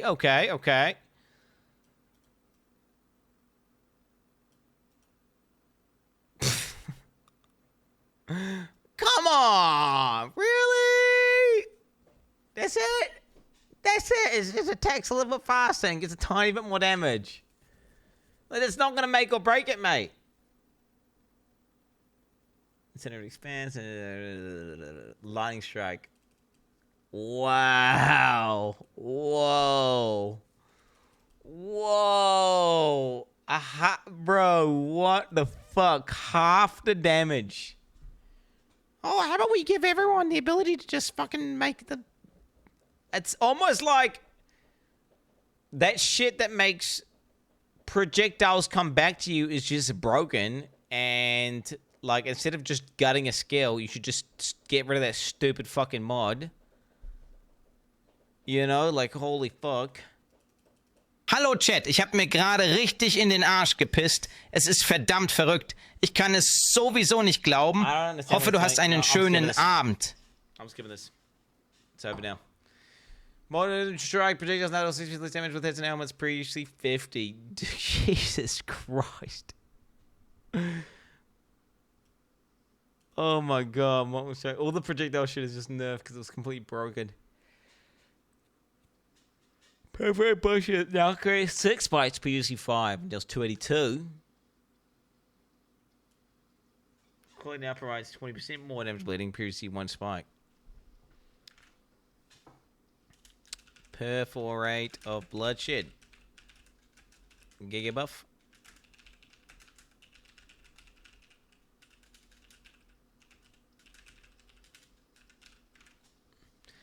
That was already a viable option. Now it's like definitely viable. Power Siphon, Purifying Flame, Raise Spectre, no one gives a fuck. Righteous Fire of Arcane Devotion now grants more cast speed. Oh wow. Scorching Ray buffs, bros. Big Scorching Ray buffs. Shield Crush of the Chieftain now has a 0.9 attack time instead of a 1 second attack time.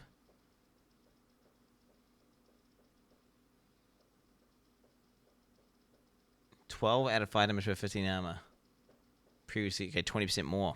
Wow. Soul Rand. Splitting Steel. Fuck Splitting Steel. Summon Golems. I'm guessing all the Golems are getting buffed. Yeah, so all Golems are just getting buffed, it looks like.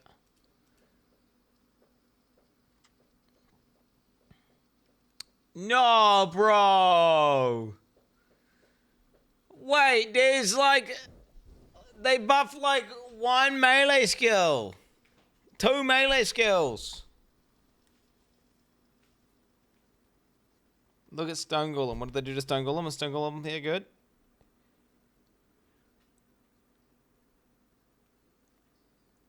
Wait, Cast Golem was nuts, right? Oh, wow, they got rid of the PDR on Cast Golem. What the fuck? Huh. Wait, I can't see Stone Golem. Am I stupid? Flame, Ice, Lightning. Is it up?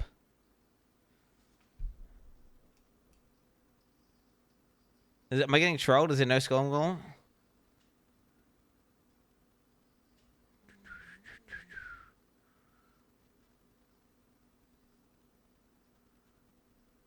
Huh? Blind.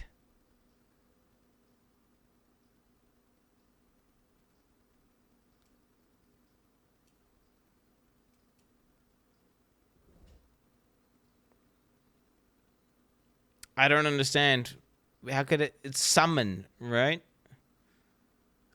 All this motherfucking reading, using calculators and shit, taking fucking notes, just to write 10 bleed bills to white mobs and gaslight chat by calling it a bug. Then Abby beats the boss to get to end game. Dog taming. Summon Stone Golem. Golems now also grant 20% increased defenses. That's pretty potent. Pretty potent. Okay, whatever. Eh. Okay, well, Lightning Strike got nerf. Classic. Oh, what did it do to Val Cyclone? Now it's 15% increase area effect per 0.1 meter. Additional. Okay. Isn't Val Cyclone a complete fucking meme?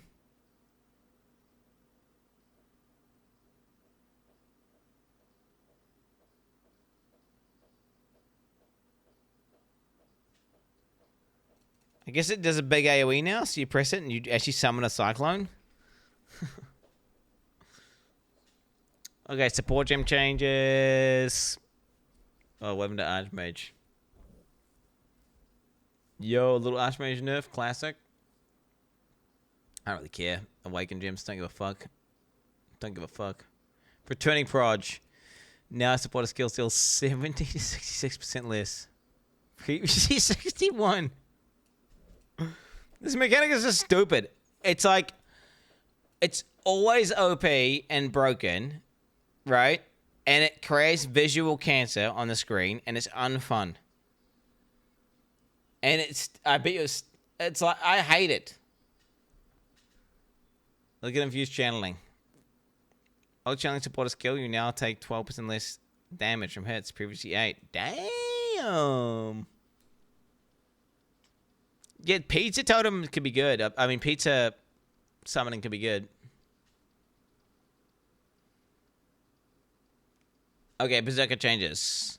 Defy Pain Ascendancy's passive skill has been reworked and now causes you to gain Defiance for 10 seconds on losing life to an enemy hit, no more than every 0.3 seconds. It also causes you to gain 3% of missing average of life before being hit by an enemy per Defiance.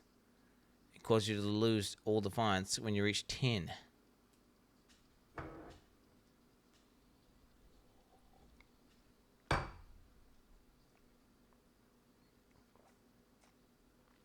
Wow. Wait, what the hell? It's kind of like a, Defiance of Destiny at home. Isn't it? But then it's going to be inconsistent because when you're Quin, is it bad that I've watched your streams for so long and hear your TTS voice all the time that I now also hear you as my subconscious voice? I'm getting scared. How do I fix it? Help. What?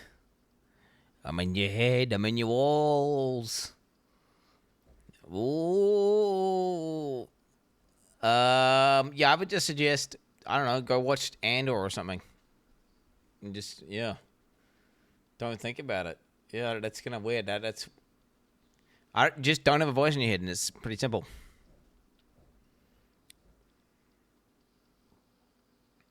Yeah. The Blitz Ascendancy passive skill has been replaced with a new notable, Gore Dancer, which grants 30% of your life leech is instant. Requires as the Carnage. Okay. Well, Blitz was kind of broken, right? So, GG. Hey there, Quinny. I just had a great shawarma for lunch. You ever had shawarma before? Anyways, I don't know why we're looking at all this stuff. Doesn't look like any bottom left jug face tank ZDPS stuff to me. Let's go. What's a shawarma? What's he even on about, bro? On top of that, this is literally bottom left. This is literally bottom left. We're looking at Berserker right now with Defiance of Destiny.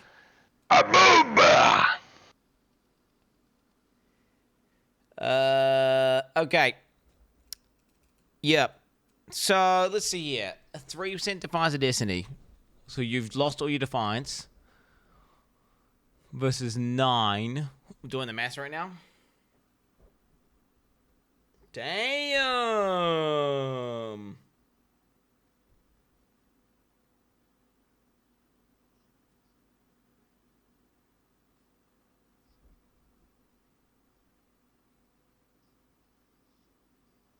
$27 Defiance of Destiny. Isn't it? It's a 27 Defiance of Destiny on the final proc, which is nuts.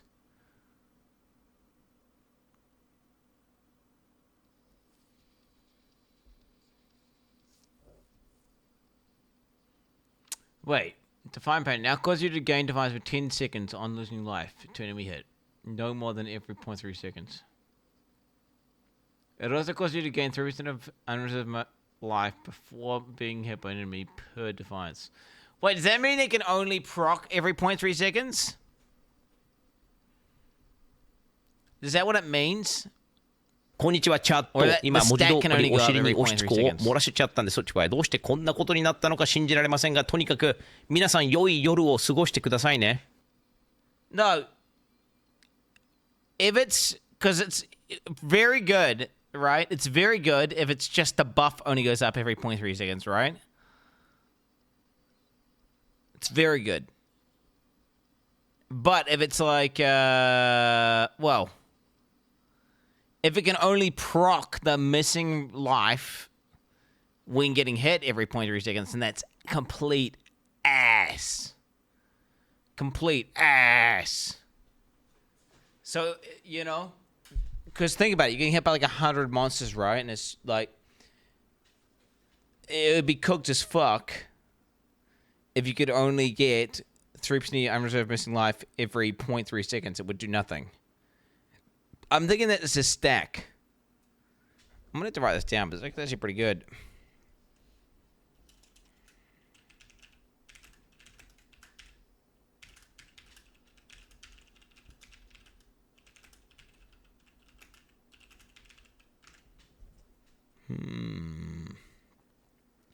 Full Savagery Ascendancy passive has been replaced with the new Mutable Ancestral Fury, which causes your strike skills to also target a previous location now used. Classic. Okay, here we go. Here we go, boys. The Fortitude Ascendancy passive skill now causes you to have your maximum fortification, previously 15 fort, and nearby allies count as having fortification equal to yours. Damn! Damn, what the fuck?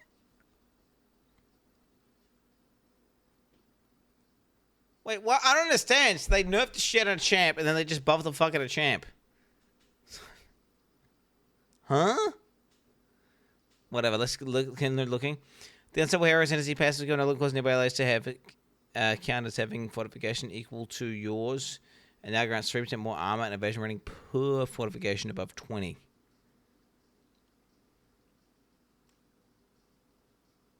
And 3% increased attack speed per fortification above 20.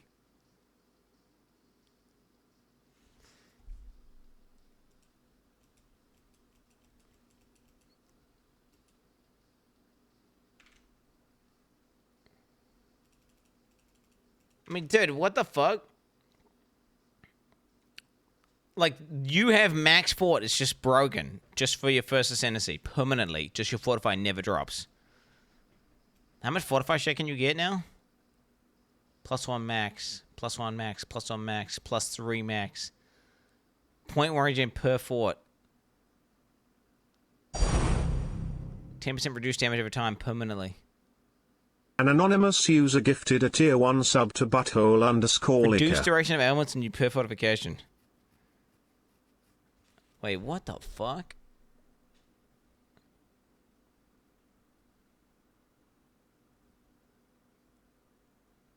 Eh.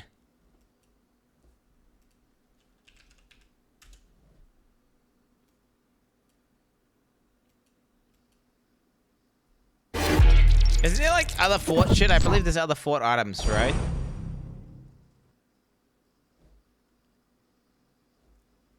Cluster's OP.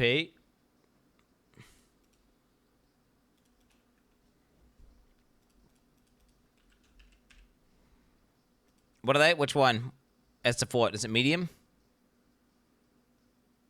Gloves must have +10 fort gloves. Oh, true. The +10 fort gloves. You guys people are gifting? Wait, people are gifting? Yo, Hattrick 993 Turbo with the gifted subs, Turbo! Hey, Turbo. Thanks, man. I'm just spacing out. I'm looking in. The Celestial Embrace. Yeah, gloves.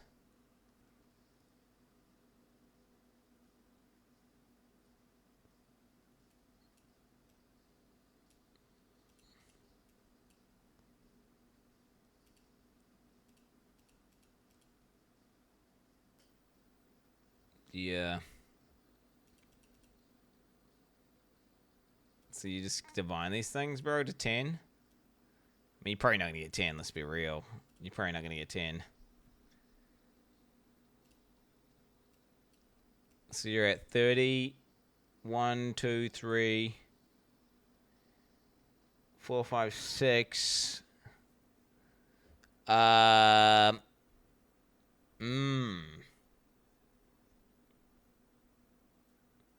That's 3.6 region as well.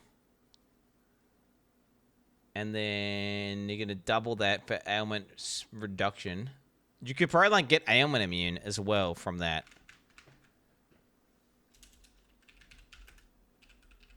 Jag kissade verkligen på mitt eget rövhål. Det var galet snack. Hur som helst, jag ville bara säga det till er och önska er en trevlig kväll. Hej då, chat. Why do you keep doing this?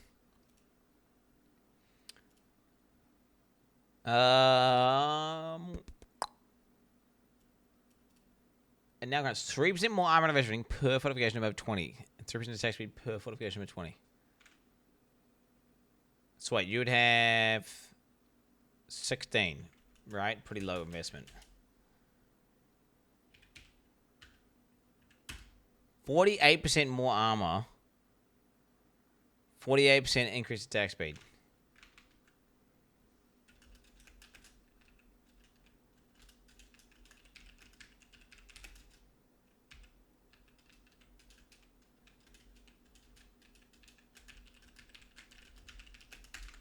Yeah, that's pretty fucking strong.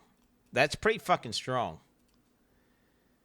The Worthy Fighter's Tendency no longer requires Conqueror and also has Taunt on hit. Oh, wow. The Conqueror's Tendency passive skill has been replaced with a new Worthy Foe course. Is notable that grants having a banner... Wait, having a place banner does not prevent you from gaining Valor, and banner skills have 50% increased duration and requires inspirational. Don't like that as much. The Harmony Purpose has been reworked. You now gain a random shrine buff every 10 seconds. The Unwavering Faith Ascendancy passive skill has been reworked. It now grants 50% increased reservation efficiency of skills. This better be relevant as fuck, bro. You banned. Butters, it's me, your boy. Right. Okay. All right. Let's go fishing.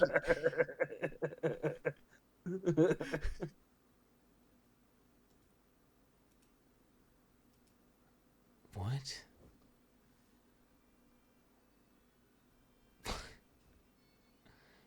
Spot on. Okay, dude. I sound nothing like that. No, if I could, if I want to, I could. Hierophant, but no. Okay, Saboteur. Nobody gives a fuck about Saboteur. Let's not even get it twisted. It's broken. That's all you need to know. A Trickster got nerfed. Oh, Trickster got double nerfed even. Double nerfed. The Shaper Storm's Ascendancy passive no longer 25% more effective lightning elements you inflict with hits. Okay,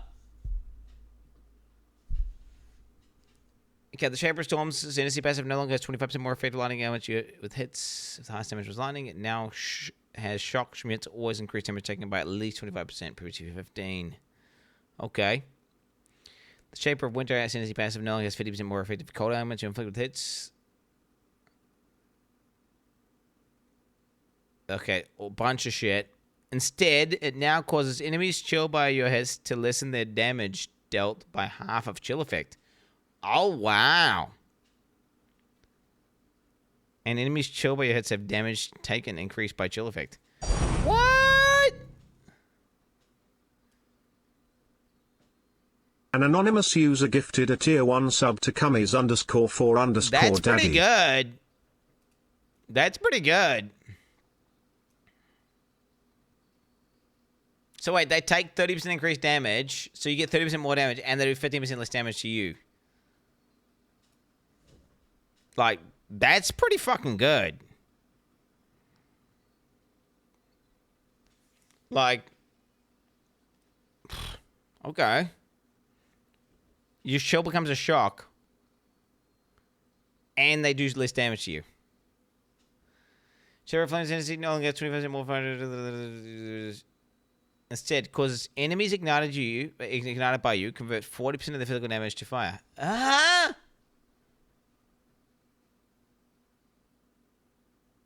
Wait,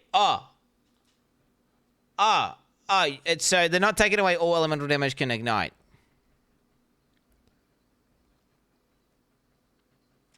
So wait.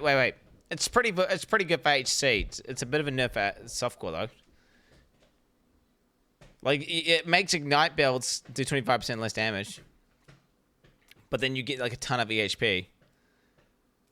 So, I mean, that's definitely a neutral trade-off. For HC, it's probably a positive trade-off. I mean, Elementalist.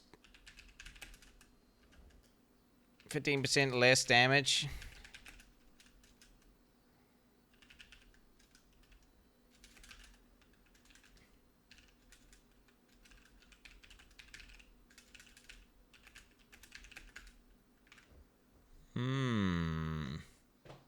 Leader of the Primordial Ascendancy now gives you +2 maximum of summon golems, previously +1, and grants summon golems are immune to elemental damage. Ooh. Ooh.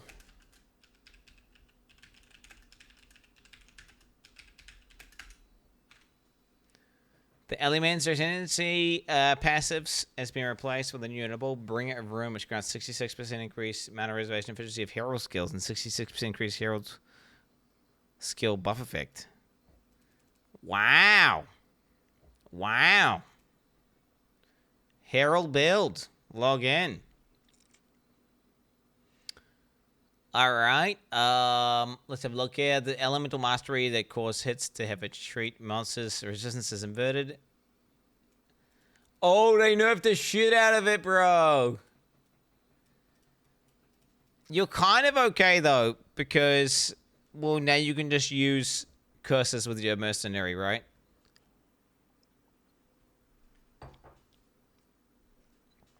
I use this in like all my builds though, so that's like a nerf to all my builds. Because it was just really, really strong. Because you just didn't need to invest in any bullshit to get through their pen, and it was just good. So, you know, I mean, yeah, it was very strong, I'll admit. Leech passive that previously provided 10% of Leech's instant does now have a value of 5%. Okay. Wake me up. Don't give a fuck.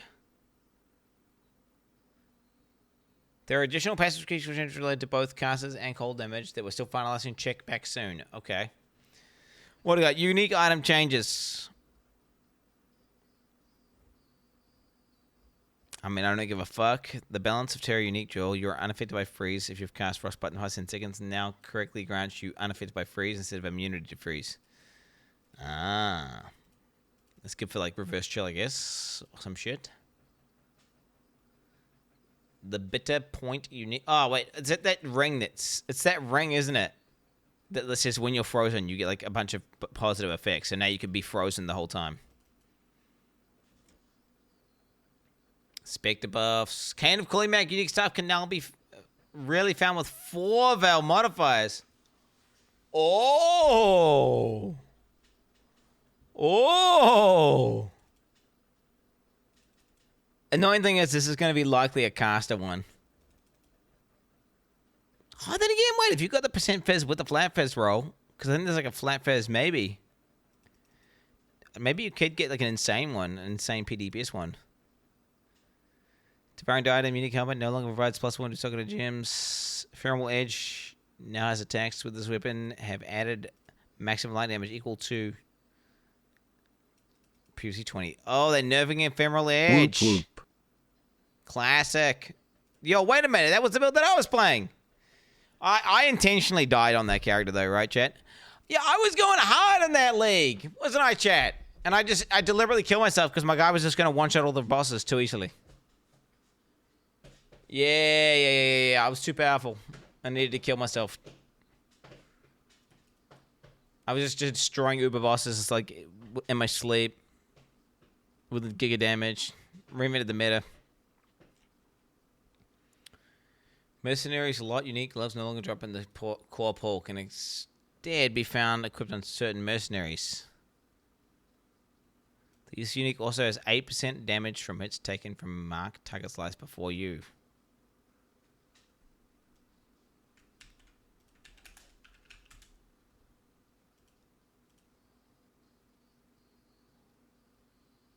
Huh.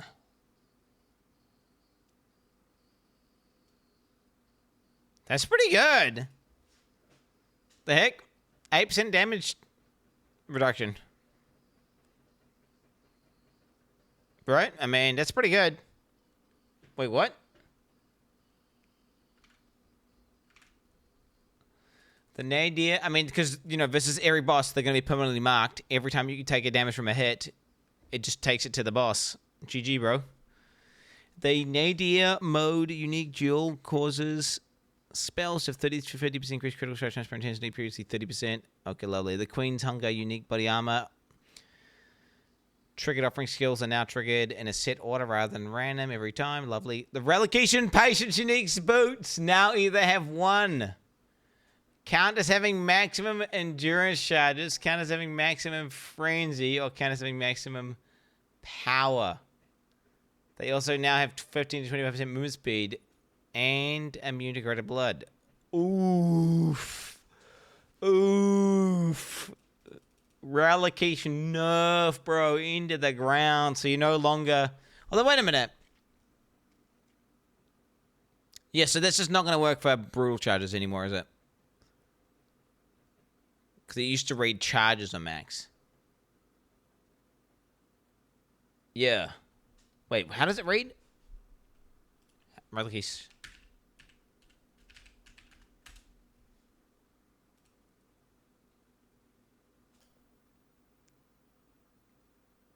Oh, no. No. You just get one mod. This is still broken. This is still broken.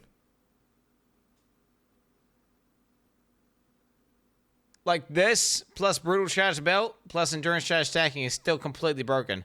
If anything, it's maybe even a buff. So...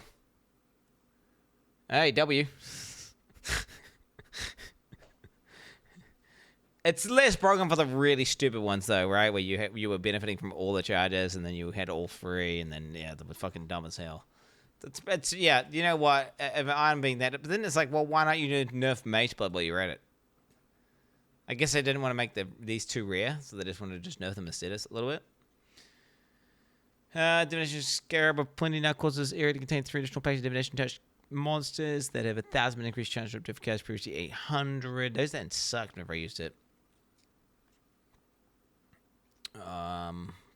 This is Scarab. This is like Metacuck nerfs, bro.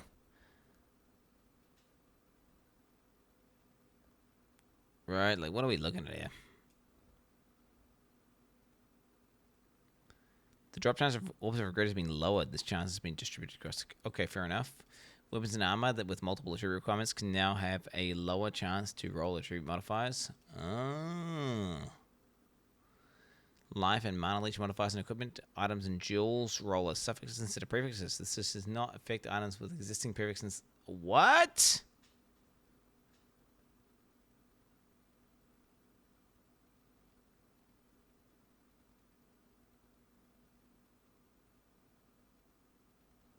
That's maybe a buff for weapons? That's maybe a buff for weapons? Because now you can, instead of getting fucking life leech, you actually just get fizz damage? Because that was always the annoying roll whenever you were doing the unveil. Yeah, right? That's kind of good. Set to stairs, rune daggers, ones now roll attack modifiers less often. Huh? Okay, wait. Fair enough. It's just annoying for some stuff, because some things have not war styles and they're a good fizz base, but okay. So let's now have a chance to roll increased mana regeneration rate, going to 105. Counting base modifiers for increased mana regeneration rate have been updated. Okay, lovely. Resistance modifiers can no longer be roll. Wait, can no longer roll on. We crafted on weapons. Wait, that doesn't make it a way easier to craft weapons. SSF buff, bro. Wait, why are you guys doing the green emoji? That's a good... This is like, wait, they've killed prefixes that were bad for weapons. They've killed suffixes that are bad for weapons. So that we're just getting higher quality weapons currently, unless there's going to be something different happening here. Increase the values of life granted per enemy hit weapon modifiers, and added 4 more tiers. Fatty Monami. In-game. Reduce the weightings of these modifiers so the chance to see a modifier of that type is unchanged. Okay, well then that's diluted it again. Increase the values on life granted per enemy killed on weapon, jewelry, gloves. 110 per kill. Okay. Increase the values of mana granted per kill. Increase the chance. Wait, did they delete those bad mods so they could add in these new bad mods that are at least useful? Then again, Resin Weapon was useful. I actually didn't mind. Like, provide like 50 fucking fire rates on my weapon. I really didn't care that much. It's obviously not best, but, you know, whatever. Increase the chance to ignite, chance to freeze and shock on stave. Scepters and ones have the values they provide increased. Okay, the Redeemer prefix modifier on influence helmets for physical damage taken as cold no longer is higher than expected values. Okay. The Veiled and Crafting Bench modifiers that granted AoE and area damage, projectile speed, can now roll on gloves instead of amulets. Okay. Why are you Pepe laughing? Did I miss something? I don't get it. Additional changes are still final.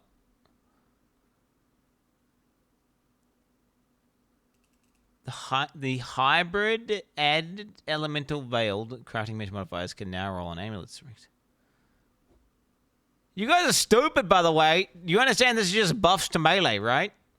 They just said, "Hey, we made all melee weapons better on average."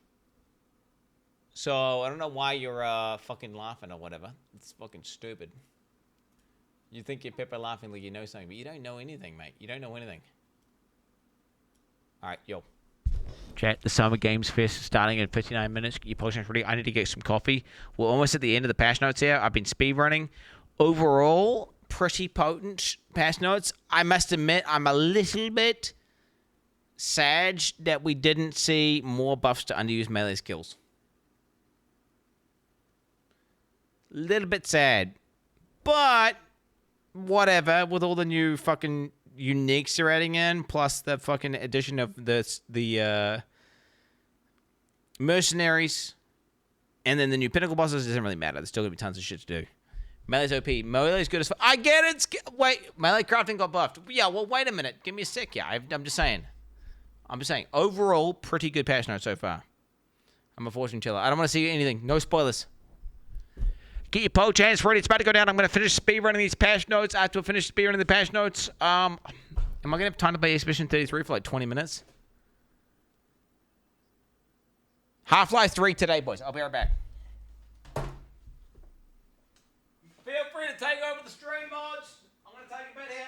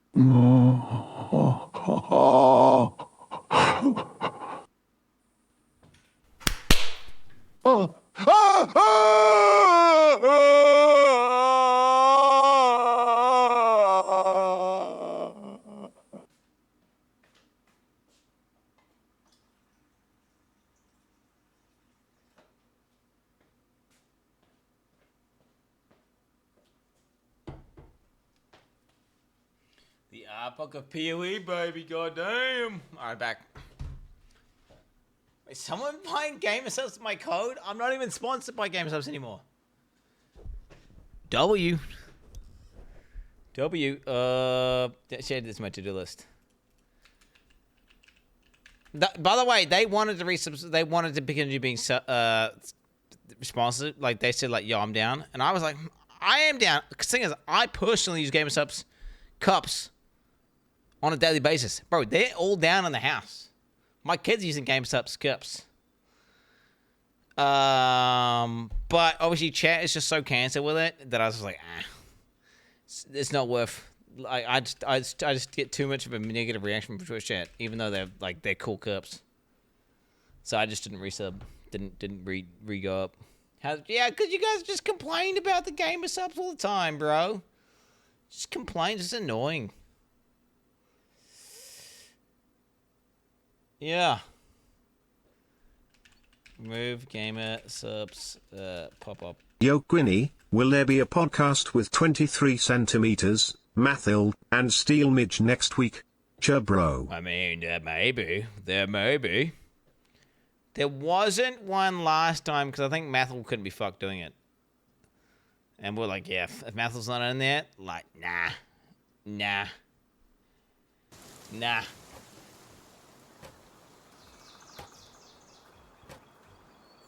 Gamer Soup, chat. Gamer Soups, code FAT. Use the code FAT, Gamer Soups. Really nice, good. Those are some good Gamer Soups. Yeah, it's not, I'm not sponsored by them anymore. Okay. 22 years of Boba. Yep. Okay, donation count changes. No one really gives a fuck. With the specific changes, no one gives a fuck. Wants to balance. If you had to fuck one Pokemon, which one would you fuck? Also 33 months with the God Gamer. Bro. I have to fuck a Pokemon. Mareep, maybe?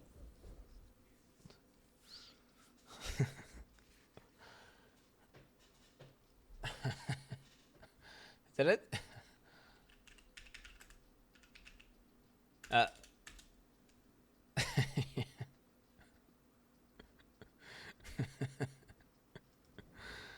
Goddamn right, bro. That's what I'm talking about, man. Goddamn, hell yeah. Porygon 2? What is Porygon 2? That's... You gotta use new Pokemon, bro. What is that? What is that? It's a fucking bird or something, bro. Low punny.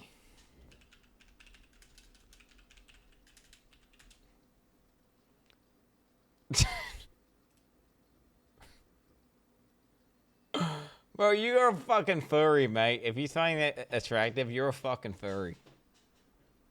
Nurse Joy, is she a Pokemon? Okay. Maybe a BJ from Jinx. Okay, a BJ from Jinx, BJ, bro. Yeah. That's ethical. Alright, I'm just saying.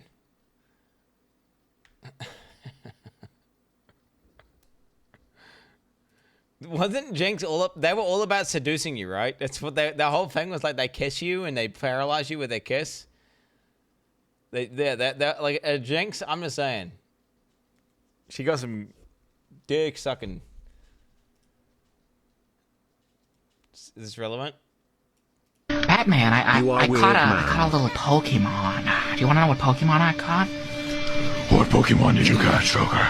I got a little punny, Batman. I got a little punny. Oh no, Joker. Don't tell me. You already know, Batman. You know what I'm gonna do to that thing. Joker, it's an animal, Joker. You can't. Batman, there's no laws against the Pokemon, Batman. I can do whatever I want with it. No, Joker. No, don't do it. I'm gonna do it, Batman.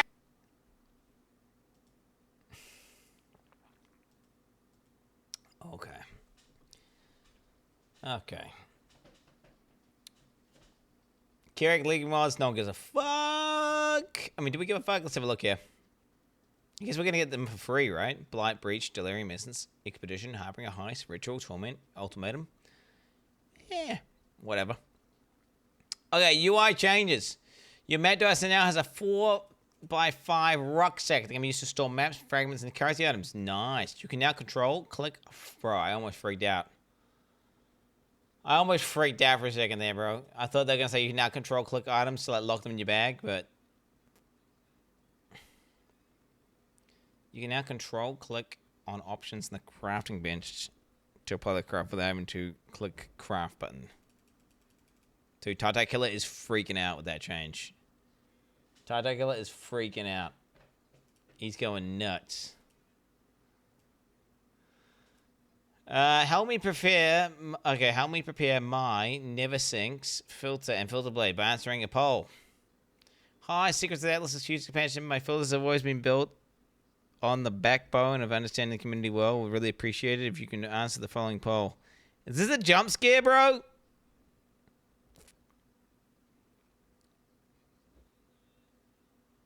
I'm so scared to click this link. That's definitely him, right? Comment count 100,000. That's got to be the real one, right? Did you give me an act and this is a hack?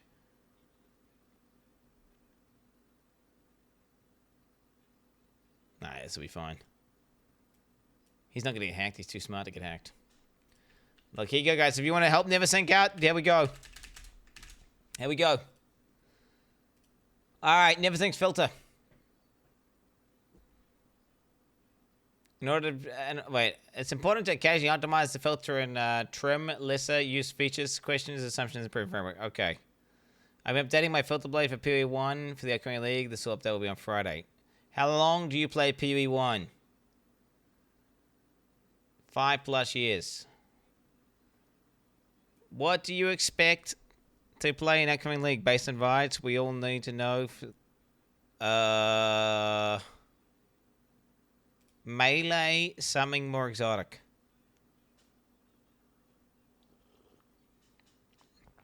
An exotic, maybe trigger build. How do you get you downloaded? Filter blade, I customize a lot. Okay.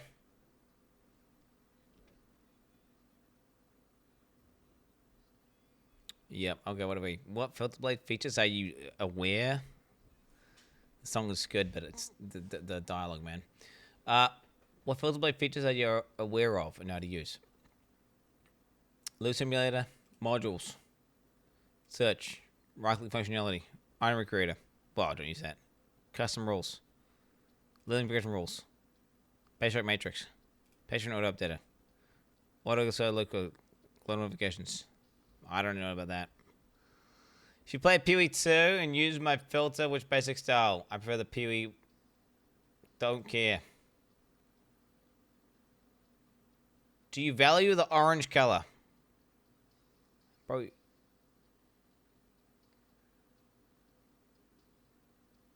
Yes. Dude, how long is this thing here? What the fuck? Considering only using the orange color for items, survival level can roll with highest A6 boots. Fuck, bro. Too advanced for me. Too advanced for me. I'm considering massively simplifying and streamlining the Influence Shaper Elder Crusader tiering. What are your thoughts? Simplify it. Don't give a fuck. I'm removing and disabling the section for highlighted Eldritch implicits. This is a weird Atlas node that makes me trouble. What do you think? Remove it. I don't give a fuck, bro. I don't give a fuck. Remove whatever you want to remove, homie. From the upcoming veiled item strategy, I'm considering the approach using one. Dude, I'm gonna be honest. This is too advanced for me. I don't want to ruin this thing by giving him bad options.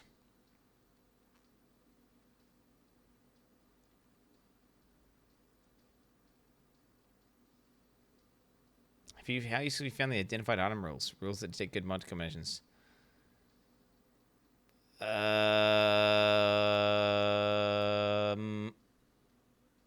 know. I want to say annoying. I think. Is it still more it just pops up a bunch of dog shit items that are like corrupted that I just don't give a fuck about? I'm gonna just go no opinion experience, even though I have experienced it. I don't remember. I remember seeing a bunch of ID items that are just dog shit, and I'm like, why are these showing a loot filter?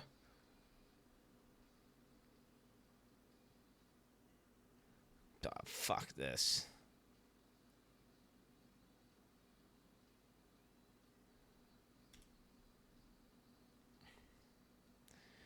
If you're using Filter Blade, which of the following features would you like to see the most?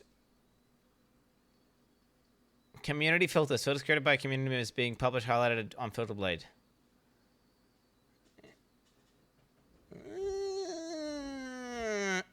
That could be kind of cool, I guess, for Twitch chat, but for me, I mean, I am the guy. Like, I don't want you to. You're gonna leech my fucking big dick filter, bro. I don't want you leeching my fucking filter, bro. Filter's too good for that. For Twitch chat, to get my filter. Jeez Louise. Custom economy screen where you can build your own automated tiering logic. Yeah, custom strictness. Apply different strictness to different parts of the field. Yeah, higher strictness. Go beyond. Don't care about that. Don't care about new styles. Don't care about simulate screen. Boost navigation, customization screen. Yep. Custom rules. Yep. Dude, I want like a way to customize my shit like in game by pressing like one button. I want that. Other smart updates to filter.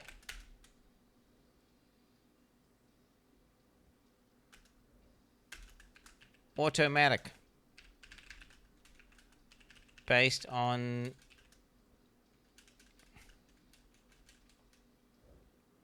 yes.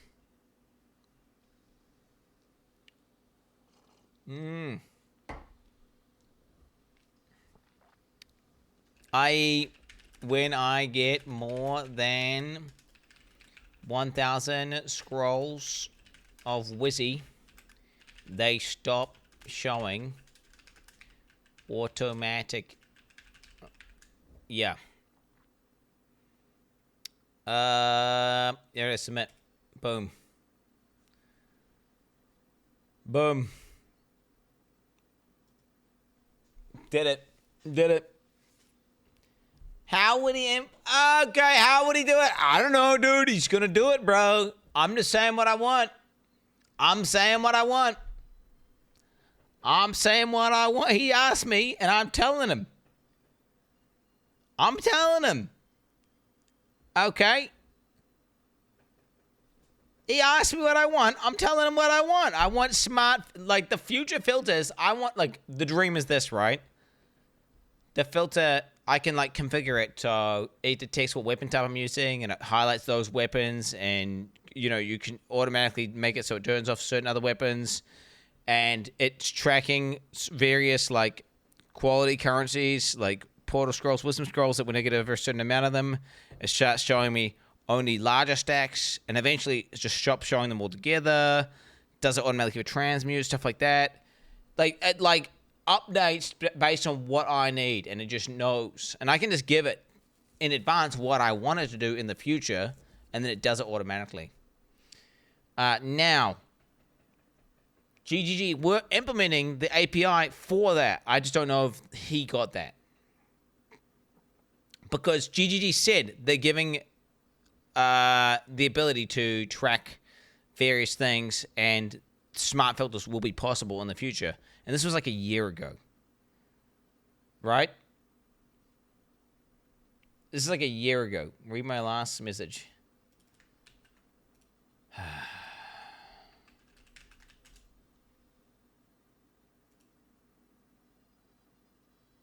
Your stream can't even add an emote code properly that doesn't permanently add emotes on accident. Lol W. You made me look that up. You made me look that up.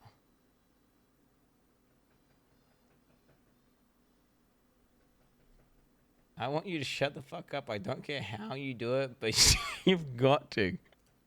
Bro, I'm the streamer. I'm the streamer. What do you mean I gotta shut the fuck up? The whole point of the stream is that I'm yapping. Okay, anyway, all right. Added quick use currency buttons to strong boxes. Yep, we're seeing that. Vent interfaces now. Remember search text. Yep, we've seen this. Controller clicking. When multiple league actions are bound in the same input, the game will now attempt to trigger each action in order until one succeeds, rather than only attempting the first action bound to the input. Huh? Huh? What does that mean? Is that like close delirium, but then also activate? That's like what? Close delirium, but then activate expedition explosion. If you're standing on the same exact... So you're standing on the... So it's like both. Okay, fair enough. Well, I think close delirium's like its own thing. But I guess it just tries to do both, if there's both. Enemies and interactable targeting is now separate when using control and no one cares. Updated various NPC dialogue interfaces to use the same layout as more recently added NPCs. Added an option to hide offline guild members. Increase the maximum characters limit search to 250. Reduces text size of the quest tracker HUD. Empty exchanges. No one cares. Yeah, no one cares. 1 million bugs? Okay, 1 million bugs. Updates. Well, whoa.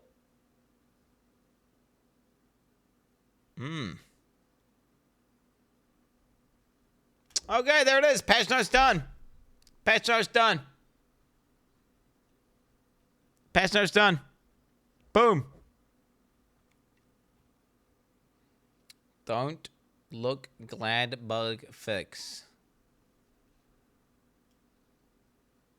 Fixed the bug with the gladiators more than the skill synergy passive was causing lucky blocks to be rolled an additional time. Wait. It was like... Wait, was it... Wait, what? So that was immune to damage? Wait, I didn't play that, did I? No, I didn't do that.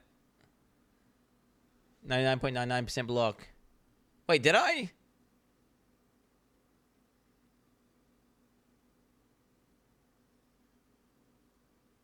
Wait, when? When did I play Glad?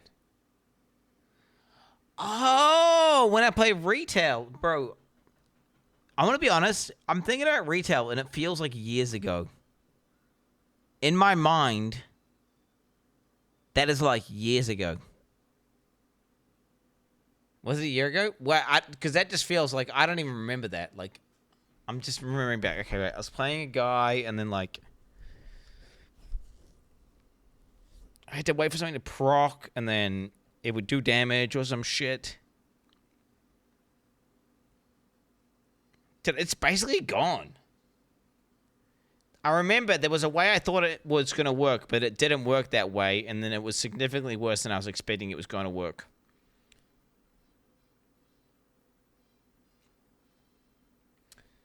I don't remember. Yeah. Whatever.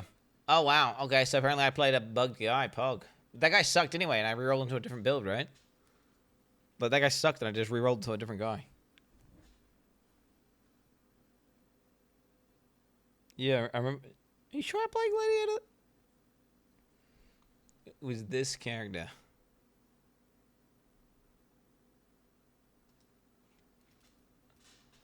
Let's see, do I remember that? Oh, I was a god! Oh, and I ended up going Blaze Storm. Wasteland!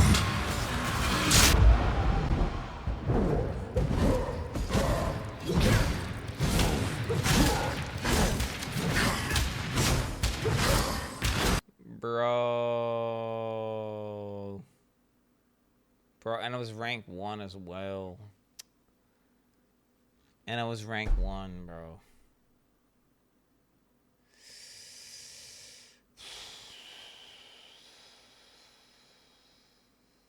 Yeah,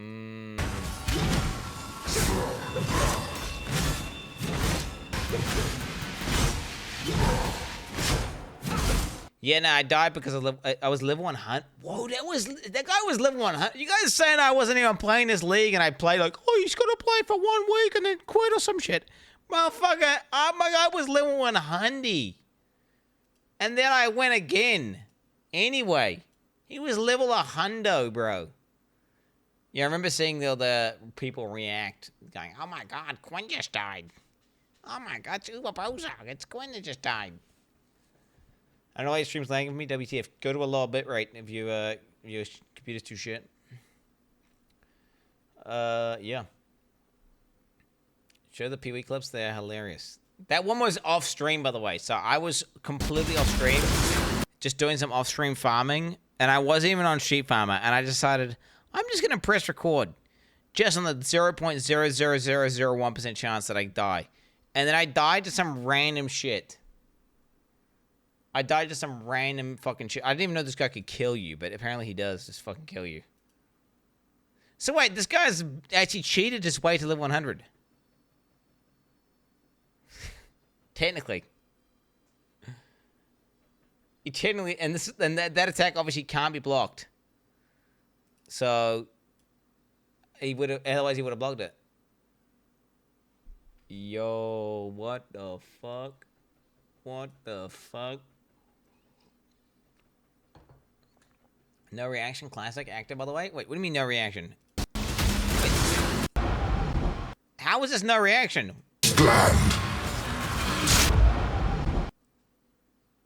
What do you mean no reaction?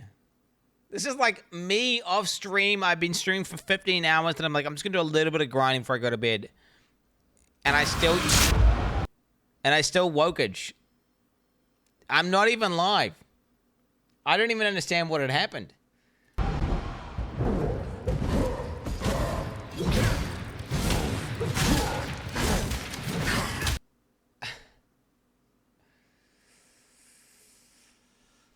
You didn't lay down on the floor crying? Yeah, I don't do that most of the time. Most of the time I don't do that. It doesn't happen. What the fuck is this? Little Expedition 33.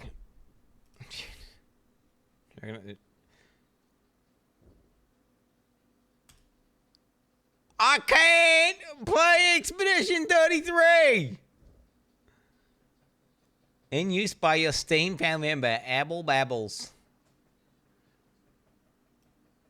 What the hell is this? No. There's no point playing for 30 minutes anyway. Let's just prep for the Summer Games first thing. Right?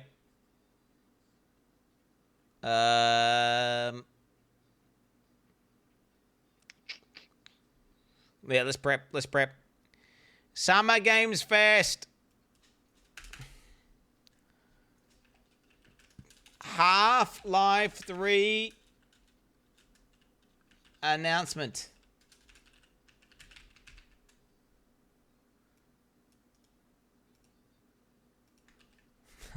What do you reckon?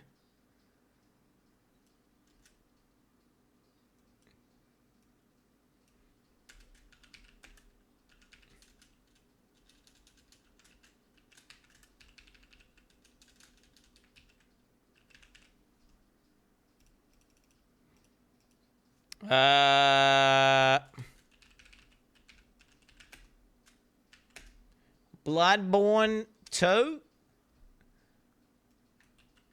Okay, we got Half-Life 3. Bloodborne 2. What else? We already did get Elden Ring 2, right? Grim Dawn 2, no one gets that. Diablo 5, Cyberpunk 2, GTA 15, Witcher. I mean, no, we already got the big Witcher. Geoff.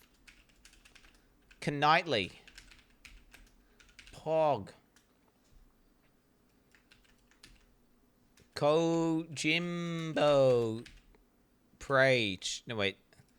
Pray. I can't do like the praying man emoji. Silk song.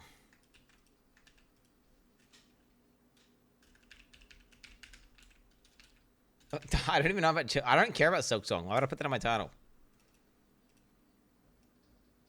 Is it Geoff Knightley? Oh, Jeff Keighley, bro.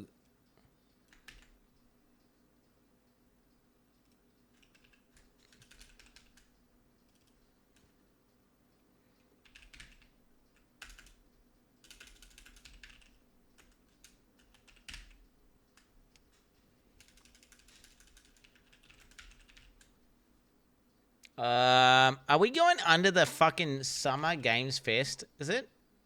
Yeah, I guess we are. Aboba, aboba, aboba, aboba, aboba, aboba, aboba. How? Yeah.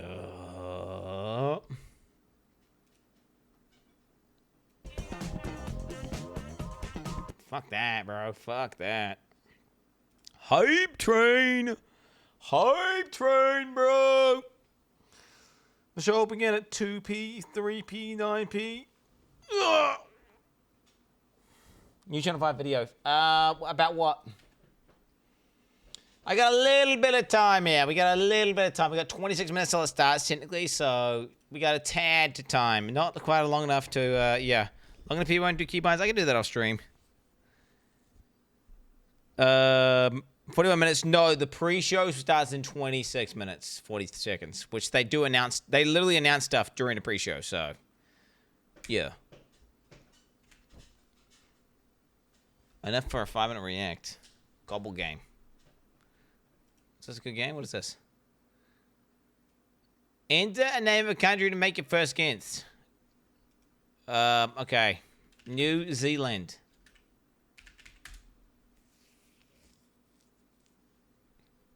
Huh? Drag, click, and zoom in the globe to help you find your next guess. Closest border. Sort by guesses. I don't understand. Am I closest to NZ? Okay. Let's go. Scotland. Scotland. Scotland. Is it really United Kingdom? Wow.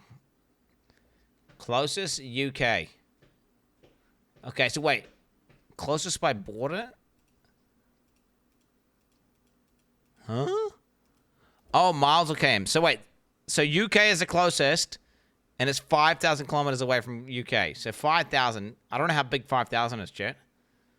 But let me think here. Wait. To go from like here to here is like 200 kilometers. So, like, what's that? Like 200, 400, 600, 800, 1,000. Wait, so it's close as fuck. Wait, it's close as fuck then. So it's like, it's gonna be like, oh, dude.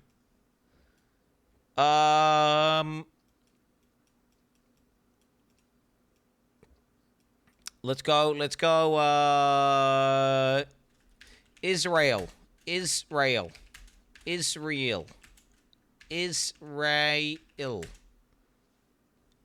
Well, we're getting 3K. Okay, so it's close. It's close, not quite. Okay, let's go South Africa.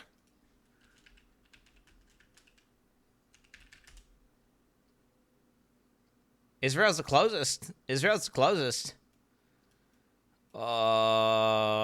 It didn't. So South Africa wasn't even a little bit closer. So that means it's up. And it's gonna be, Antarctica.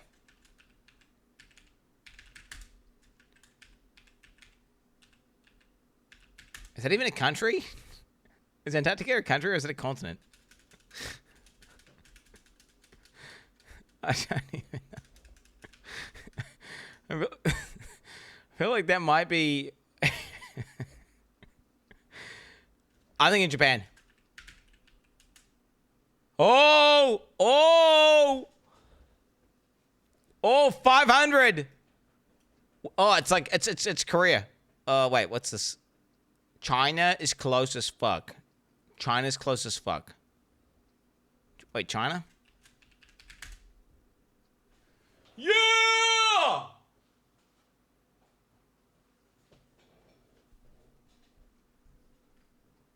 China! Okay, dude, W. Play another game from Translate. Yali Mingle. What's that? I'm good, bro. I'm good on that. I'm pretty smart. I'm a pretty smart guy. A boba.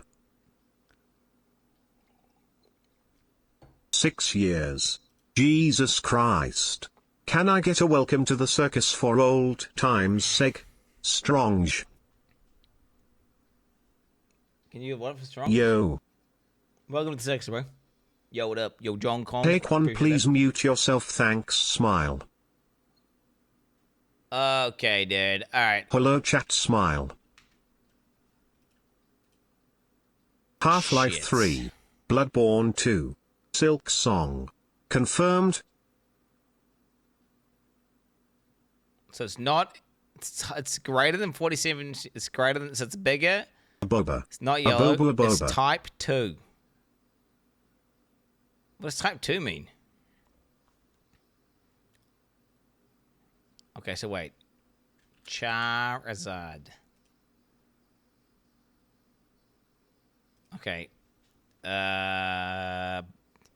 Let's go Scyther. Oh my god, I'm losing so hard. Dragonite. Bro, what the fuck? I suck. I'm not even getting close. So it's smaller than Dragonite. Smaller than Scyther. Houndoom. Wait, Doom? Houndoom. Hound. I don't get it. Is there any 151? What happened to you using the word umpteenth? Umpteenth a boba, umpteenth a boba. Oh, wait. It's only Gen 1. Okay, that's good. I like that. Okay. Okay. So it's one of the 150 original.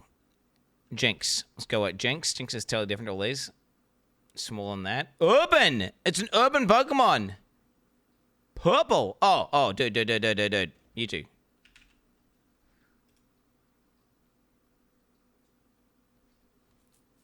Okay, wait. Ghastly. Ghastly Ghost Gengar. Purple! An urban purple Pokemon. Chansey. No, she's pink. Clefairy. Cloyster is purple. Evolution Stage 2. The second version. Gengar. Golbat. Oh! Ghastly. I'm just called Ghastly. No, Ghastly, Gengar, Haunter. That's not a ghost. We know. Okay, it's a poison Pokemon, second evolution. Okay, wait. It's a poison Pokemon, second evolution, purple. Smaller than a fucking. Wait, how the fuck is a Haunter 100 kg? That's so stupid. Wait, it's heavier? It's Muck. Wait, Muck? No. Muck.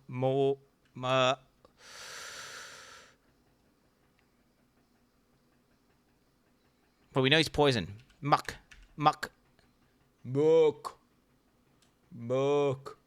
Let's just see what else we get. Oh! It's the one up from Muck. Wait. Huh? Wait, it's poison. It's type 2. It's urban. It's purple. It's evolution stage 2. It's the exact same height. Okay, wait. It's going to be the other one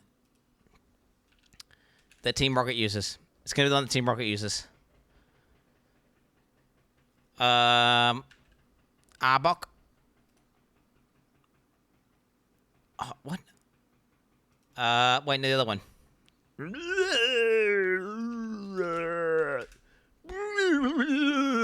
I'm milking chat at all. It squirts out like a smoke screen. Go.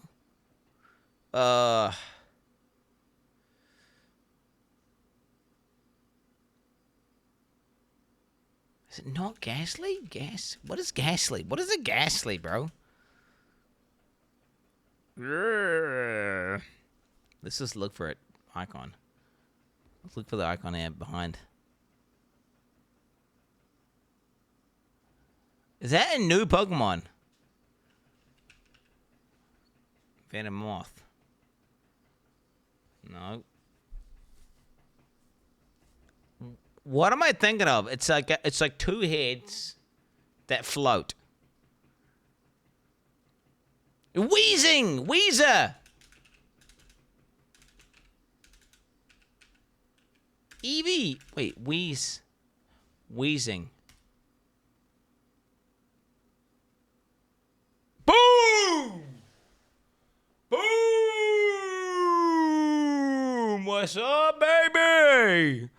Let's go, baby. Nice scanning. I actually didn't look at chat the entire time, by the way. Bozo. Legit, I didn't look at chat. I literally didn't look at chat a single time. Swear to God, swear on my kids. Swear on my kids. Go watch the fucking VOD. Go watch the VOD. I 100% got that myself. Hey, GG. The goat. The literal goat. Hold me back, boys. Hold me the fuck back. Hold me the fuck back. Dr. Lupo ass. No! I've spilled coffee on my keyboard and my fucking computer. No, dude. It's all over my mouse and my screen. Oh, fuck. My coffee just went everywhere, bro.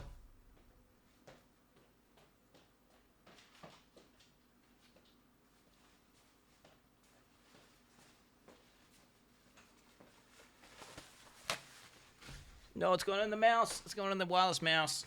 Is that bad?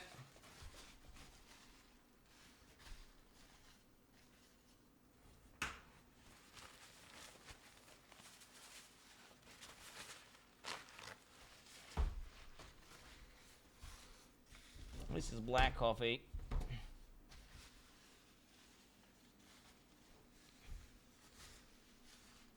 Probably worse.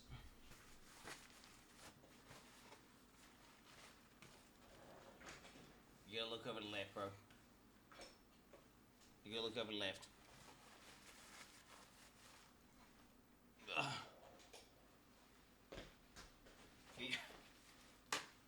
No, it's on the desk. It's all over the desk.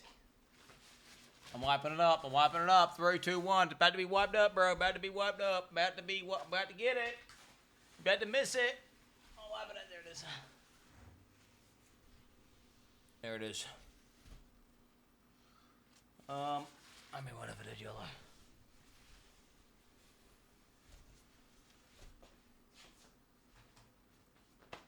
Hey, it is what it is.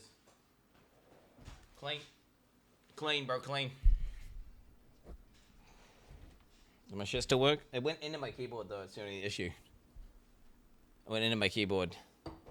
Yeah, I'm probably gonna watch. The issue is, I watch it on YouTube. This is a stupid thing. You watch it on YouTube, right? Okay. And then get this. The quality is objectively better. Everything about it is objectively better. But chat goes, it's newer. You can watch it for 2 seconds in the future on Twitch. And then we go, okay, I'll watch it on Twitch. Right? You go watch it on Twitch. And then the Twitch stream starts lagging. And the bitrate's fucked. And the audio's shit. YouTube's objectively better. It always is better to watch on YouTube. You're way better off. But then chat complains like, I can watch it. The time is 2 seconds faster. And then they go, oh, to fast forward the YouTube stream. And then you get buffering issues. Everyone's. I'm gonna watch it on YouTube, and you're gonna deal with it. But I'm gonna have the Twitch one ready to go as well. I think. Why have they got? Why has Jeff got the Twitch Prime fucking pop up? Log in, dude. Why not? Look at Twitch Prime, homie. Hey.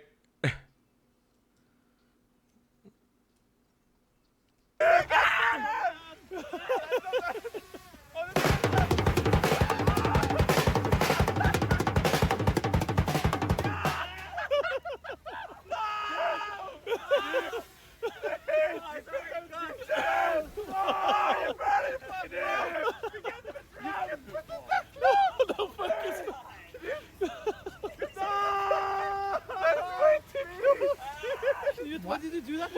What the heck? Is that for? Hopefully that's for a music video, I guess. That was for a music video. I don't know why we got linked there, but that's crazy. Yo, 12 minutes till it starts, boys. 12 minutes till it starts. Okay, what are we hoping gets announced? Let's think here. Wait, I don't even know what I'm hoping. Like, I don't even know. Wait, set up open hatewatches Lirik. Things have to be going poorly for every other streamer playing this game. Like, it has to be embarrassing. Holy fuck, Lirik's chat! also playing. He's got. There's a massive Summer Games Fest on the horizon. Ah! Shut the fuck up, bro. I'm trying to watch this clip, man. What the fuck you doing? Surely. What are you saying? Lirik's also a streamer playing this game. Like, it has to be embarrassing. Lirik's also playing. He's got to be getting shit on. Surely. 10th place? My boomerang only had one charge. That's odd. Get fucked. Something hit him. 5th place? Someone hit him. Trash items. Please. Whoa!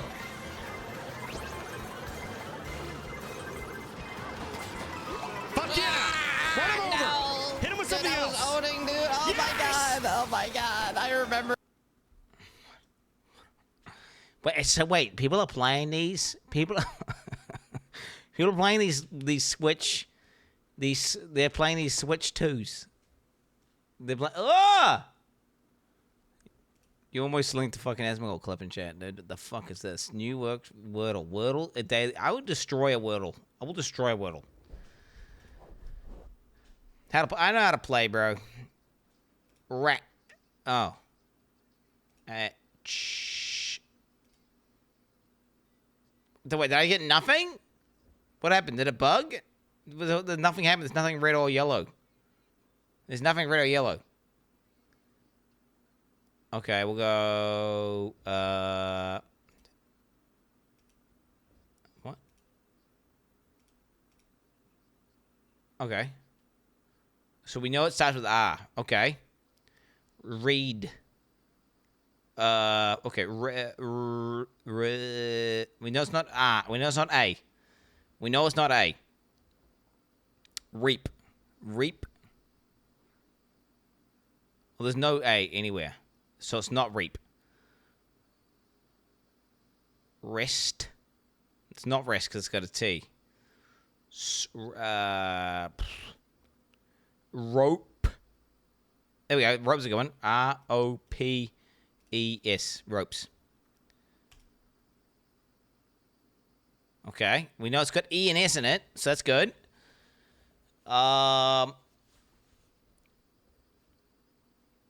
Rest. No, it's not resting. Rest. Rest.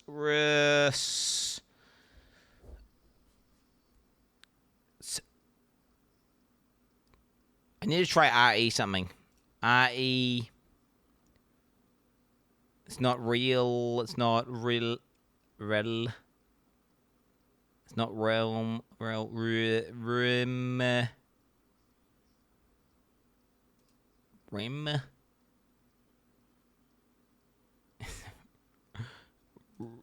It's not ream. It's not retard. Rent. Not rent. Rev.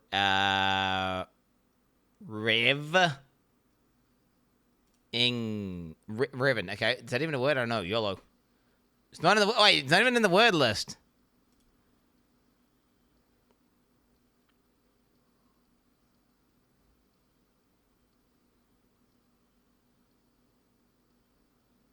It's not rec. Because the C's not in there.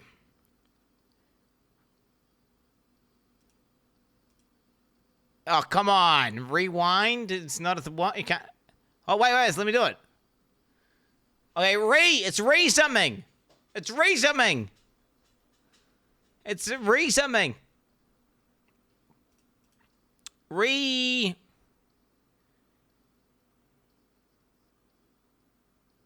So it can't be an A. It can't be an A, can it? Because it's gray. So it can be... Oh, wait, we know it's... Oh, it has to have an S in it. It has to have an S in it.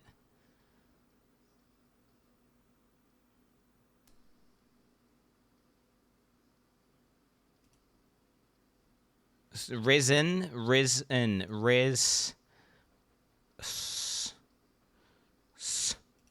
Res...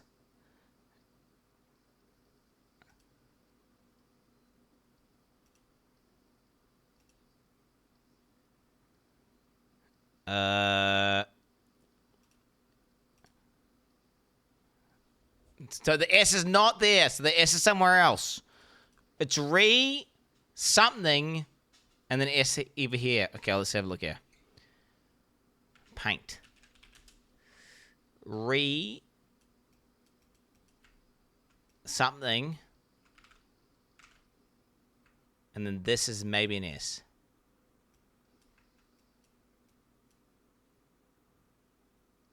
It's gonna be the end. It's gonna be the end for sure, right?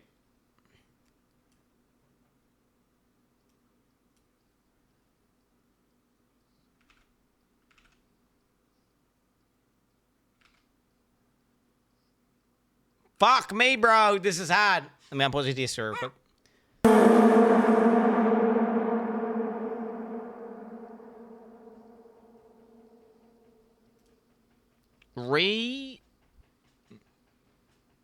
Something that's not S. Hey, retard boy.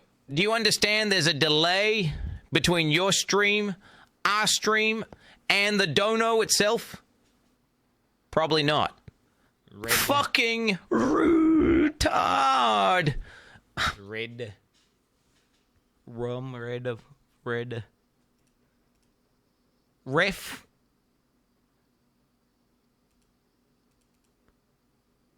Reg.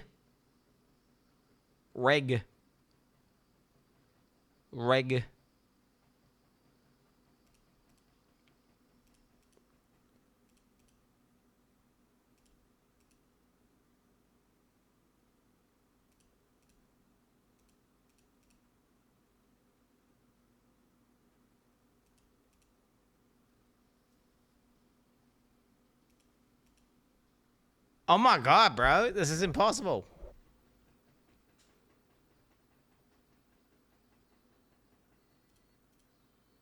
Remus. What? Remus isn't a word? Oh my, you kidding me, dude? Remus?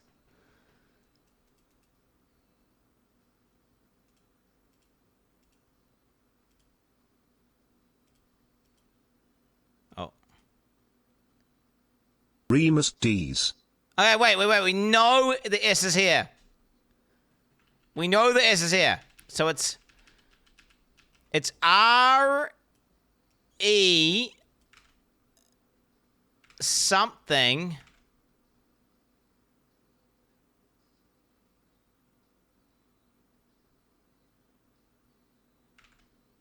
S something. So wait, what is that? How can I get this? Reese. Wait. R-E something. Q-S.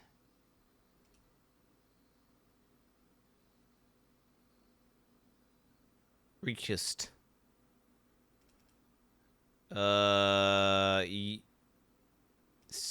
Ris.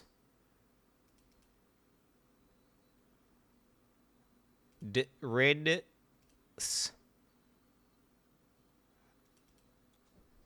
Riff.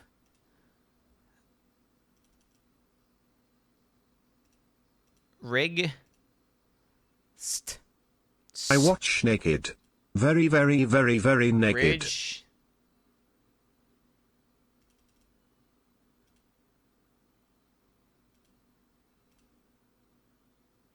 None of these are words, bro.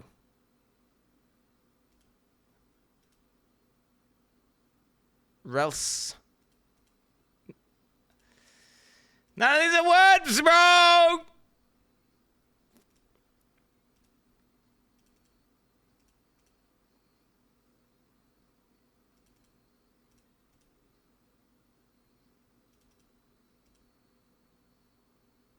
Nah, none of these are words.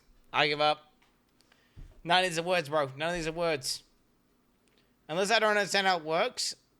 Because I put an S there and it was grey, which means it has to be here, right? So we know it's RE something.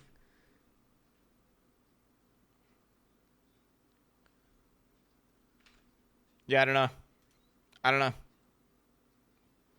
I don't know. I don't know. I don't know.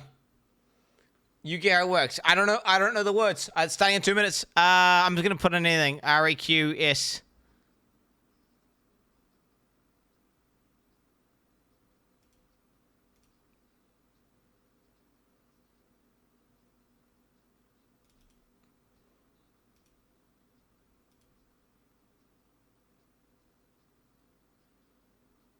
RE. I don't see it. Risk. Read.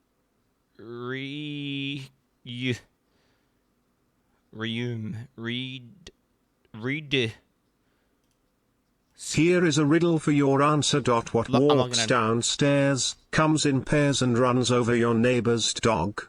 It sits on your back. It's good for a snack. What am I? A deck? A deck? Give me riddles. Give me riddles. Give me riddles, chat. Give me riddles. Wait. Comes downstairs. Feet? We already knew the S would be in the 4th spot. Look at your 2nd and 4th attempts. Yellow S means it's in the word but not in that specific spot. Quin dent. Okay, well, alright, dude. I wanted to just confirm. I can't get it, bro! I can't get it! I can't even, like, do a fake guess. I don't even know if I guess fake guess. Why did you reuse the S in the 3rd spot? Well, it's too late, isn't it? I can't go back. Chat. I only have 5 words in my vocabulary. Help me now, mods. Oh my god, I can't do it. Oh my god.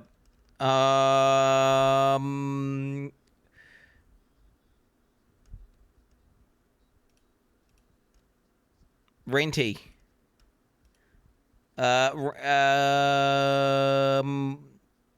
Reels.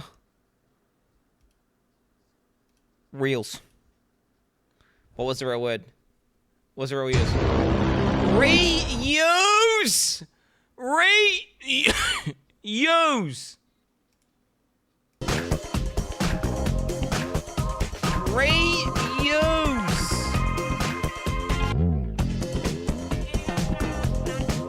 Bro, Joff Nightly.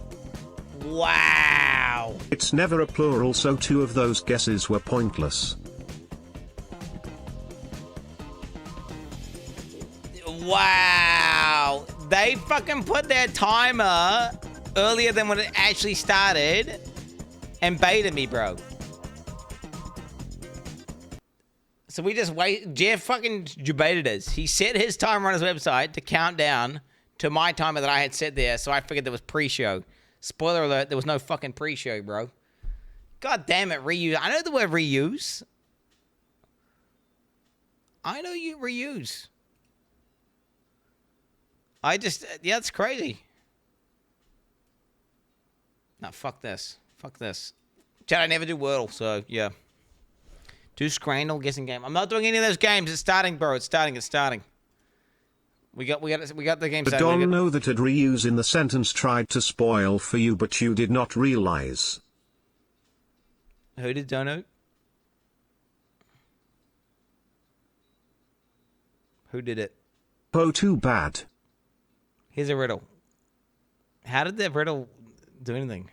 Here's a riddle. Your answer. What walks downstairs, comes and peers, and runs over your neighbor's dog? It sits in you. It's good for a snack. What am I? Wait, I don't understand. How's that reused? It's not reused, bro.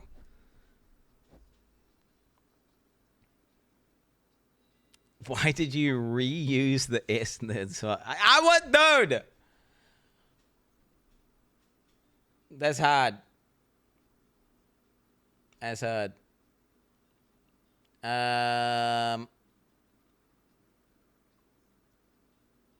Yeah, I've seen this.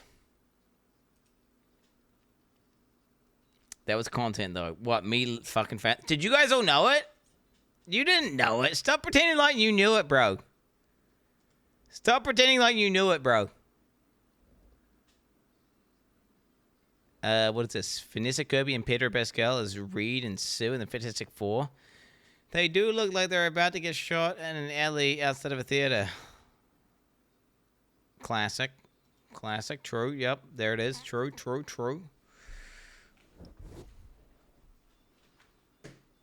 Putting Pedro Pascal in every show. Is he that bad, though? He's pretty good, I feel like. Let me just get the fucking SGF.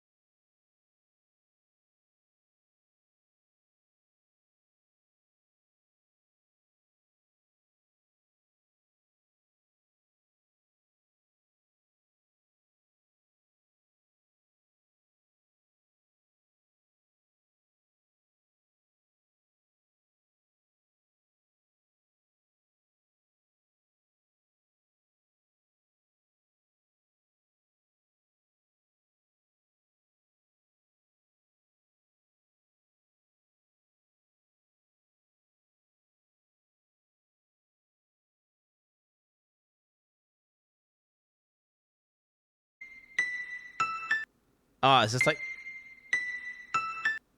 Maybe it's some emo band? My Chemical Romance or something? Yeah.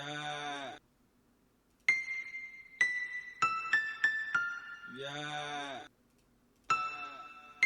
Yeah. Buzzing on that beat. Buzzing on that beat. Yeah, I'm different. I'm different. Yeah, I'm different. Okay, 2 Chainz, G Herbo. I'm different. Shit, Yeah, I'm different. God damn it. He was saying I'm different. He said 2 Chainz, I'm different. Pull up to the scene with my ceiling missing. Oh my god, bro. Wait, what the heck? Oh, that's it, dude. Done. Wow, he literally says 2 Chainz, I'm different. And I didn't get it. Why we need what is this? Do this. Wait, we got 6 minutes. We got 6 minutes, guys. 6 minutes. We got 6 minutes. It's about to begin. How do I play? Today I'd like to go from Lesotho to Nigeria. I don't. This is way too advanced. I don't know what the fuck that shit is, bro. That's what I hate. Even anyway, get it off. And I hate it that like the mods can type and then Jet can't type. It makes it even worse. It makes it even worse. You know, spell check. Why would I play spell check? I'm literally worse. I'm I'm heinous. Most heinous speller. What is this?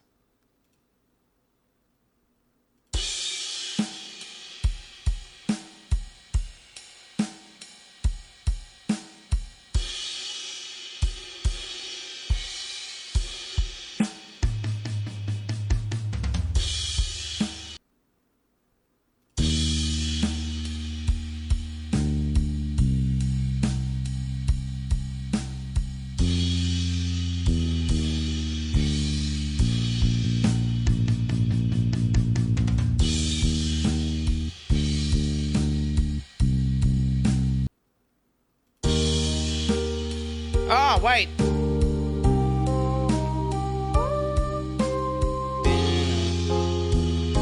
Wait, that's like a scuff. That's like a free version.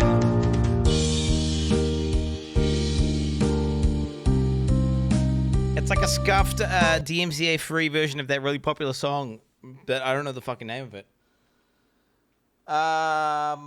Yeah. But wait, is that what it is? Is that what it's supposed to be? It's literally me. But I know the song.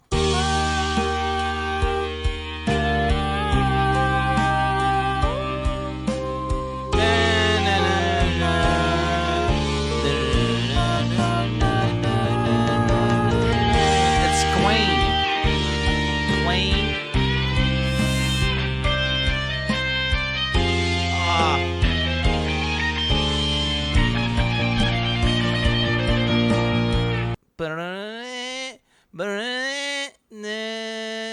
Wait, ooh. It's Quin. I'm never gonna get the song, though, am I?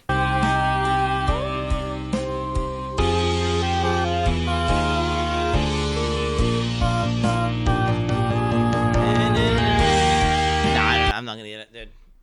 I'm not getting it, bro. I don't know. It's Quin. I don't know the name. I don't know the names of songs, bro. I don't know the name of songs. I don't know the name of songs. It doesn't matter. Dude, I know it's, bro, it's one of the most popular songs of all time. It's Quin. I just don't remember specificities like that. Okay, bro? Staying with the beat. Beat. Palatro, boys, bouncing on my boys, pussy, Bellad. Alright, let's type Quin. Bohemian Rhapsody. I wouldn't, so I've just guessed because it says B. And I've heard, yeah, it's gonna be that one. It's gonna be that one. But, I mean, that's stupid. Alright, one more time. Christmas time, da, da, da. Yeah, no.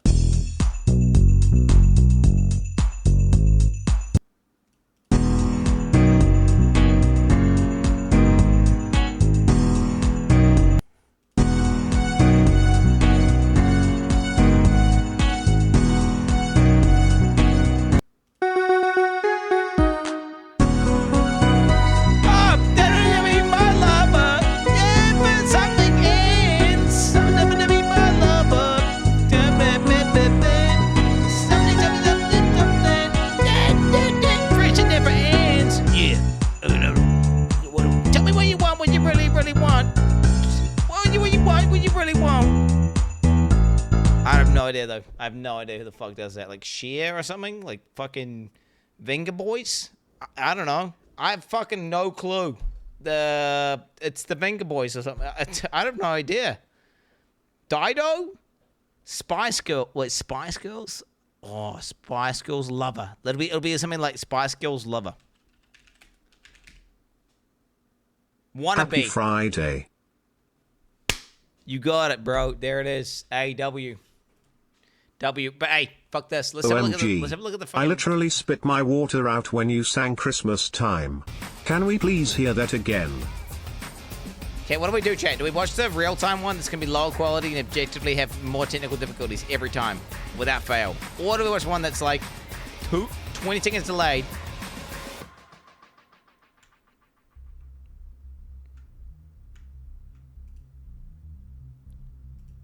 Oh, yo! YouTube's ahead! GG, noobs! Oh my god, for the first time ever, YouTube's ahead. That's amazing. Oh, no. Is it, though? Oh, wait. It's because I'm on 2. Fuck. Whatever. I'm in the future. Yo, I'm like 10 seconds ahead. G, noobs. I've actually managed to get to the future. I'm actually in the future. Here we go, boys. Here we go.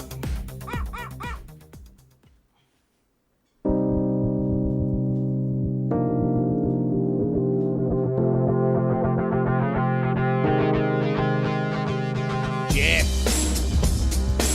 Is it gonna be a free show, dude? Come on, man. No free show. Just Jeff comes out. Please welcome to the stage the creator of the Game Awards, Jeff Keighley.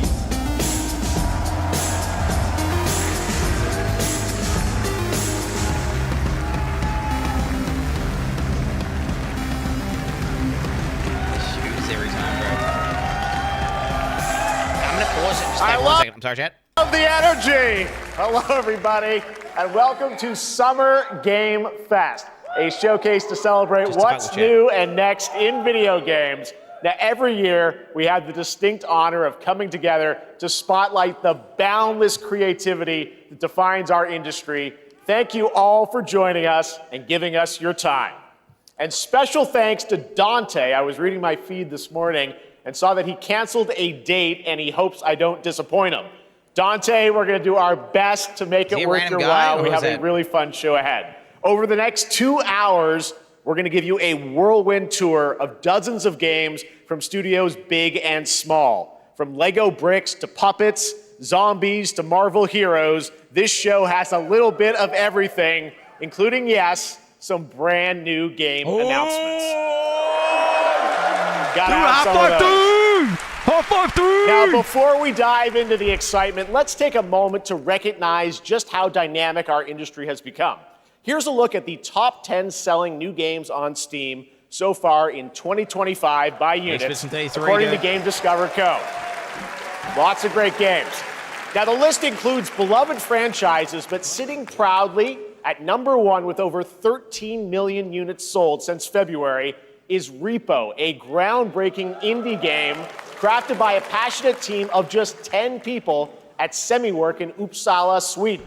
And closely trailing it is Schedule 1 from TVGS, a solo developer in Australia. It's inspiring that these indie creations stand side by side with heavyweights like Monster Hunter Wilds and the Oblivion remake. Absolutely.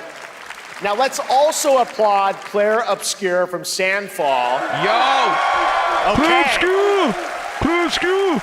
They might get some nominations at the end of the year. We're not there yet. But it is a monumental achievement, earning the highest user Metacritic score ever recorded for a game, all from a team of under 30 developers who bravely stepped away from big publishers to forge their own path.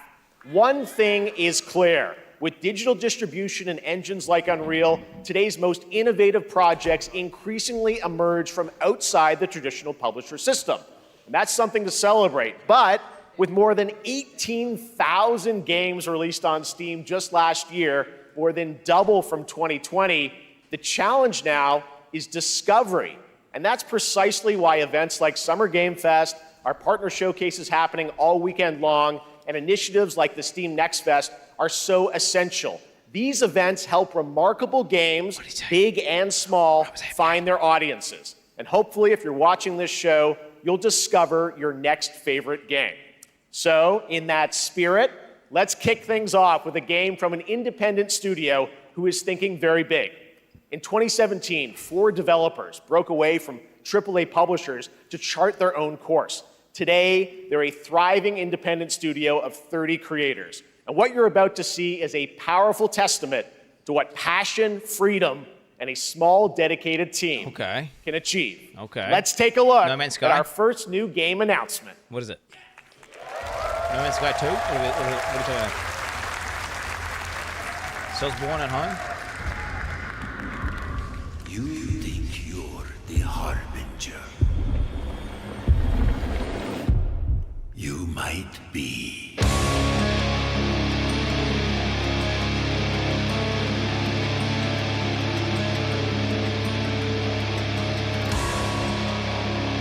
It's like molten shell, bro.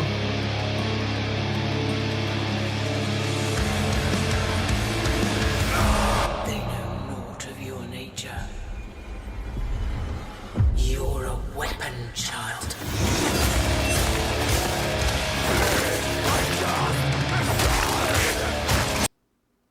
Come on!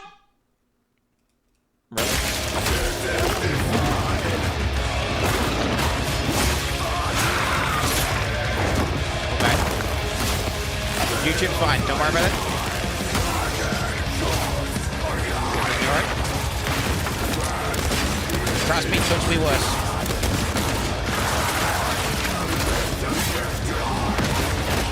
I mean, what the fuck is this? They'll worship you until you fail. Then what?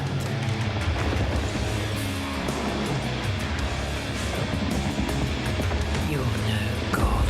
You can never tell if these games are good. You can emulate the genre so closely. And there's ones that have the vibe, and there's ones that don't have the vibe. Liza P was like an example of a good one. It's Mortal Shell! It literally is Mortal Shell. I said it looks like Mortal Shell, by the way.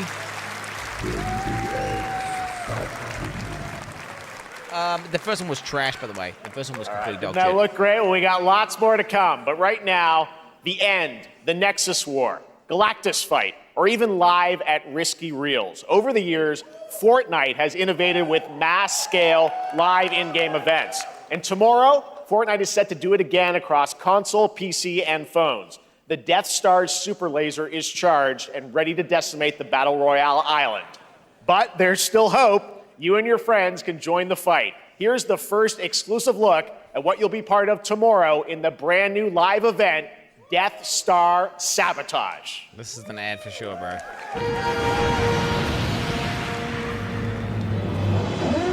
got a bad feeling about this.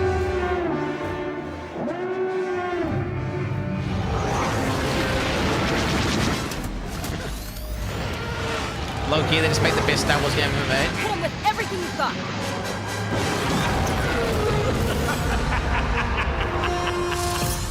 So you got fucking TIE fighters and shit, dude. Oh. Think I saw Jonesy. All right. Right now, it is an honor to welcome to Summer Game Fest a legendary game creator who is set to release his latest project in just a few short weeks. With each of his games, he pushes the gaming medium in bold new directions. And we are honored to have him with us for the first time at Summer Game Fest in person. Please, everyone, join me in welcoming the great Mr. Hideo Kojima.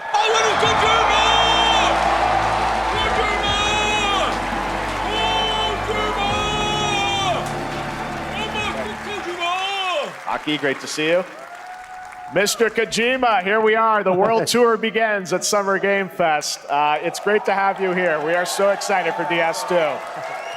So let me ask you, Mr. Kojima, you've worked for many years on this project. What do you hope players take away from DS2 when they play it later this month? DS1 が出た後にコロナになったので、 Well, we hit the pandemic after we released 僕ら皆さ DS1. ん、コロナを体験したと思うので、 Everyone experienced コロ the ナを pandemic. 体験した中での So, 新しいつながりというか、 I wanted to それをも show う一度ゲー something ムをプレイし new ながら、connection 考えていただきたいと after 思い we ます。 faced the pandemic. So I want everyone you to think about that when you play this game. Okay, well, talking about playing the game, it's coming out later this month, but right now I know you prepared a special exclusive clip for SGF. Let's take a look at this. はい、It's gonna be some weird shit, guys. Off Kojima's. This is gonna be cinema. Babies inside babies, inside fucking. It's gonna be lots of orifices and weird shit. People falling through the floors and shit.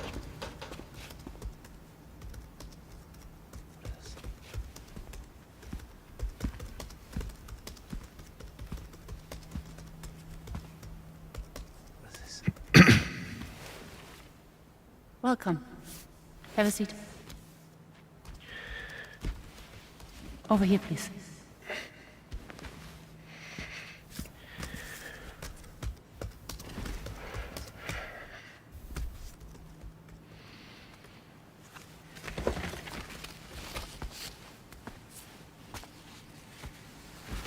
No smoking, please.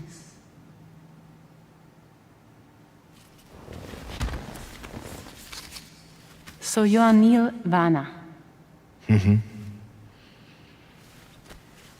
What do you do? For living? I'm a porter.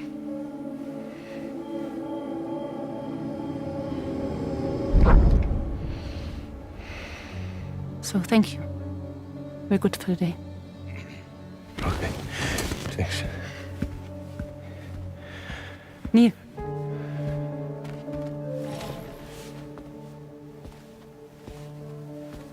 What?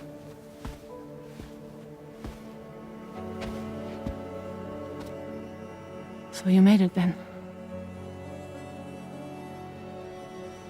Sorry. You really don't remember me.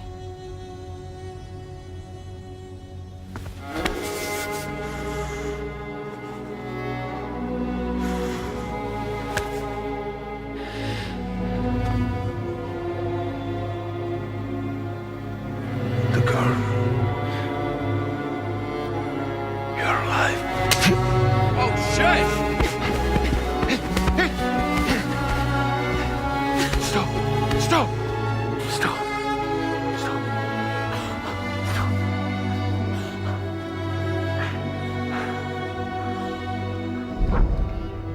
Crazy shit, man. I don't know what's going on, but you know, crazy shit. Oh my god, Kojimbo! Well, that was a clip from the game, a cutscene. We saw a first glimpse of Neil and Lucy, and we met them in the trailer back at South by Southwest, but we got a little bit more of them here. Tell us a little bit more about this clip and the characters of Neil and Lucy. DS2 で非常に重要なキ In ャラクターです。 DS2, it's a very important character. ニールとルーシー。 Neil and で、 Lucy. ちょっと詳しくは言えませんけど、 I can't really say because there'll be spoilers. 手にカニ座の刻印が2 You 人ある。 saw the cancer mark on both of their すごい hands 深いつながりがあって、 So they have これが this 物語に deep 大き connection く関わってきます。 and reveals で、前回 throughout the クリ story. フっていう人気キャラクターがい And ました last け time ど、 on マツさんがや DS1, って we have Cliff, で、 who was 物 played 語 by 的には Max. 彼はもういなくな And った of の course, で、 by story, 2 では出 he せ will ない。 not be in で、今回 DS2. ニールっていうのがマ But ツ this さ time, んの代わりというか、そ Neil の will 同 be じような like 役割を担って playing like the role that 登場 Max します。 did for DS2 で、 this クリ time. フすごい人気あったので、 And Cliff was a very クリ popular フを超える character, ようなキャラク but タ I ーを作ろう think として、ルカ we さんに have お to 願 kind い of して、 like top that 結構いいキャ character. ラクタ So ーに Luca なったと Marinetti was a great 非 actor, 常 and に I 心に think 残る演技もして it いた was だい great. た。 He did a great performance, so I think you'll like this new character, も Neil, う too. 20日後にゲーム出るんで、 Well, the game's going to be out in 20 days, so I'm not going to give any spoilers, That's I know. what I brought today. But there is more to share, and you won't have to wait very long to learn more about the game. Actually, this Sunday, as part of Summer Game Fest, you tune into the DS2 live game premiere, where Hideo will be joined by many members of the cast. He'll be sharing a new demo of the game, live gameplay demo alongside Elle Fanning and Troy Baker, and I'll be there hosting it. And let's just say this is not the last that you've seen of Neil this weekend, and we'll leave it at that. Yes, I'll show you the gameplay scene of Neil. So hope you enjoy. Will join us Sunday too. Excellent. All right, thank you so much. Hideo Kojima, everyone. Great to see you, Mr. Kojima. Thank you. All right, and now I'd like to introduce my co-host for Summer Game Fest. She's along for the party. A veteran games journalist on GameSpot and the co-host of the Friends Per Second podcast. Please join me in welcoming the incredible Lucy James. They're gonna make her do all the ads.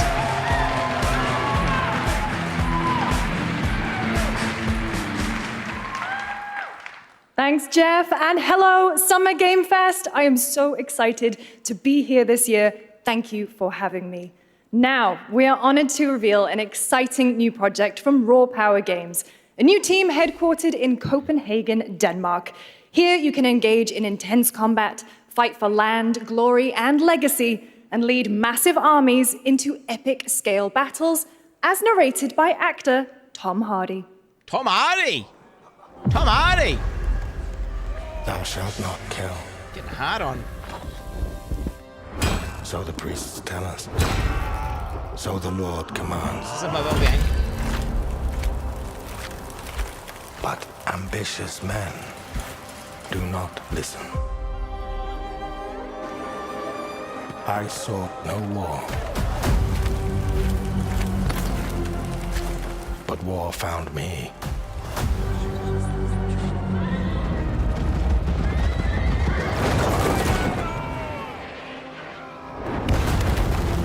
I became like them. I took up the sword, prayed I could win redemption through my deeds. But some paths, once taken, have only one ending.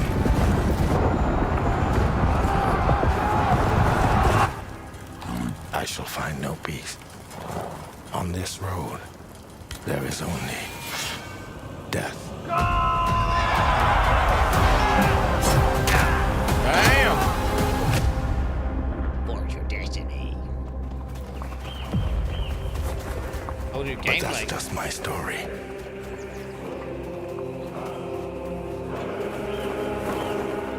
Go write your own. It's like Warblade, Bannerlord, kind of. Let's go.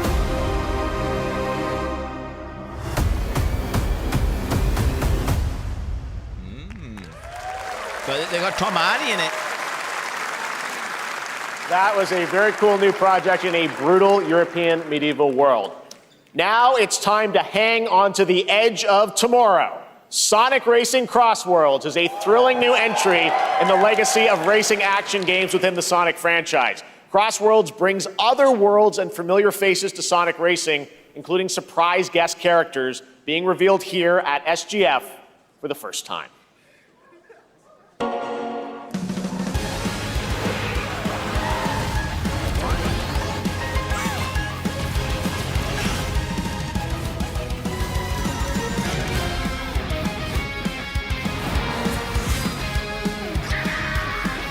Like Mario Kart but Sonic, right? So is it the same company? How do they not get sued? Oh yeah! Considering fucking Nintendo sued, like... Let's mix it up! You know what happened.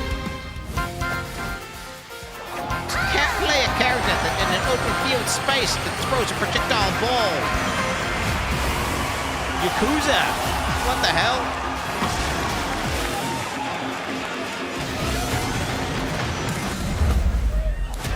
Is that guy from Persona, or who is this?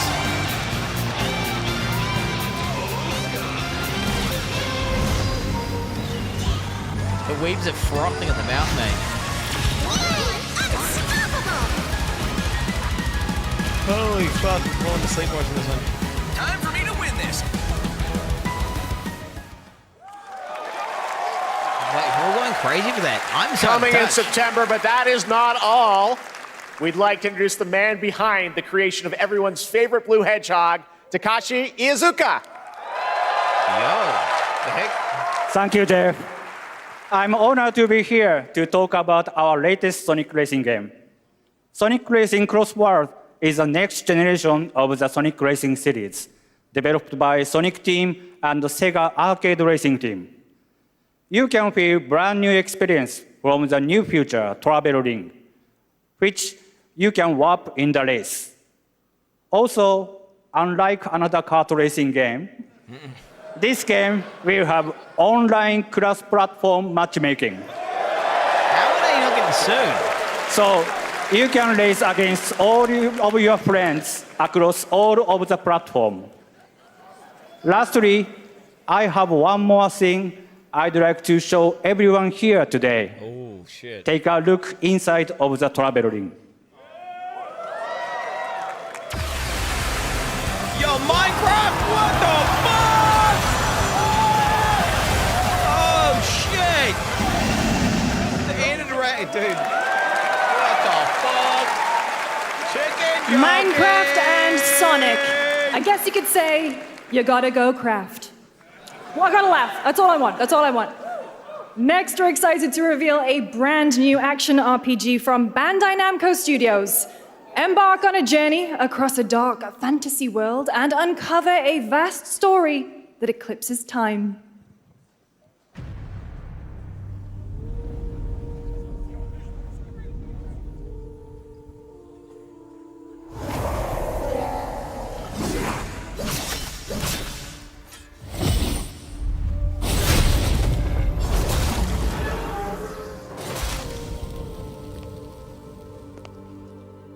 Time.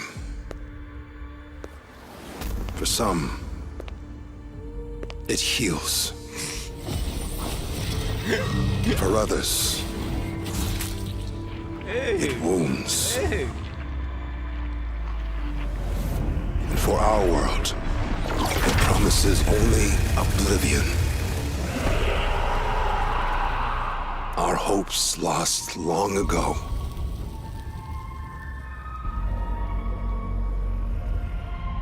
But you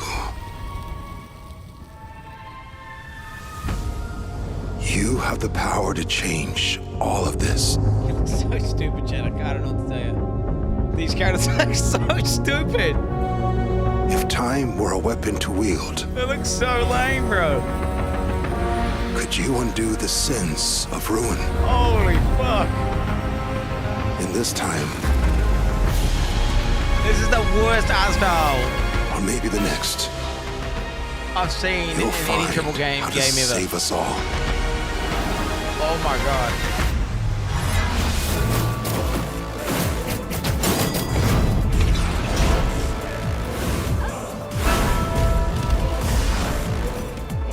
But they can't even get the Weaver set it correct, bro. All they need to do is add in some furry shit. And it's GG. I can't fucking stupid mask. Such a poser, that guy. Oh my god. Gold vein, too. Oh my god. Whoa. Log in. Oh.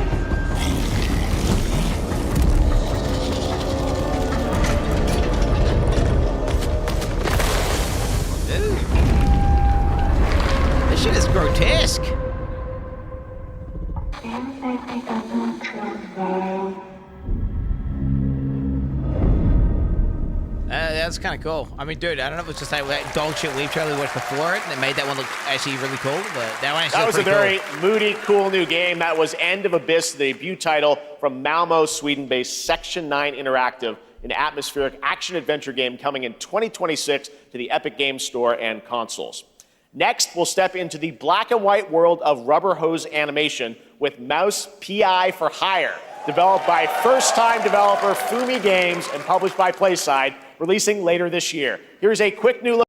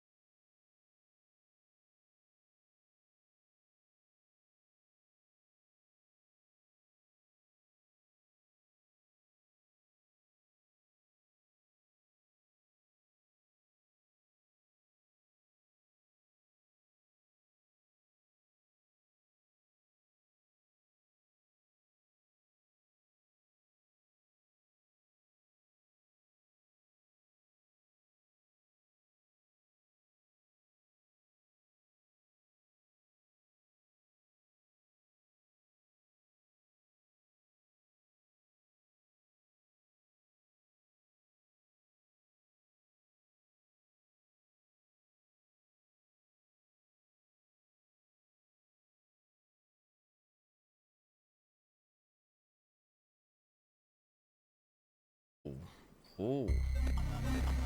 Mundfish is going crazy, bro. Is it recording? Yeah, it is. It's in the sky, a giant cube.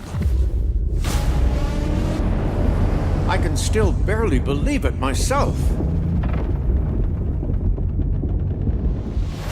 When it showed up, I was in the lab. I didn't even see it. You know? I felt that same fear, though. A terrible sense of my own powerlessness. It's gonna be a battle royale. What is this gonna be? It's gonna be a battle royale game, right? How did the whole of humanity miss it? And did we actually miss it? What if the cube didn't appear, but revealed itself? What if it was always there, and we've only just started to see it? Holy shit, these idiots are sick, bro.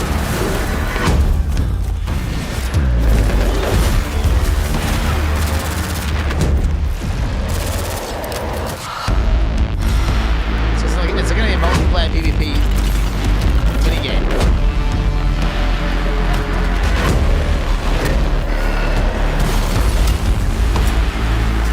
God damn! Fuck these weave games, man! Dude, Russian games are way better than weave games. Oh shit, the cube.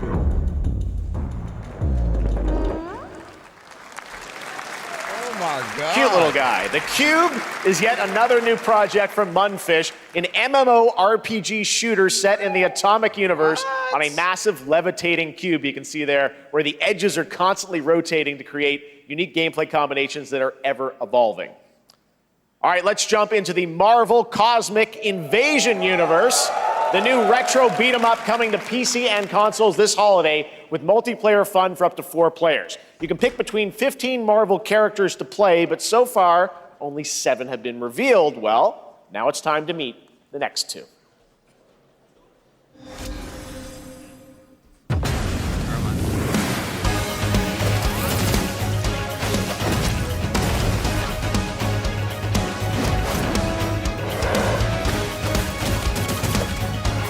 Actually, I'm just gonna go over here in this shit.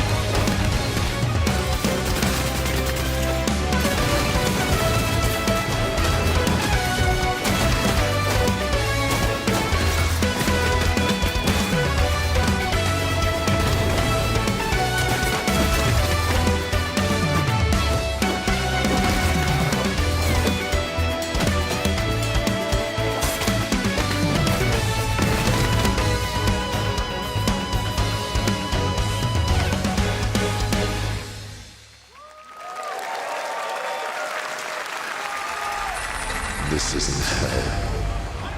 Oh my world. What is this place? Arrow? Two? Oh no, it's that new game, right? Also, you don't have a chance. Yeah, this is the game I'm actually looking forward to.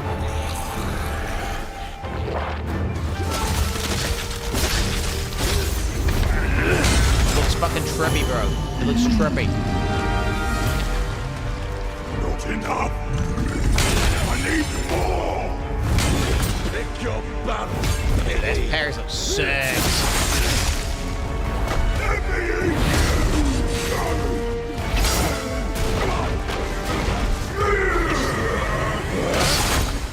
Musashi! We both want the same thing, Musashi. But there's only room for one at the top. And it won't be a coward who runs from jewels.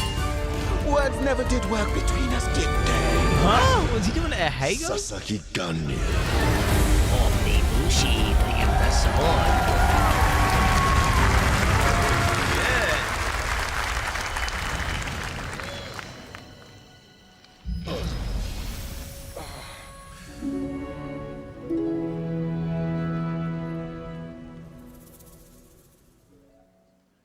Okay. That was a new look at Onimusha Way of the Sword, which we announced back in December at the TGAs. It is coming in 2026 and will be playable this summer at Gamescom. Now let's completely switch gears. You guys all know I love my puppets, And this next project is one I've been tracking for a few years, as a team at Sonstring Studios is using Unreal Engine 5 to create an insane digital puppeteering pipeline. It's actually a thing. What you're about to see is running completely in real time in Unreal, and I cannot wait to play it. Here is an unexpected new game announcement that combines comedic storytelling and arcade fighting action. Check this out.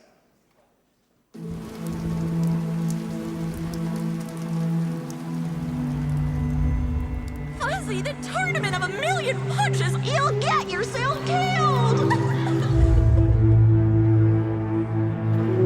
Is Miss Piggy in this bitch? All right, you little sack of fuzzy shit. Show me what you got. What? If you're gonna be champ, we gotta transform you. Why are you even here? Don't waste my time. Oh shit. That's pretty cool. This is a pretty cool aesthetic, actually. Save us, Fuzzy, or we'll die!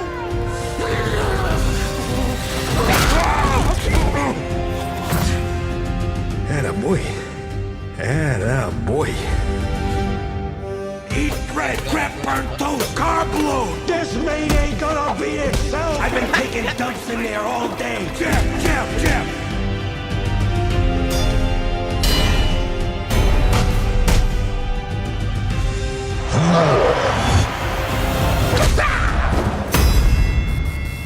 Oh, it's a cool idea. I don't know how fun it'll be. Hey, I'll play that. I'll give that a try for sure. Super fun. Got to wish list that, right? All right, well, next it's time to see the announcement of a brand new game, In Deception We Trust. An ancient white castle deep in the mountains, lost to time and legend. Only the chosen find their way here. Gathered from every corner of the earth, divided yet bound. Wolves and lambs. Engaged in a perilous dance of wits, a game where truth is but a shadow. Enough theatrics, I'll get to the point. Killer Inn is a murder mystery action game. The killers lurk elusively in plain sight. Kill someone and a clue will remain. Hair, fingerprints, blood, clothes. The lambs scramble to find clues, one step closer to unmasking the culprits. Who is guilty will eventually come to light. Wolves win by killing every lamb. Lambs win by rooting out every wolf. Such simple rules. But there's so much more to this game of murderous mystery. Complete quests to level up. Buy items with the gold you earn. Loot chests for weapons and armor. Steal items, blow up opponents, poison others, place traps. Discover one of your own is a wolf. Is killing not to your taste? Then you'd better escape the castle. Now the paths to victory are clear. You would do well to remember, deceit and deduction are your strongest weapons in this game of life or death. Your invitation awaits. That looks scuffed. That game looks scuffed. It's like Among Us at home. That was Killer Inn, a 24-player multiplayer game from Square Enix where you compete in a game of life or death using social deduction skills to win. All right, it's hard to believe this next game was first announced at TGA in 2021. And though it's been a while, their recent tech tests prove that some things are definitely worth the wait. I'm of course talking about Arc Raiders. This is one of the most anticipated games of the year, and we're excited to share a new trailer which will tell you more about the mysteries surrounding the world of Speranza and the long-awaited launch date coming later this year. From Embark Studios, here's the world premiere of the release date trailer for Arc Raiders. Okay.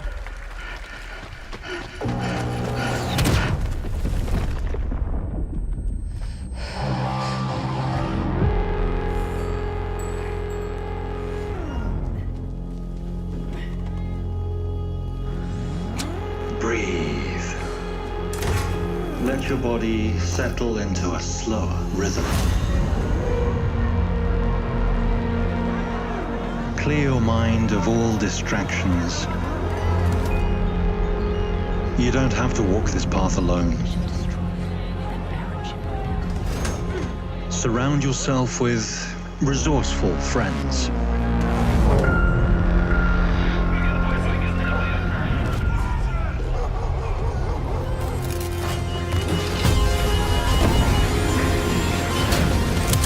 Here, you are in control.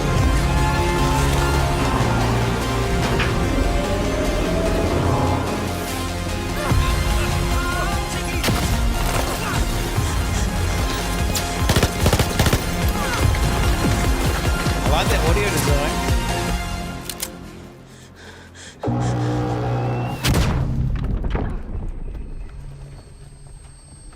This is like a futuristic version of what do you call that game? It's Taco. We've made another game. Wait.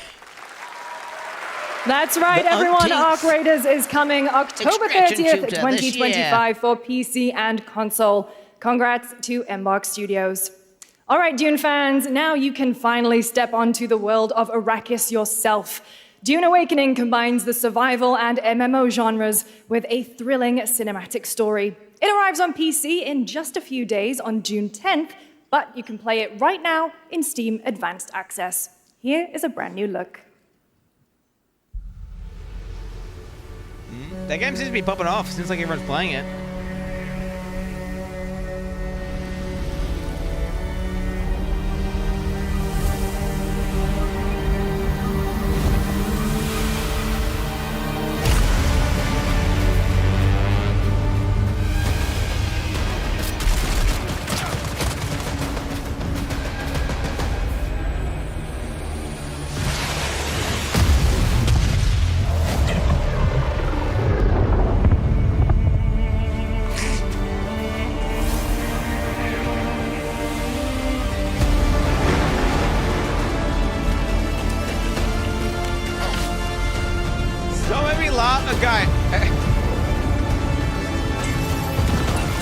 Ethnicity other than a white person? Oh my god. Gender that's not male?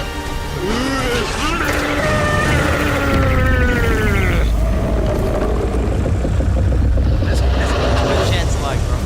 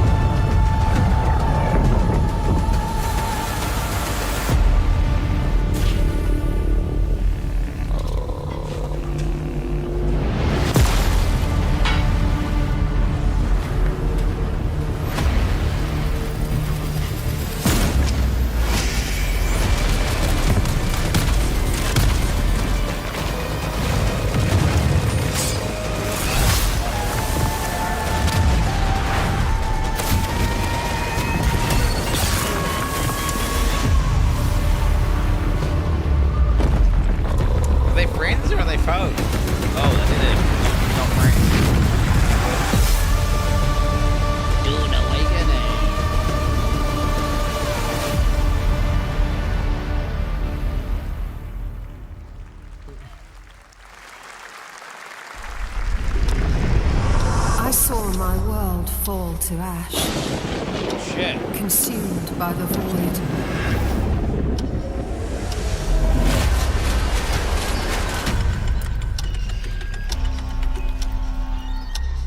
Try as I might to quell their advance. 'Twas all for naught.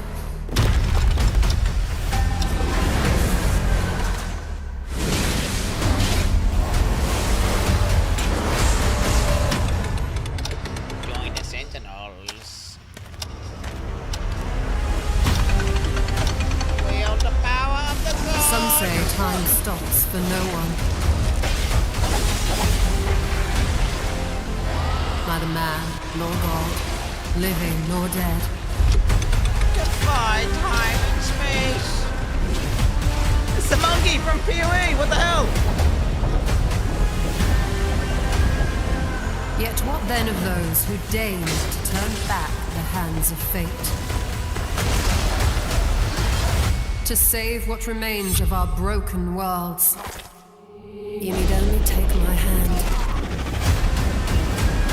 Return to the past. It's like multiplayer? Where your journey Throne Odyssey awaits. Is this Elden Ring Night Rain, but at home, or what is this? Every hero's An tale MMO. begins with a trial. Oh god. But the true lead of the story has yet to emerge. Dude, Lakari's batting out right now, bro. Cannot be easy. Lakari's gone, fuck yes, I will bro. never forget my cause. What is more compelling to you, sir? Just as he Oh my god, once big came titty to anime me, waifus, fucking filling that guns and dark shit. tower with light. Little fanboy dudes. What happened while I was out? So I hear you're looking for someone? The victors show no mercy to the defeated. People here despise Who is playing these games? worship strength and crave glory. I never doubted that you'd end up here. I'm merely curious. What ending have you penned Like for 35% of her this mass was just her titties. Like, those titties were so huge, man. A rat in the vessel. Such a tiny nuisance. I know all your secrets.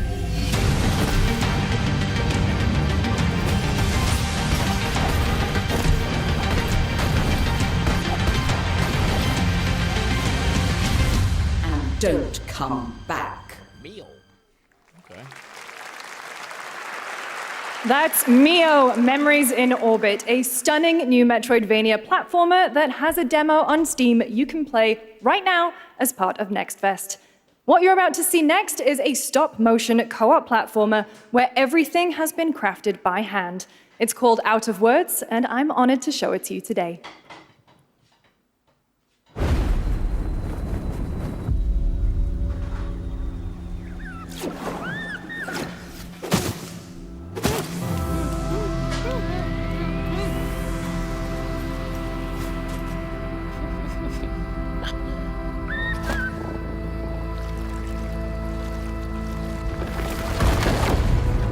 Everyone knows this bit has been crafted by stop motion, bro.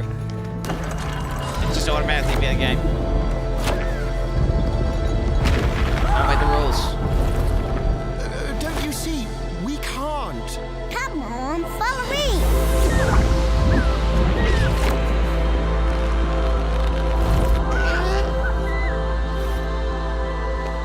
How about they got no mouths, man? Oh, because they're out of words.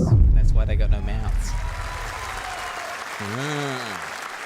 What a really Look at unique did and he different change game. shoes, bro? This August signals the release of Mafia: Did he The Old change? Country, the next entry in the acclaimed Mafia franchise from the team at Hangar 13. It's a gritty mob story set in the brutal underworld of 1900 Sicily. Here is the Summer Game Fest trailer. Betrayal burns because it can only come from someone close. An enemy can't hurt you like a friend. Who are you? Sono Enzo. I work here. My friends, my family, my beautiful daughter, Isabella. Don Torrisi looks out for people around here. Sometimes the client is feeling less than cooperative and we need to, Teach them a lesson. remind them of their obligations. Peace is between us and Spadaro. Where I come from, commitment means everything. If this is how he wants it, this is how it'll be. The Dons noticed you, Enzo. This is an opportunity. Do you wish to commit to this family? Enzo! We can't let them get away! When Isabella became involved, it became our business.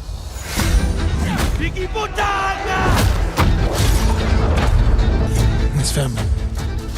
Loyalty is everything. We do not always get to choose what we do. We can choose who we are. And who are you, Enzo?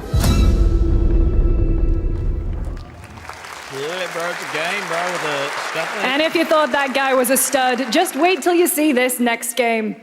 LEGO Voyagers captures the creative, hands-on spirit of classic LEGO play and will also support a Friends Pass, just like Split Fiction. Here's the first ever look. Shit, man.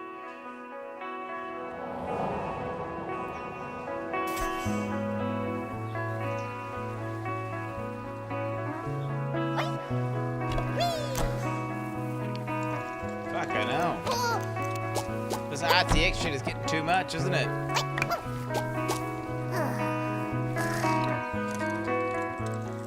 Love it. It's got the branding on top.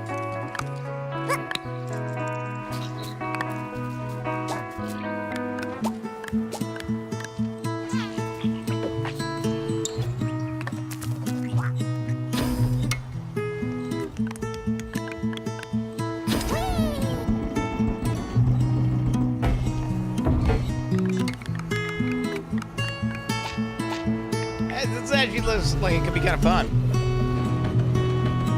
You just do it IRL, but I mean, it's got physics and stuff, right? Oh shit.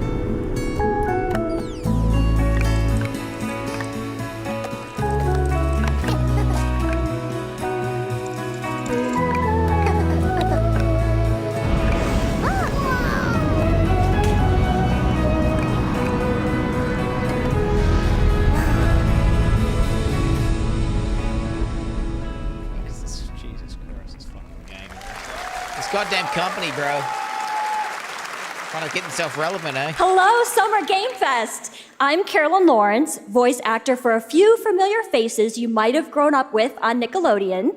Some with squirrel suits, thank you. Some with science smarts, and some with serious attitude. Nickelodeon has always been about wild worlds and weirder characters. And while I'm mostly sworn to secrecy today, I'm thrilled to have a hand in revealing something that brings a lot of those characters together like never before. I hope you enjoy the first look at Nicktoons and the Dice of Destiny. Yee-haw! It's Sandy,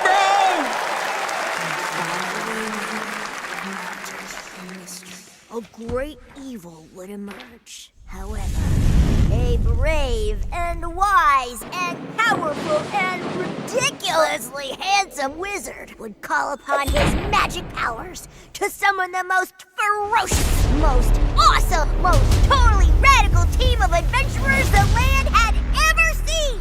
They alone would be able to...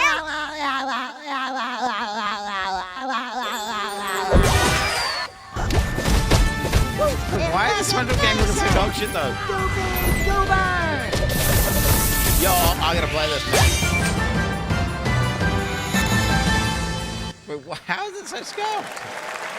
It's been almost 2 years since players first stepped into the role of Geppetto's puppet to save the city of Krat from disease and puppet frenzy in Lies of P. Overture is a DLC expansion to Lies of P that transports players back in time with new characters, environments, and of course, imposing enemies and bosses. Here's the exclusive new look. Is it free or do we have to pay for it?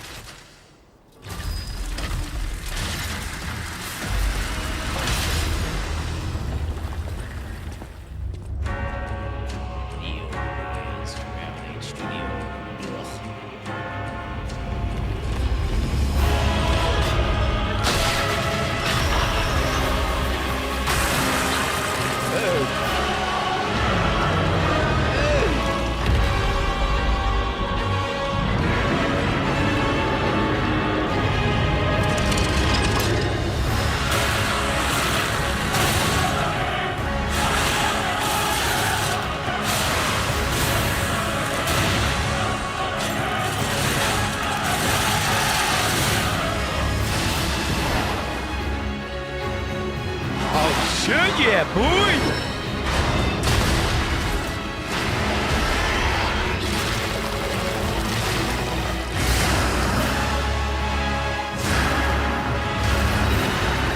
this game below, Jeff.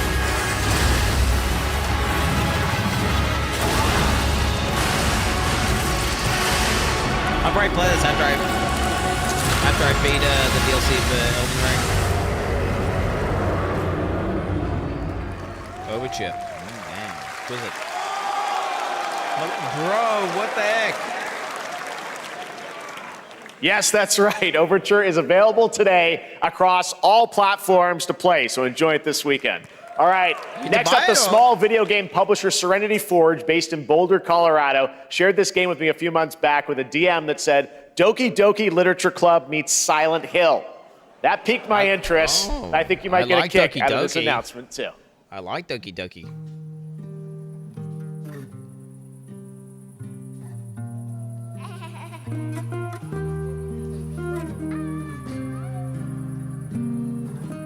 Okay, nah, this ain't the same vibe at all, bro. I sit at the front of the dinner table where I used to be. I've changed thee. 5 plates full. Plates of food. Plates of tomatoes. This ain't Doki Doki. Plates of angels. Plates of her legs. Beautiful. Broken. Plates of flowers.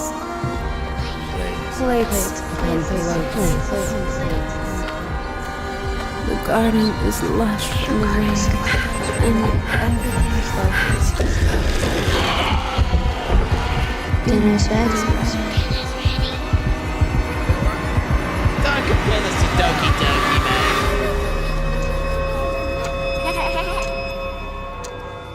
There's a hunger that feeds and blooms, and I will feed, and I will bloom.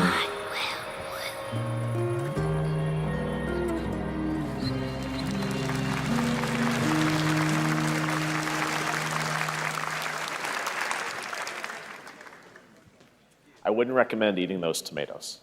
All right, NCSoft is expanding its Blade and Soul universe. Let's take a look at the rich lore and dynamic action in Blade and Soul Neo, just out on Steam, and Blade and Soul Heroes coming soon. Shit, still frozen in the middle.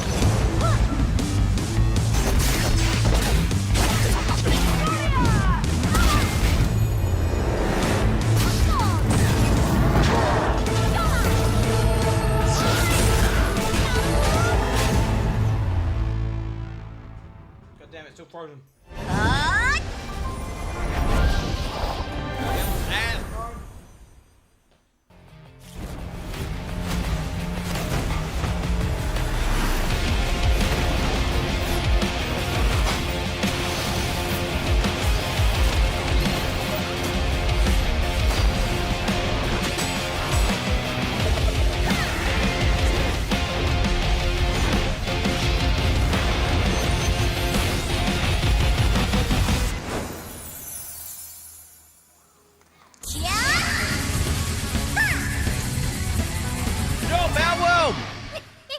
Oh, what? I saw someone shooting an animal with a gun, and I was like, yo, it's a cowell, but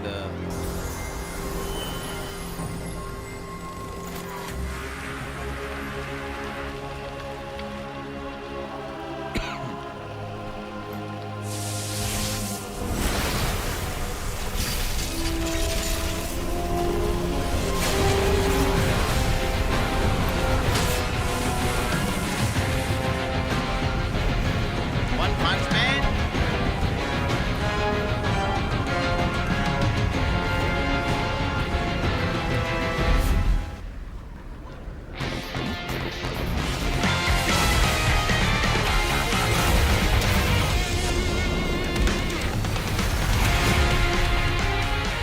Wait, I don't understand. Wouldn't he just win instantly every time?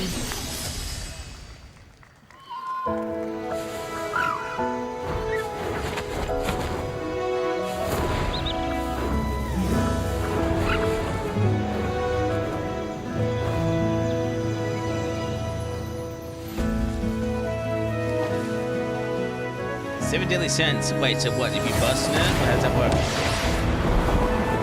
Lust?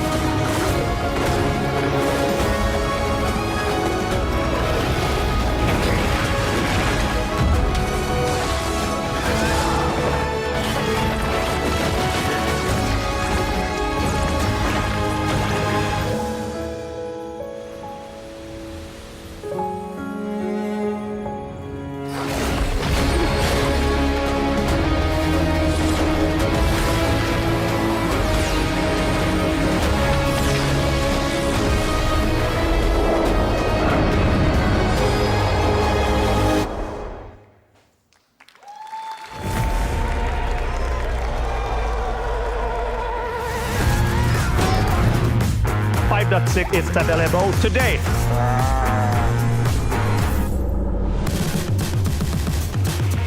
This is a technological showcase set in the world of The Witcher 4. Human Creator is now fully integrated into Unreal Engine.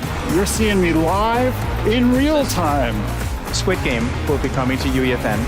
It started with an epic mega grant, and it's now a serious contender for Game of the Year.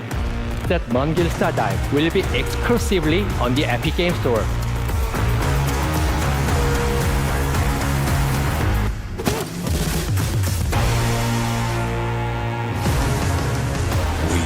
Find a way.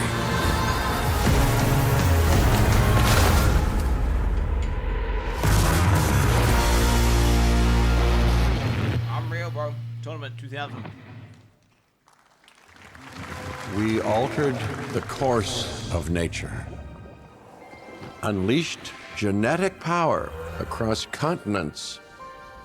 Now it is up to us to nurture what we have set free, to find hope within this chaos.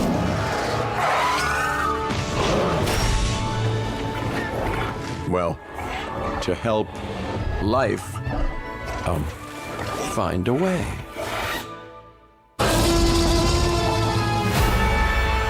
Wait, does that mean they're gonna reproduce? What, is it breeding simulator?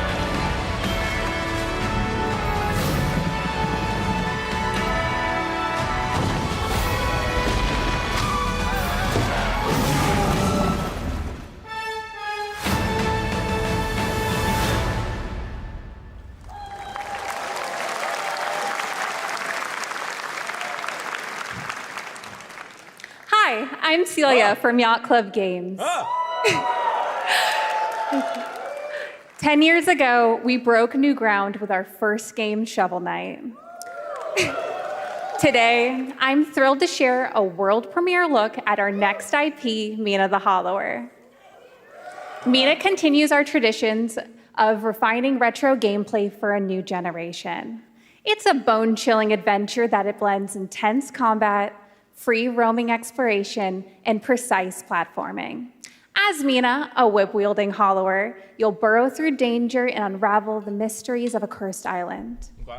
A decade ago, we unearthed a groundbreaking legend. This year, we're bringing our next bona fide classic.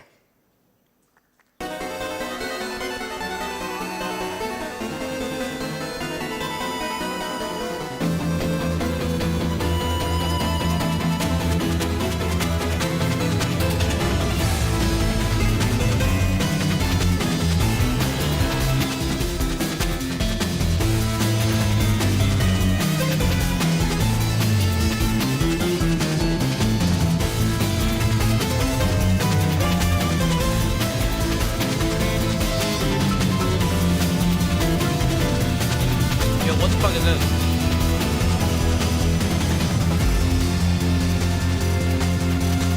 I thought Shovel Knight was like Silk Song or whatever. You know, like whatever it is.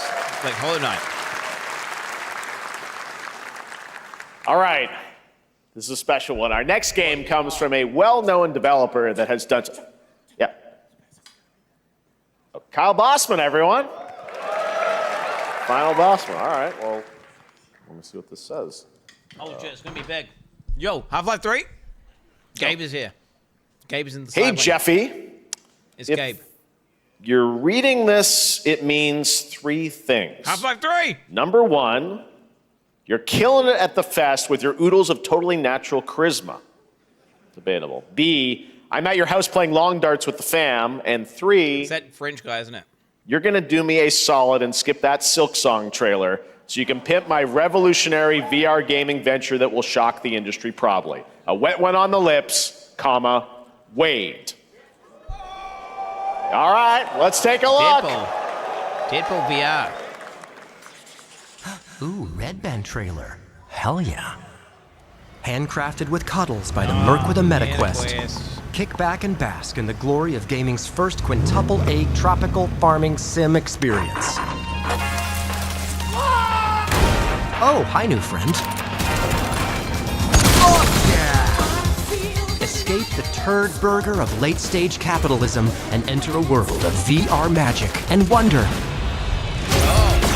You'll care for exotic pets, the elderly, and this fucking thing with hip-hop Satan. Oh, don't worry, he's a fascist. He deserves this big time. This guy's a total dick. What the hell? Who designed this shit? Tell me this is on Wipe Steam my too, ass on please. this first. You're welcome. This is on Steam, I'm playing it, bro. Who got the lobotomy with fries? All your dreams of being inside me come true in VR. Spider-Man gets insomnia. Oculus Studios, I get that's this a red shit. flag. I think it's I'm Sony and craving Oculus. Korean barbecue now. Is that weird? Whoa! This is a trailer for like 1% of people in the audience. That's crazy. 99% of these guys clapping. With Neil Patrick Harris as Deadpool. All right. Last year at Gamescom, we announced Dying Light: The Beast, the culmination of a decade of Techland's experience building survival horror games. Kyle Crane is back as the player character in this title that blends open world and action survival horror. Let's take a look at the latest trailer with some big news, the release date.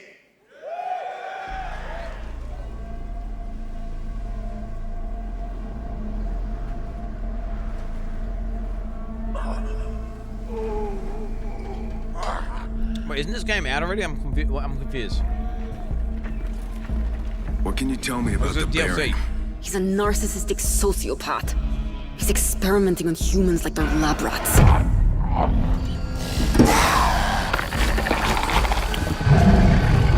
God only knows what the Baron's planning to do with those monsters.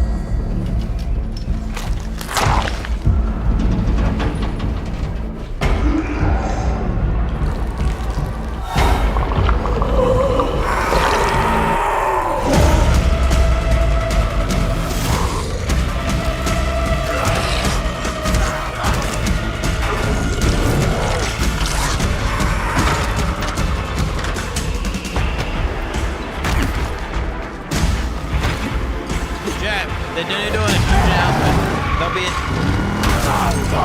Jeff Boys has one basic announcement. I don't care how high his walls are or how big his army is. That fucker will pay for what he did to me. All the years he took from me. All the agony he put me through. You want revenge? Damn right I do!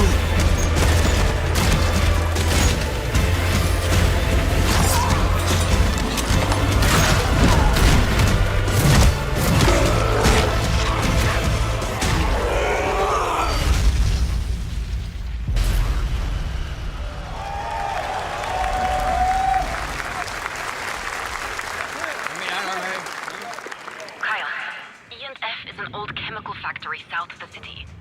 The Baron's men operate out of there. Then I'll go there and fucking kill him. Yo, what a beast, what a beast. There's the big news. Dying Light: The Beast is coming on August 22nd, Gamescom week. All right. This next game draws inspiration from classic coming-of-age films to capture the highs and lows of adolescence, the bonds of friendship, and the nostalgia of growing up. Mixtape comes from Beethoven and Dinosaur, an Annapurna Interactive, and this is your exclusive new look at this game that plays like a love letter to teenage memories. Is Annapurna the one that do all the dog games? Or do they do the good games? I forget. Hanging out, getting buzzed. I've got to get out of this place. Do they do like that Life is Strange games? At the end of an era, when everything's about to change, it's time to look back on your greatest hits.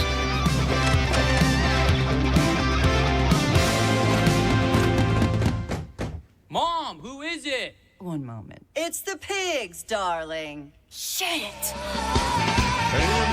This year, experience a retrospective like no other. Beethoven and Dinosaur invites you to relive the teenage riot, to spend one last night together before school's out forever. Oh, they do the romance games. And with a soundtrack this good, it's gonna be one hell of a night. Yeah. And The Cure. I love The Cure.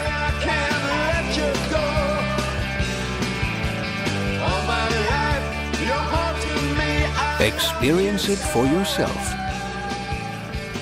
Mixtape. Nothing but the hits.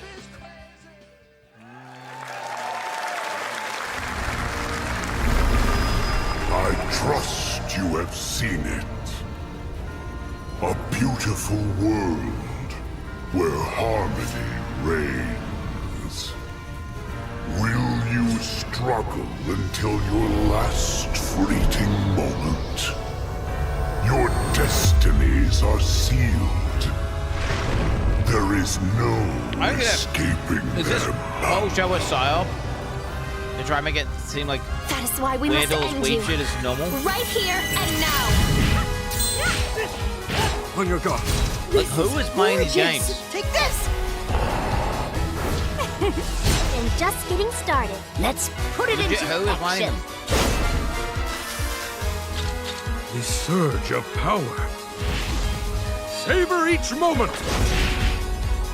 Now, get ready. Everyone, are you with me? We will live on in this Furry world, and weed shit at the same time. no matter what hardships await.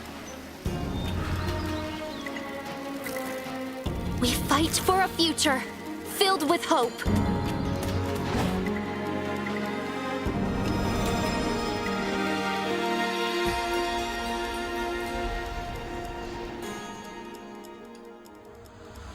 Toa and the Guardians of the Sacred Tree. I don't even know what I'm eating, chat. What is this?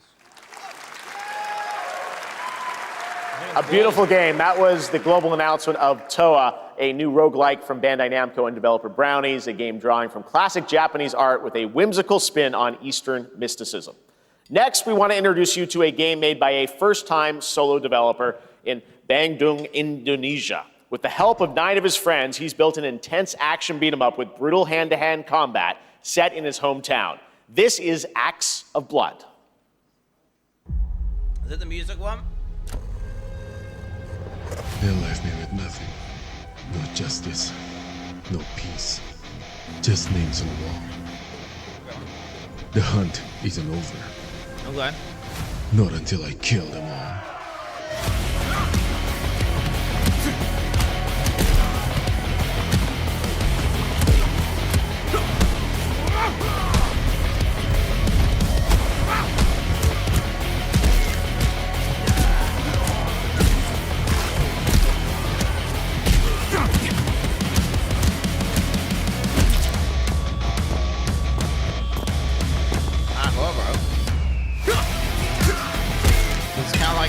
Like seafood, huh? Like seafood mixed. All it is a hammer. And you can kind of get some old boy vibes, you know what I'm saying? Just a hammer and a bit of incest. And then he took it.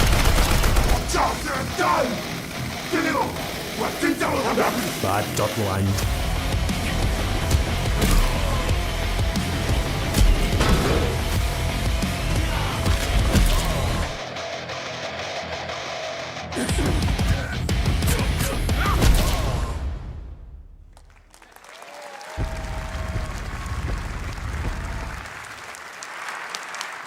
Amazing what these solo devs can do today. Now it is time for the reveal of the next game from Montreal-based Tribute Games, the makers of TMNT Shredder's Revenge and Marvel Cosmic Invasion, which you saw a little bit earlier.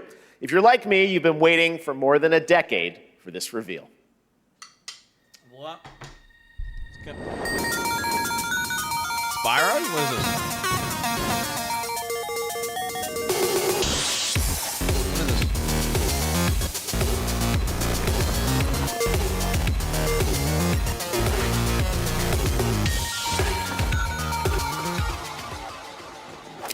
Oh, it's a Scott Pilgrim as the world, though?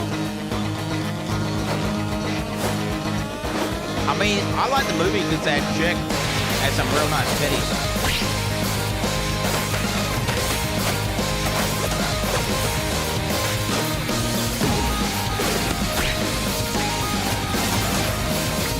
Damn!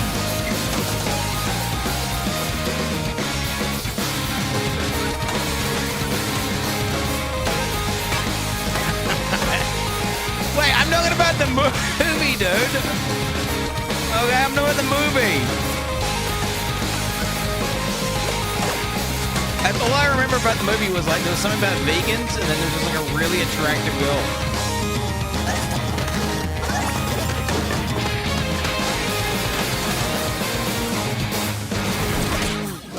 Okay, I don't think I listen. Scott Pilgrim's back with his fist flying in a brand new brawling adventure in EX. You'll battle through space-time and the streets of my hometown of Toronto with Scott, Ramona, and 5 of their former rivals in this online 4-player co-op adventure with a story written by Scott Pilgrim creator Brian Lee O'Malley. All right, we're going to be right back, but first we have a very special message from Maggie Robertson, TGA winner in 2021 for her performance in Resident Evil Village. Oh, the big lady. Ah, there you are. Oh. Wait long. We've been preparing delightful ways to make you suffer. So enter the village if you dare. We've slashed the price to be lower than ever for you simple little man things. Ooh. Still thirsty? Worry not, you ungrateful wretch. There's plenty more fun to go around. Wait, what? Now cease this foolishness and make your decision wisely. God damn. That's marketing right there. That's marketing.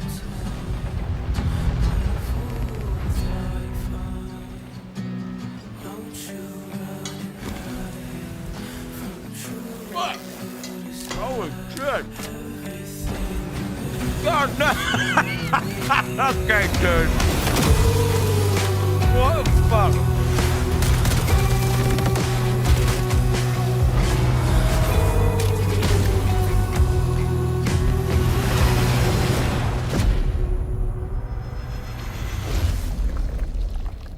Do you have to like pre-fab before you play these games? I don't get it. Do you like pre? Since the dawn of time, humankind has been obsessed with the hard.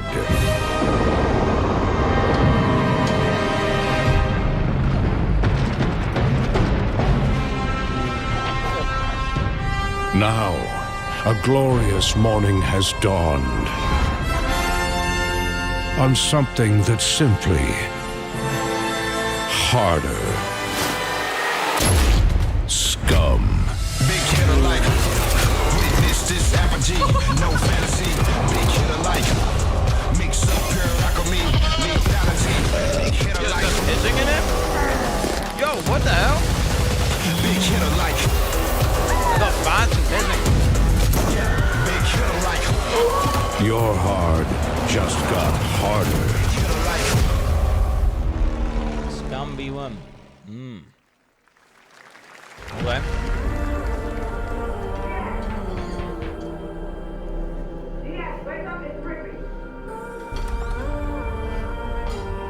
What are you doing here? Come with me.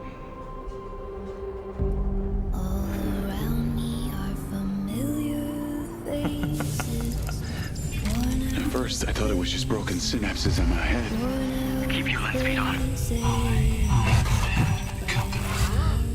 In years. I've been seeing things. Like a part of me that's been buried down deep feels like it's just knocking to get out. I'll be seeing you around, Charlie. Maybe this is the real me. Diaz, you were a good soldier. I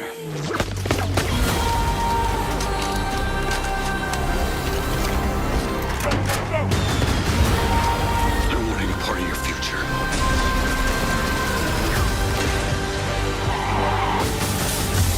It's activating.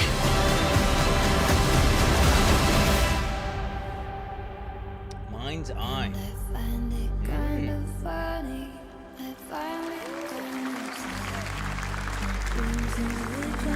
DLC packages are so stupid. What is this? Okay. Dude, the guy from Hitman's in there? What? Shit, Hi everyone, I'm Hakan Abrak, CEO of IO Interactive. We can't wait for you to discover Mindside when it launches on June the 10th from Builder Rocket Boy and IO partners. And yes, you may have noticed Agent 47 will be contracted for a very special assignment in Red Rock City. This week,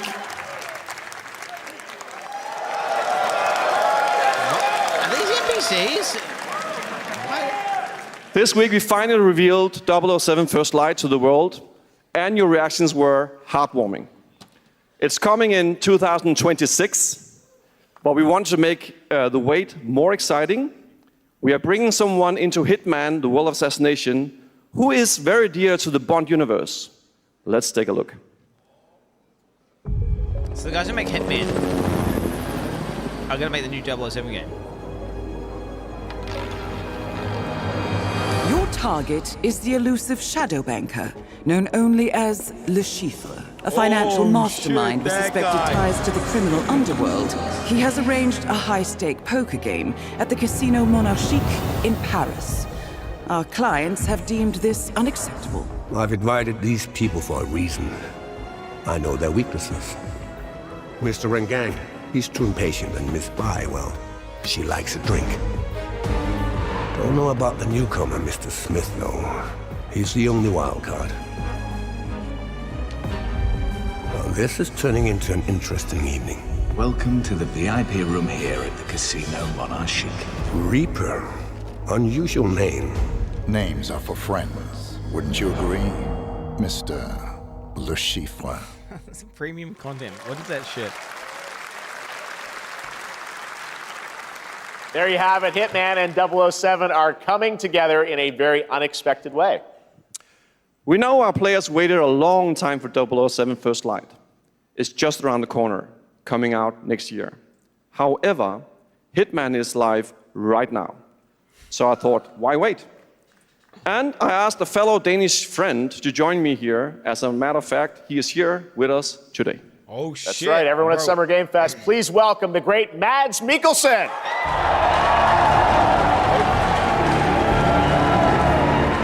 Oh, shit, it's the guy! Good to see you, Mads. Thank you for joining us, and thanks for coming to Summer Game Fest. Mads, you are Cliff, but you're also Agent 47's next target as Le Chiffre, the villain we know from Casino Royale. Yep, that's it. And you know, this is, I've always had a deep love for this character. It's a role that means a lot to me because of a lot of reasons. So when Haggard gave me the chance to step into the shoes of Le Chiffre once again, I did not hesitate for 1 second. But this time is a little different. He's more confident. He's dangerous. He's not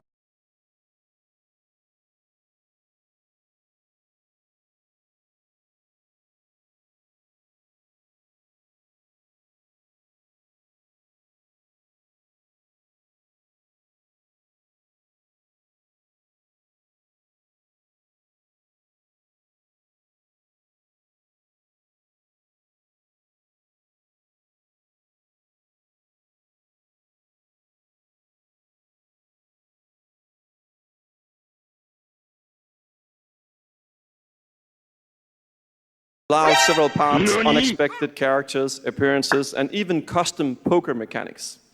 Wow, all right, well, when do we get to play this? I'm sorry. That's the best part. We wanted to surprise you, so the team is updating the game as we speak. Le Chiffre, Elusive Target mission starts today in a few hours. For only 30 days, and if you play it, you'll unlock a unique reward in 007 First Light. Amazing. All right. Well, Hakan, Mods, thanks for joining us for Summer Game Fest. Appreciate it, guys. Thanks for having me. so much. Thank you. Good to see you. OBS crashed. OBS crashed. Great stuff. All right, now here's the announcement of a new party game coming later this year that will delight LEGO fans, made with over 1 million LEGO bricks, 300 minifigures, and over 700 trillion minifigure combinations. Okay. It's Saturday night somewhere, so make some noise for LEGO Party! Oh, shit. For a nail-biting competition. We're minifigures, Dad. We don't have nails. It's an action-packed contest to collect the most golden bricks. But will you be helped by friendly krakens? Or hindered by evil monsters. Or lightly toasted by a flying lizard with wings? That's a dragon, Ted. What about our amazing mini games, Dad? These Lego guys are really trying to invest as much money as possible in the virtual space to stay relevant. It's actually more like 60. Whoa, that's a lot! With surprises around every corner, anything can happen. Anything? Anything. Anything? Yes, anything. Okay, but certainly not a giant crab, a mythical king cobra, or Master Wu smashing a crate. Those were literally just on screen, Chad. Wow! I understand it's relevant, but they just really... more in Lego Party! Come on, why do we need Lego games and Lego... What is this? Hey, if I'm a child, though, maybe I like that, actually. Whoa, that is looking mighty tasty.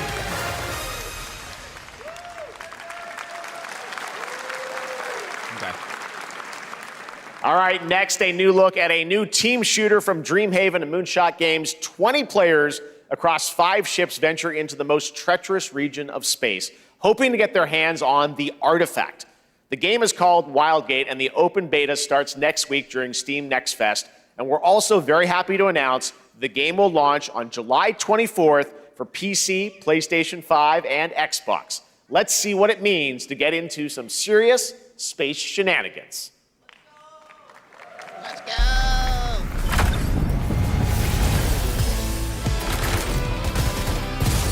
Danger. Reactor overload.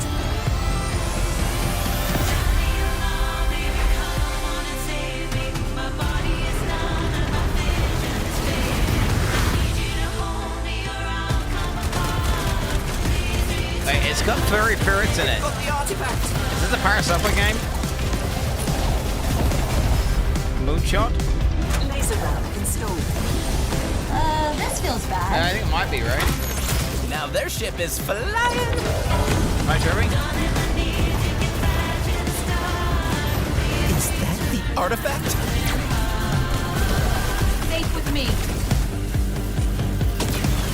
This'll be good. Good thing that wasn't our ship.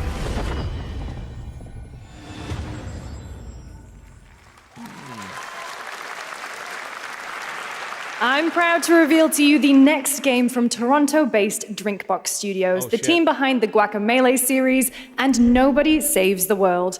They're making a full 3D game that can be played alone or with a friend in co-op. You can find out more during Day of the Devs right after the show, but for now, here is the global reveal of Blighted. Looking over this decaying world, one can only wonder, how did it all come to this? It began with the ancient rituals, the dead buried with a seed from the trees of memory. Those who ate of the fruit saw the lives they lived and passed their knowledge to future generations until Sorcisto, in his lust for power, consumed the brains of the living, spreading this blight. You harbor it too, I see.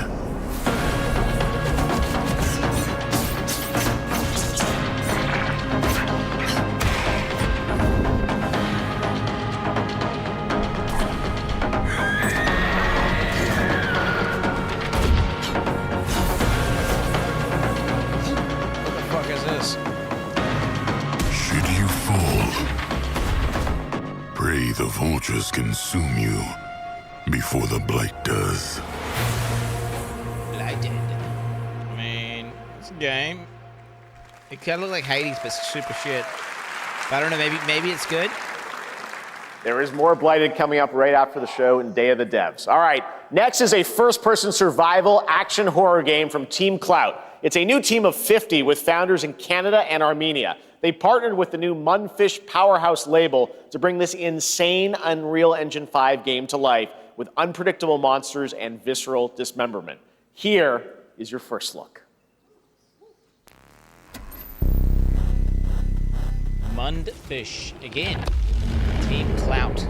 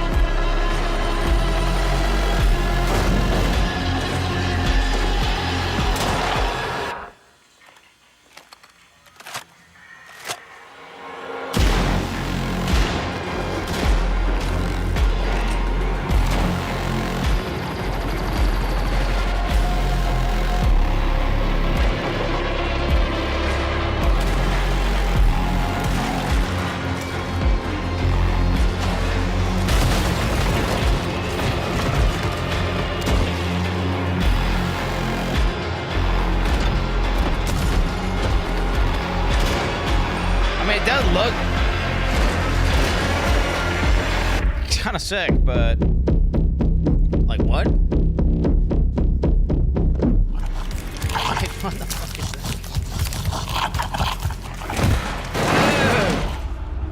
What the fuck? Poor little babies. All right, Mecha Break is one of 2025's most anticipated shooters, with its previous beta amassing over 300,000 concurrent players on Steam and 3 million players in total. In this game, you explore a sci-fi universe and pilot powerful mechs with immersive aerial and ground combat. As a top wishlisted game, players are clamoring to know just one thing: when is the release date? Well, here's Mecha Break's latest trailer with the answer you've all been waiting for. Growing Martian zones force the Thalassic Federation to advance its Project Enterprise.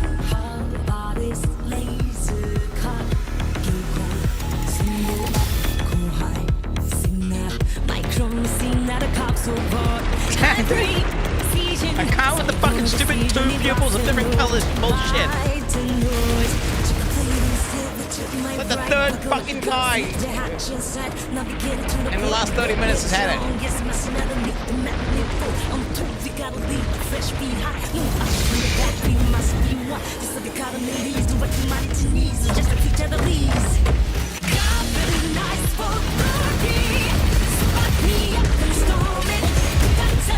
Blackpink.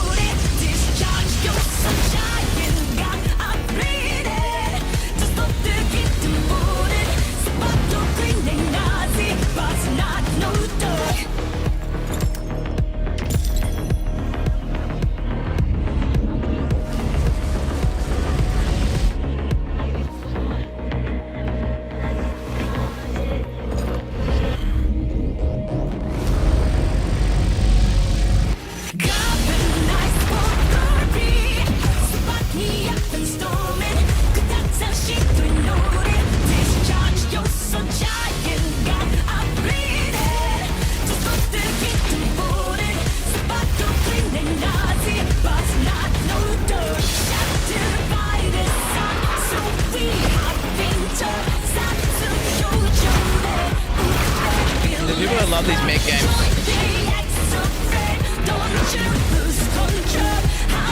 Someone in chat's batting everyone out of this. Whoa. July 1st, 2025. There it is, guys. In this next title, small-scale players traverse the oversized world around them, filled with local wildlife and hostile machines. Built by a small 8-person studio, this is Infinitesimals.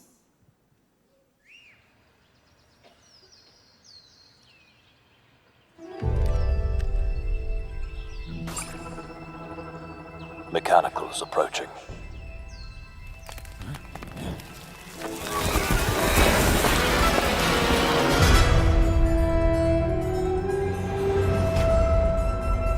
You must now face a stark reality.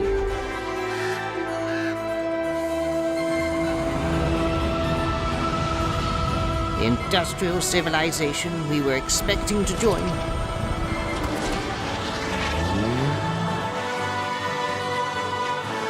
is no more.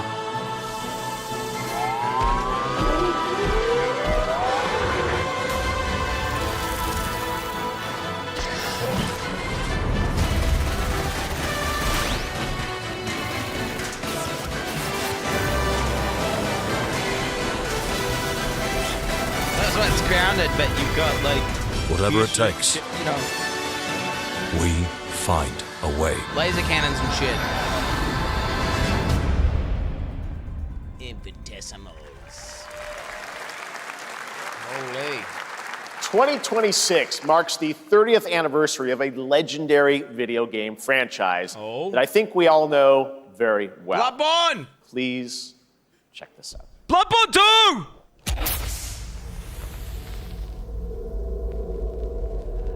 Happy birthday to you. Is that Silent Hill? It's a Silent Hill. Happy birthday to you. What is this? Resident Evil. Birthday. Happy birthday. Happy birthday to you. And to celebrate early, a special message from Takeuchi-san.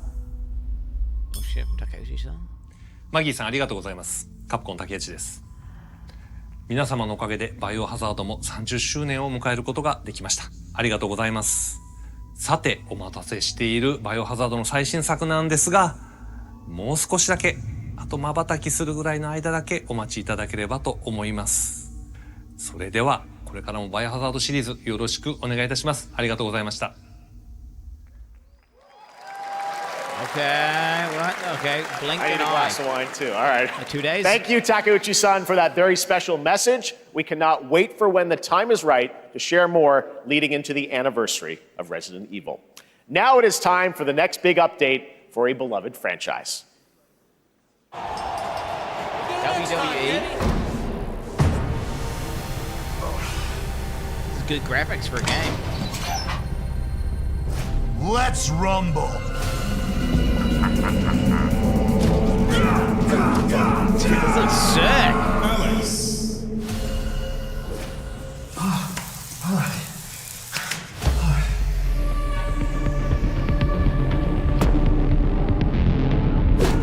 This looks sick.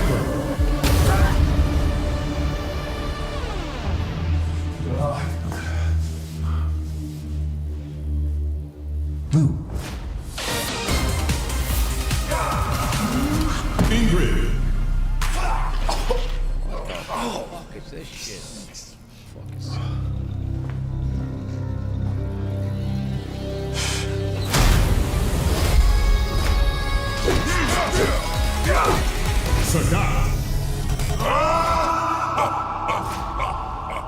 Street Fighter 6. What the fuck was that?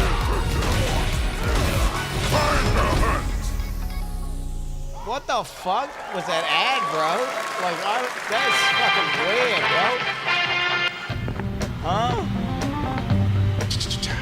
Yeah. Flag time, baby. They're doing nothing. I thought Deadly was dead, bro. Julia's ring. Get him, y'all. Alejandro.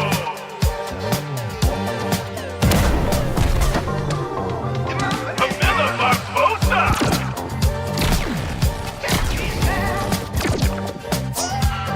Peter Maganin.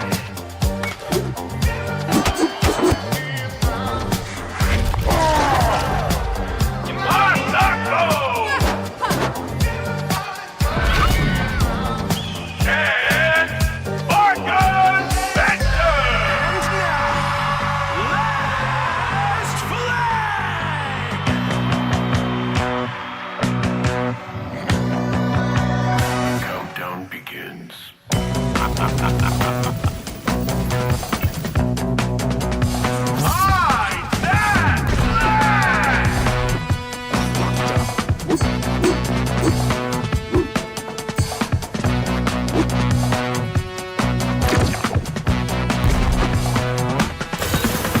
Reminds me of like an ultra at-home version of TF. Adios. Team Fortress.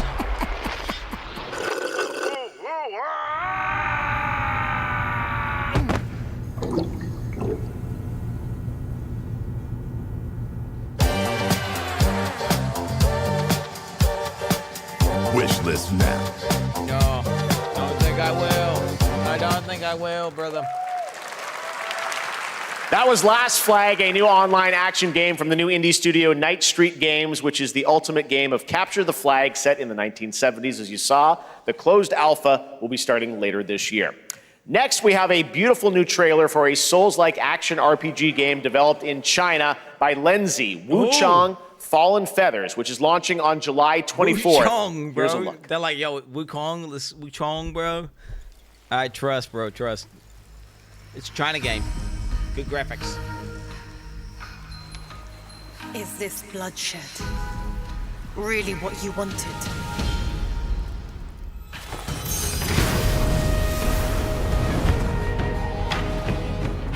fate is all set in stone. You can't change how it ends.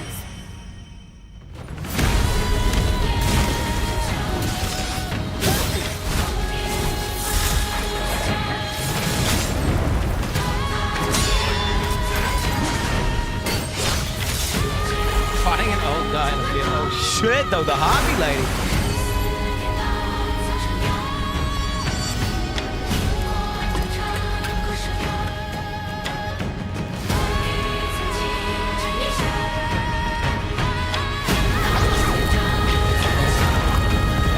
Ooh, spirit bomb. Oh shit. What will it take to finally awaken you? Chang. I don't know. I'm skeptical emoji. I'm skeptical emoji.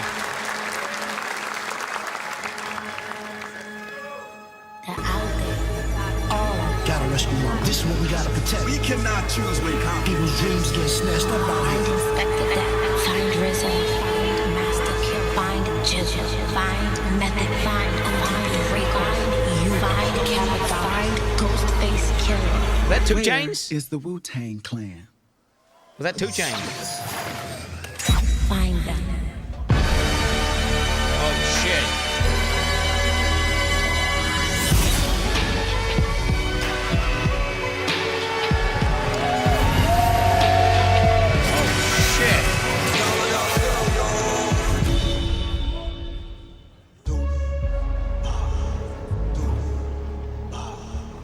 Presented by Ghostface Killer!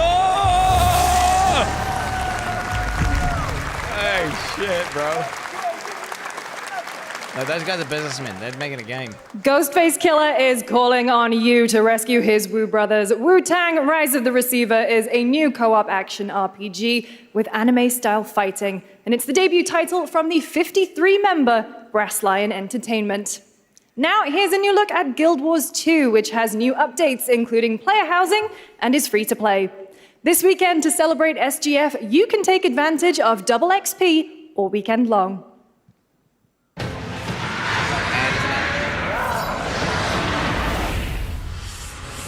My calling takes me far from home, where shared struggles form fast bonds. My greatest advantage? Adaptability. Their greatest weakness? Me. My story. My story. My story is yours. Man. Okay. It's a game.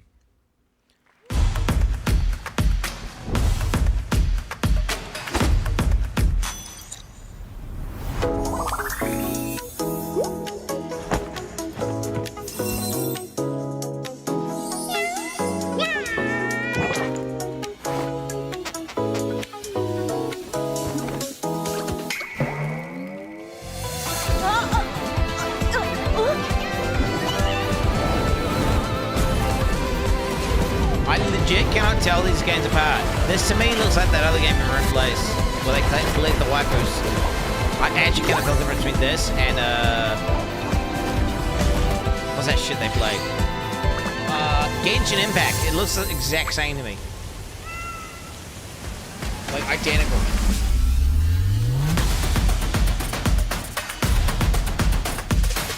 Oh wait! Wait, what the fuck? Okay.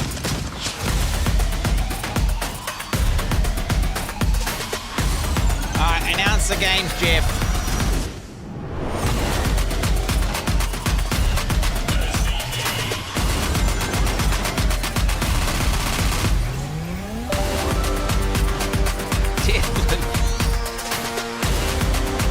That game was so bad, bro. I remember to watch Deathloop ads every game show for like 3 years straight, and it came out, and I was... You're never gonna guess what happened. I took a bullet, I died, I came back, and I met Johnny Silverhand. Chip. Long story. Yo, switch to Cyberpunk. Here is another game throwing back to a classic animation style. Enter a surreal world where you're a down-on-his-luck outcast who has to battle his inner demons, literally, in this action roguelike. Here's Into the Unwell.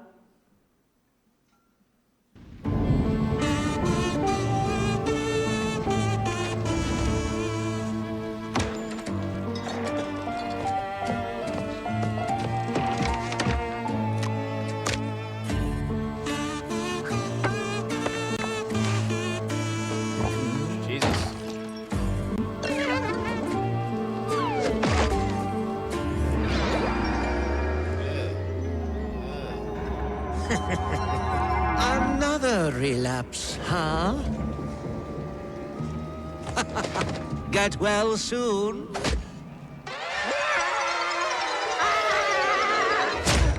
It's a dark game, bro.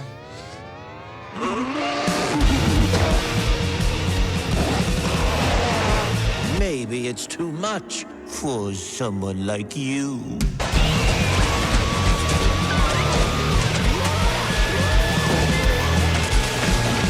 Play look at the press cat. Delusional. It won't always be so easy.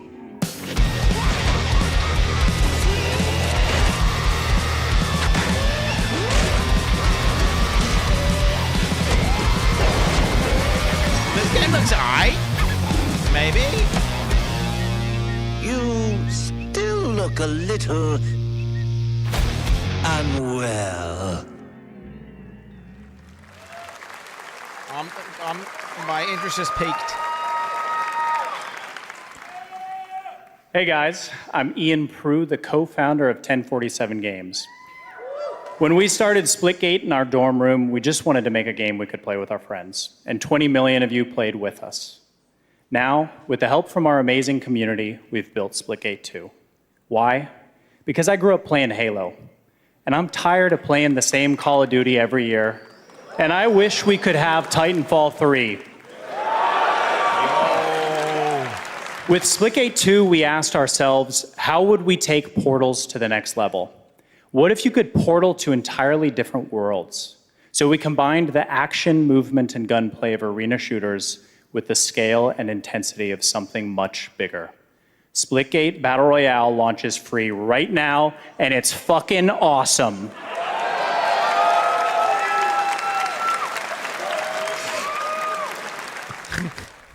Just look at that portal placement, expertly done. This is the epitome of sport. We're in hand side. Jetpack geniuses. The movement is so fluid, so fast, you can't stop it, you can't catch. And he complete the comeback he's going to try. He shoots, he gets the kill. Now that's how you portal. They're not done yet. They got one, they got another. They're going to do it. They're going to do it. Oh my God, they did it. They actually did it. And you're standing on the edge, face up, 'cause you're a natural.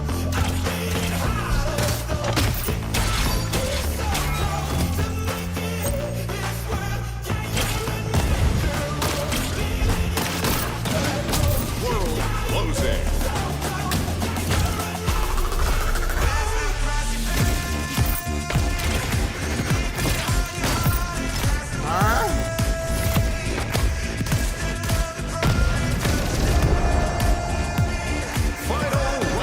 Shoot a portal for a wall and you snipe a guy for a portal. Last man standing. Victory. This is Splitgate.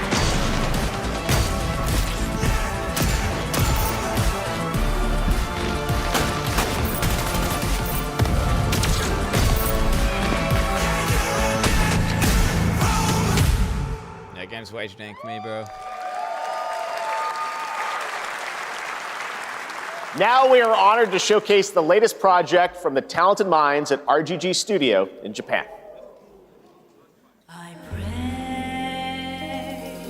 With a song in my heart, ever since we've been loved, wherever I'm feeling blue, let us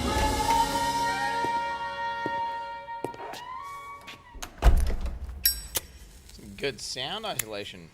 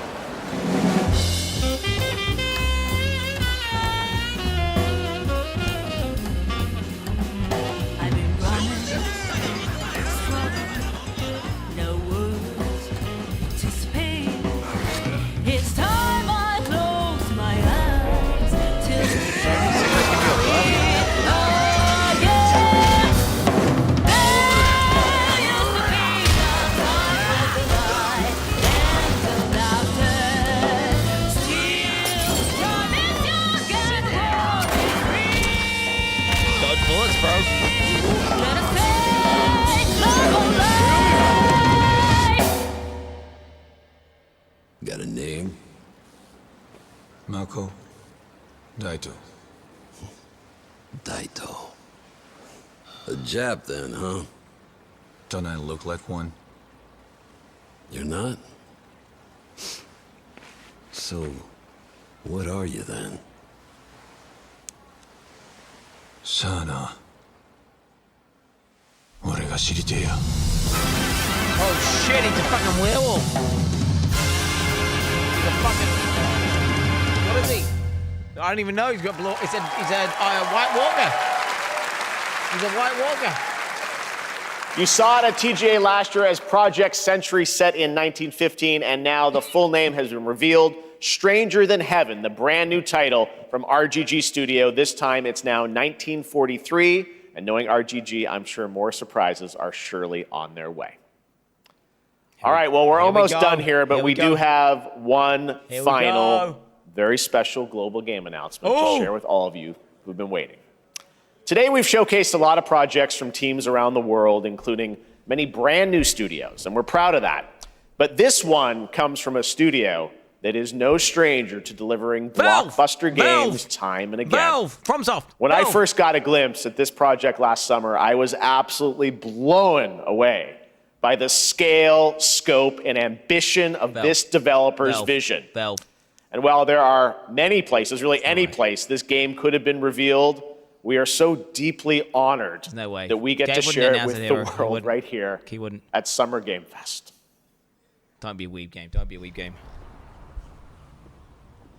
Okay. Sir.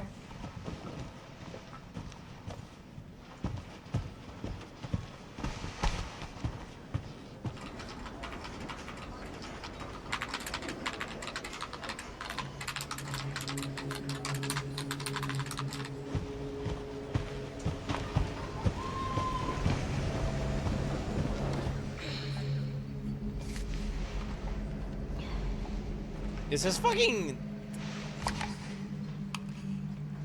Well, I don't want to spoil it. Grace. Grace. Grace Ashcroft. Yes? My office. Coming.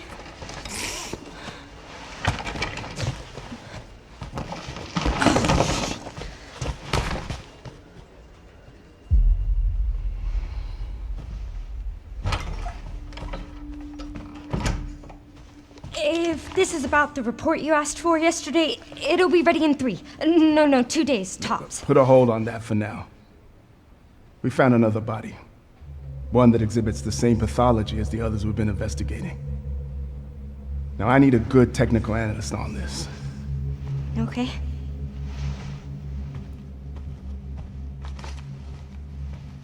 I need your eyes on the crime scene. The Renwood Hotel.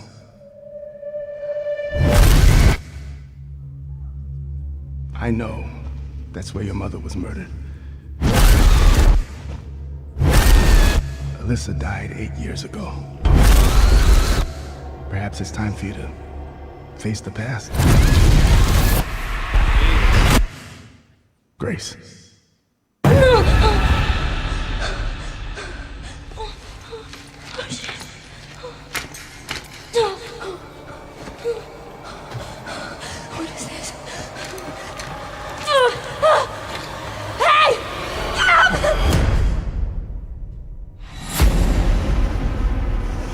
Stay close.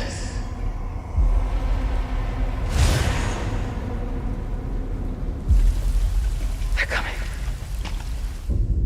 I know now that you're the one that I've been searching for. The special one. The chosen one. Miss Ashcroft.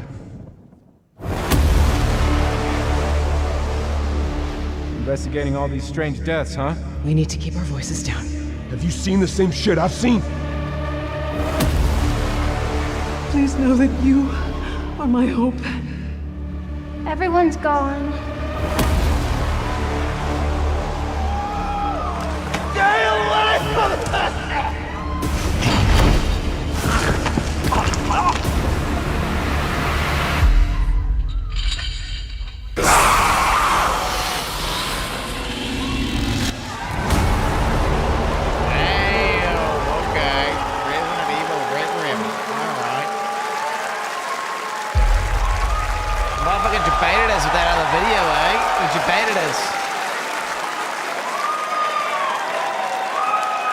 There you have it, Resident Evil Requiem.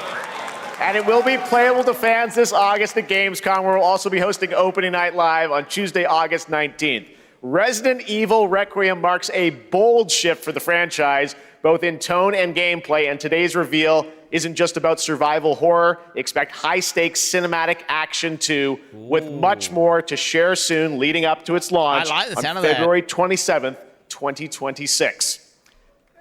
Amazing. Thank you, Capcom. That was an amazing announcement. Glad we kept it a surprise. All right, that's going to do it for our live Summer Game Fest show. Let's thank our co-host, Lucy James. Didn't she do a great job, everyone? Good job. Lucy got to see the trailer for the first time. I know. I can't believe it. You kept that so secret. Very top secret. All good. All right, well, there's much more Summer Game Fest to come. Make sure to visit summergamefest.com to see a listing of all the digital events this weekend. You can watch and to highlight even more games, including the Xbox Games Showcase on Sunday. And stay tuned online to see coverage of many of the playable games at Summer Game Fest Play Days that's taking place this weekend in LA.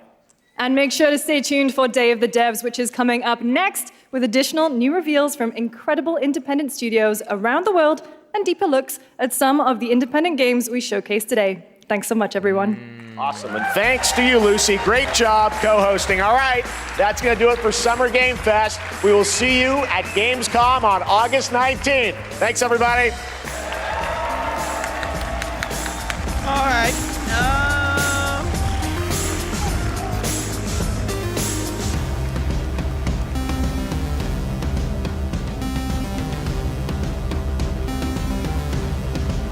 Lot of weeb shit. Lot of weeb shit. Yo, my bad, guys. My bad. Yo, obviously, fucking my stream crashed mid-fucking event. Now, thankfully, nothing happened really. It was just like the fucking 007 act guy that was talking for a sec.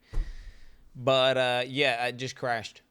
It never crashes, and it crashed. So, I mean, it is what it is. It does that sometimes. It does that sometimes, so my bad on the crash. Thankfully didn't miss anything, but yeah, I understand. You trust me. You trust me, and I've failed you. Well, but I really don't know what I can do. Stop, dude, fucking Starforge needs to fix my shit, bro. Am I right? Holy fuck. The RE2 incident. I don't know what the RE2 incident is. I don't know what the fuck you're talking about. Hey, new Resident Evil game. It sounded cool. Honestly, I think I prefer an RE2 game that was more cinematic action, like with decisions and choices and branching options and stuff like that. Like, you know, like one of those games versus one where you just walk around super slow and do puzzles the whole time. Yeah, I much prefer a game, you know, one of those cinematic games. You feel me? I'm a cinematic enjoyer. Fuck walking around in puzzles and shit. Hey, it's the weekend, chat. I've gone overtime. My kids were actually at the door. I don't know if you saw me got run off a few times. My kids keep trying to break into my fucking studio because it's the weekend. I stayed up extra late to do this fucking sesh here. Hey, I'll rate that a 7 out of 10 show. 7 out of 10 show. There's a couple games there for sure that absolutely I'm going to be playing. I'm going to give them a go. Couple of those weeb ones, maybe that fucking Chinese one as well, Wu Kang or whatever the fuck, and then it's the other one that's like Sekiro, but some other shit. And then obviously the new Resident Evil, I'll very, very likely play that. Yes, there is an Xbox. There is another Game Awards thing coming up. Let me just check when that is. Let me boot that shit up. June 6th. Fuck all that. If anything's really good, by the way, if there's randomly in any game that looks good, I'll see if like it's a trailer. There's usually a website where you can see all the different trailers. Maybe yeah, and some guy could just link it to me as well. Where's it going? June 7th, Latin American Game Show, Women's Game Show, the Green Games, Death Stranding 2 game premiere. He's got a whole fucking show for it, bro. Got a whole show. The PC Gaming Show can be pretty good. 12 p.m. PT. When's that, though? That's going to be late as fuck. So, that's a bit annoying. Yeah, I don't know. Hey, whatever. If it's on, If the Xbox One's on and I'm live, I'm watching it. Tomorrow, we're going to smash E33. Big dick. Do you think this has got something to do with it? Like, this thing's crashed. Do you think that's something to do with it? Makes me paranoid, you know? I don't know, fucking schizo. I don't think it is. Nah. Yeah. Regardless, boys. Till next time. Peace the fuck out. Have a good one. I'll see you tomorrow. Ciao, brothers. Those fucking chickens. Those fucking chickens. What are they doing there, bro?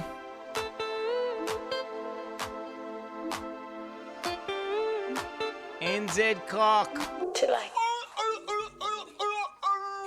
Motherfuckers are free range. They have free range. They got lice or something? Wait, they seem to be itching quite a lot. They could just be doing some grooming. Zoom in on the leg.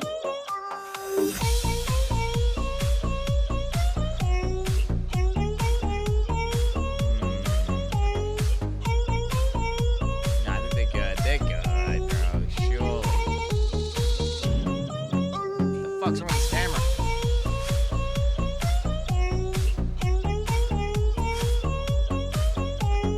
I think there's something in the lens. I think there's something in the lens. Hey, boys. Cheer, bro. See you tomorrow. E33. Peace.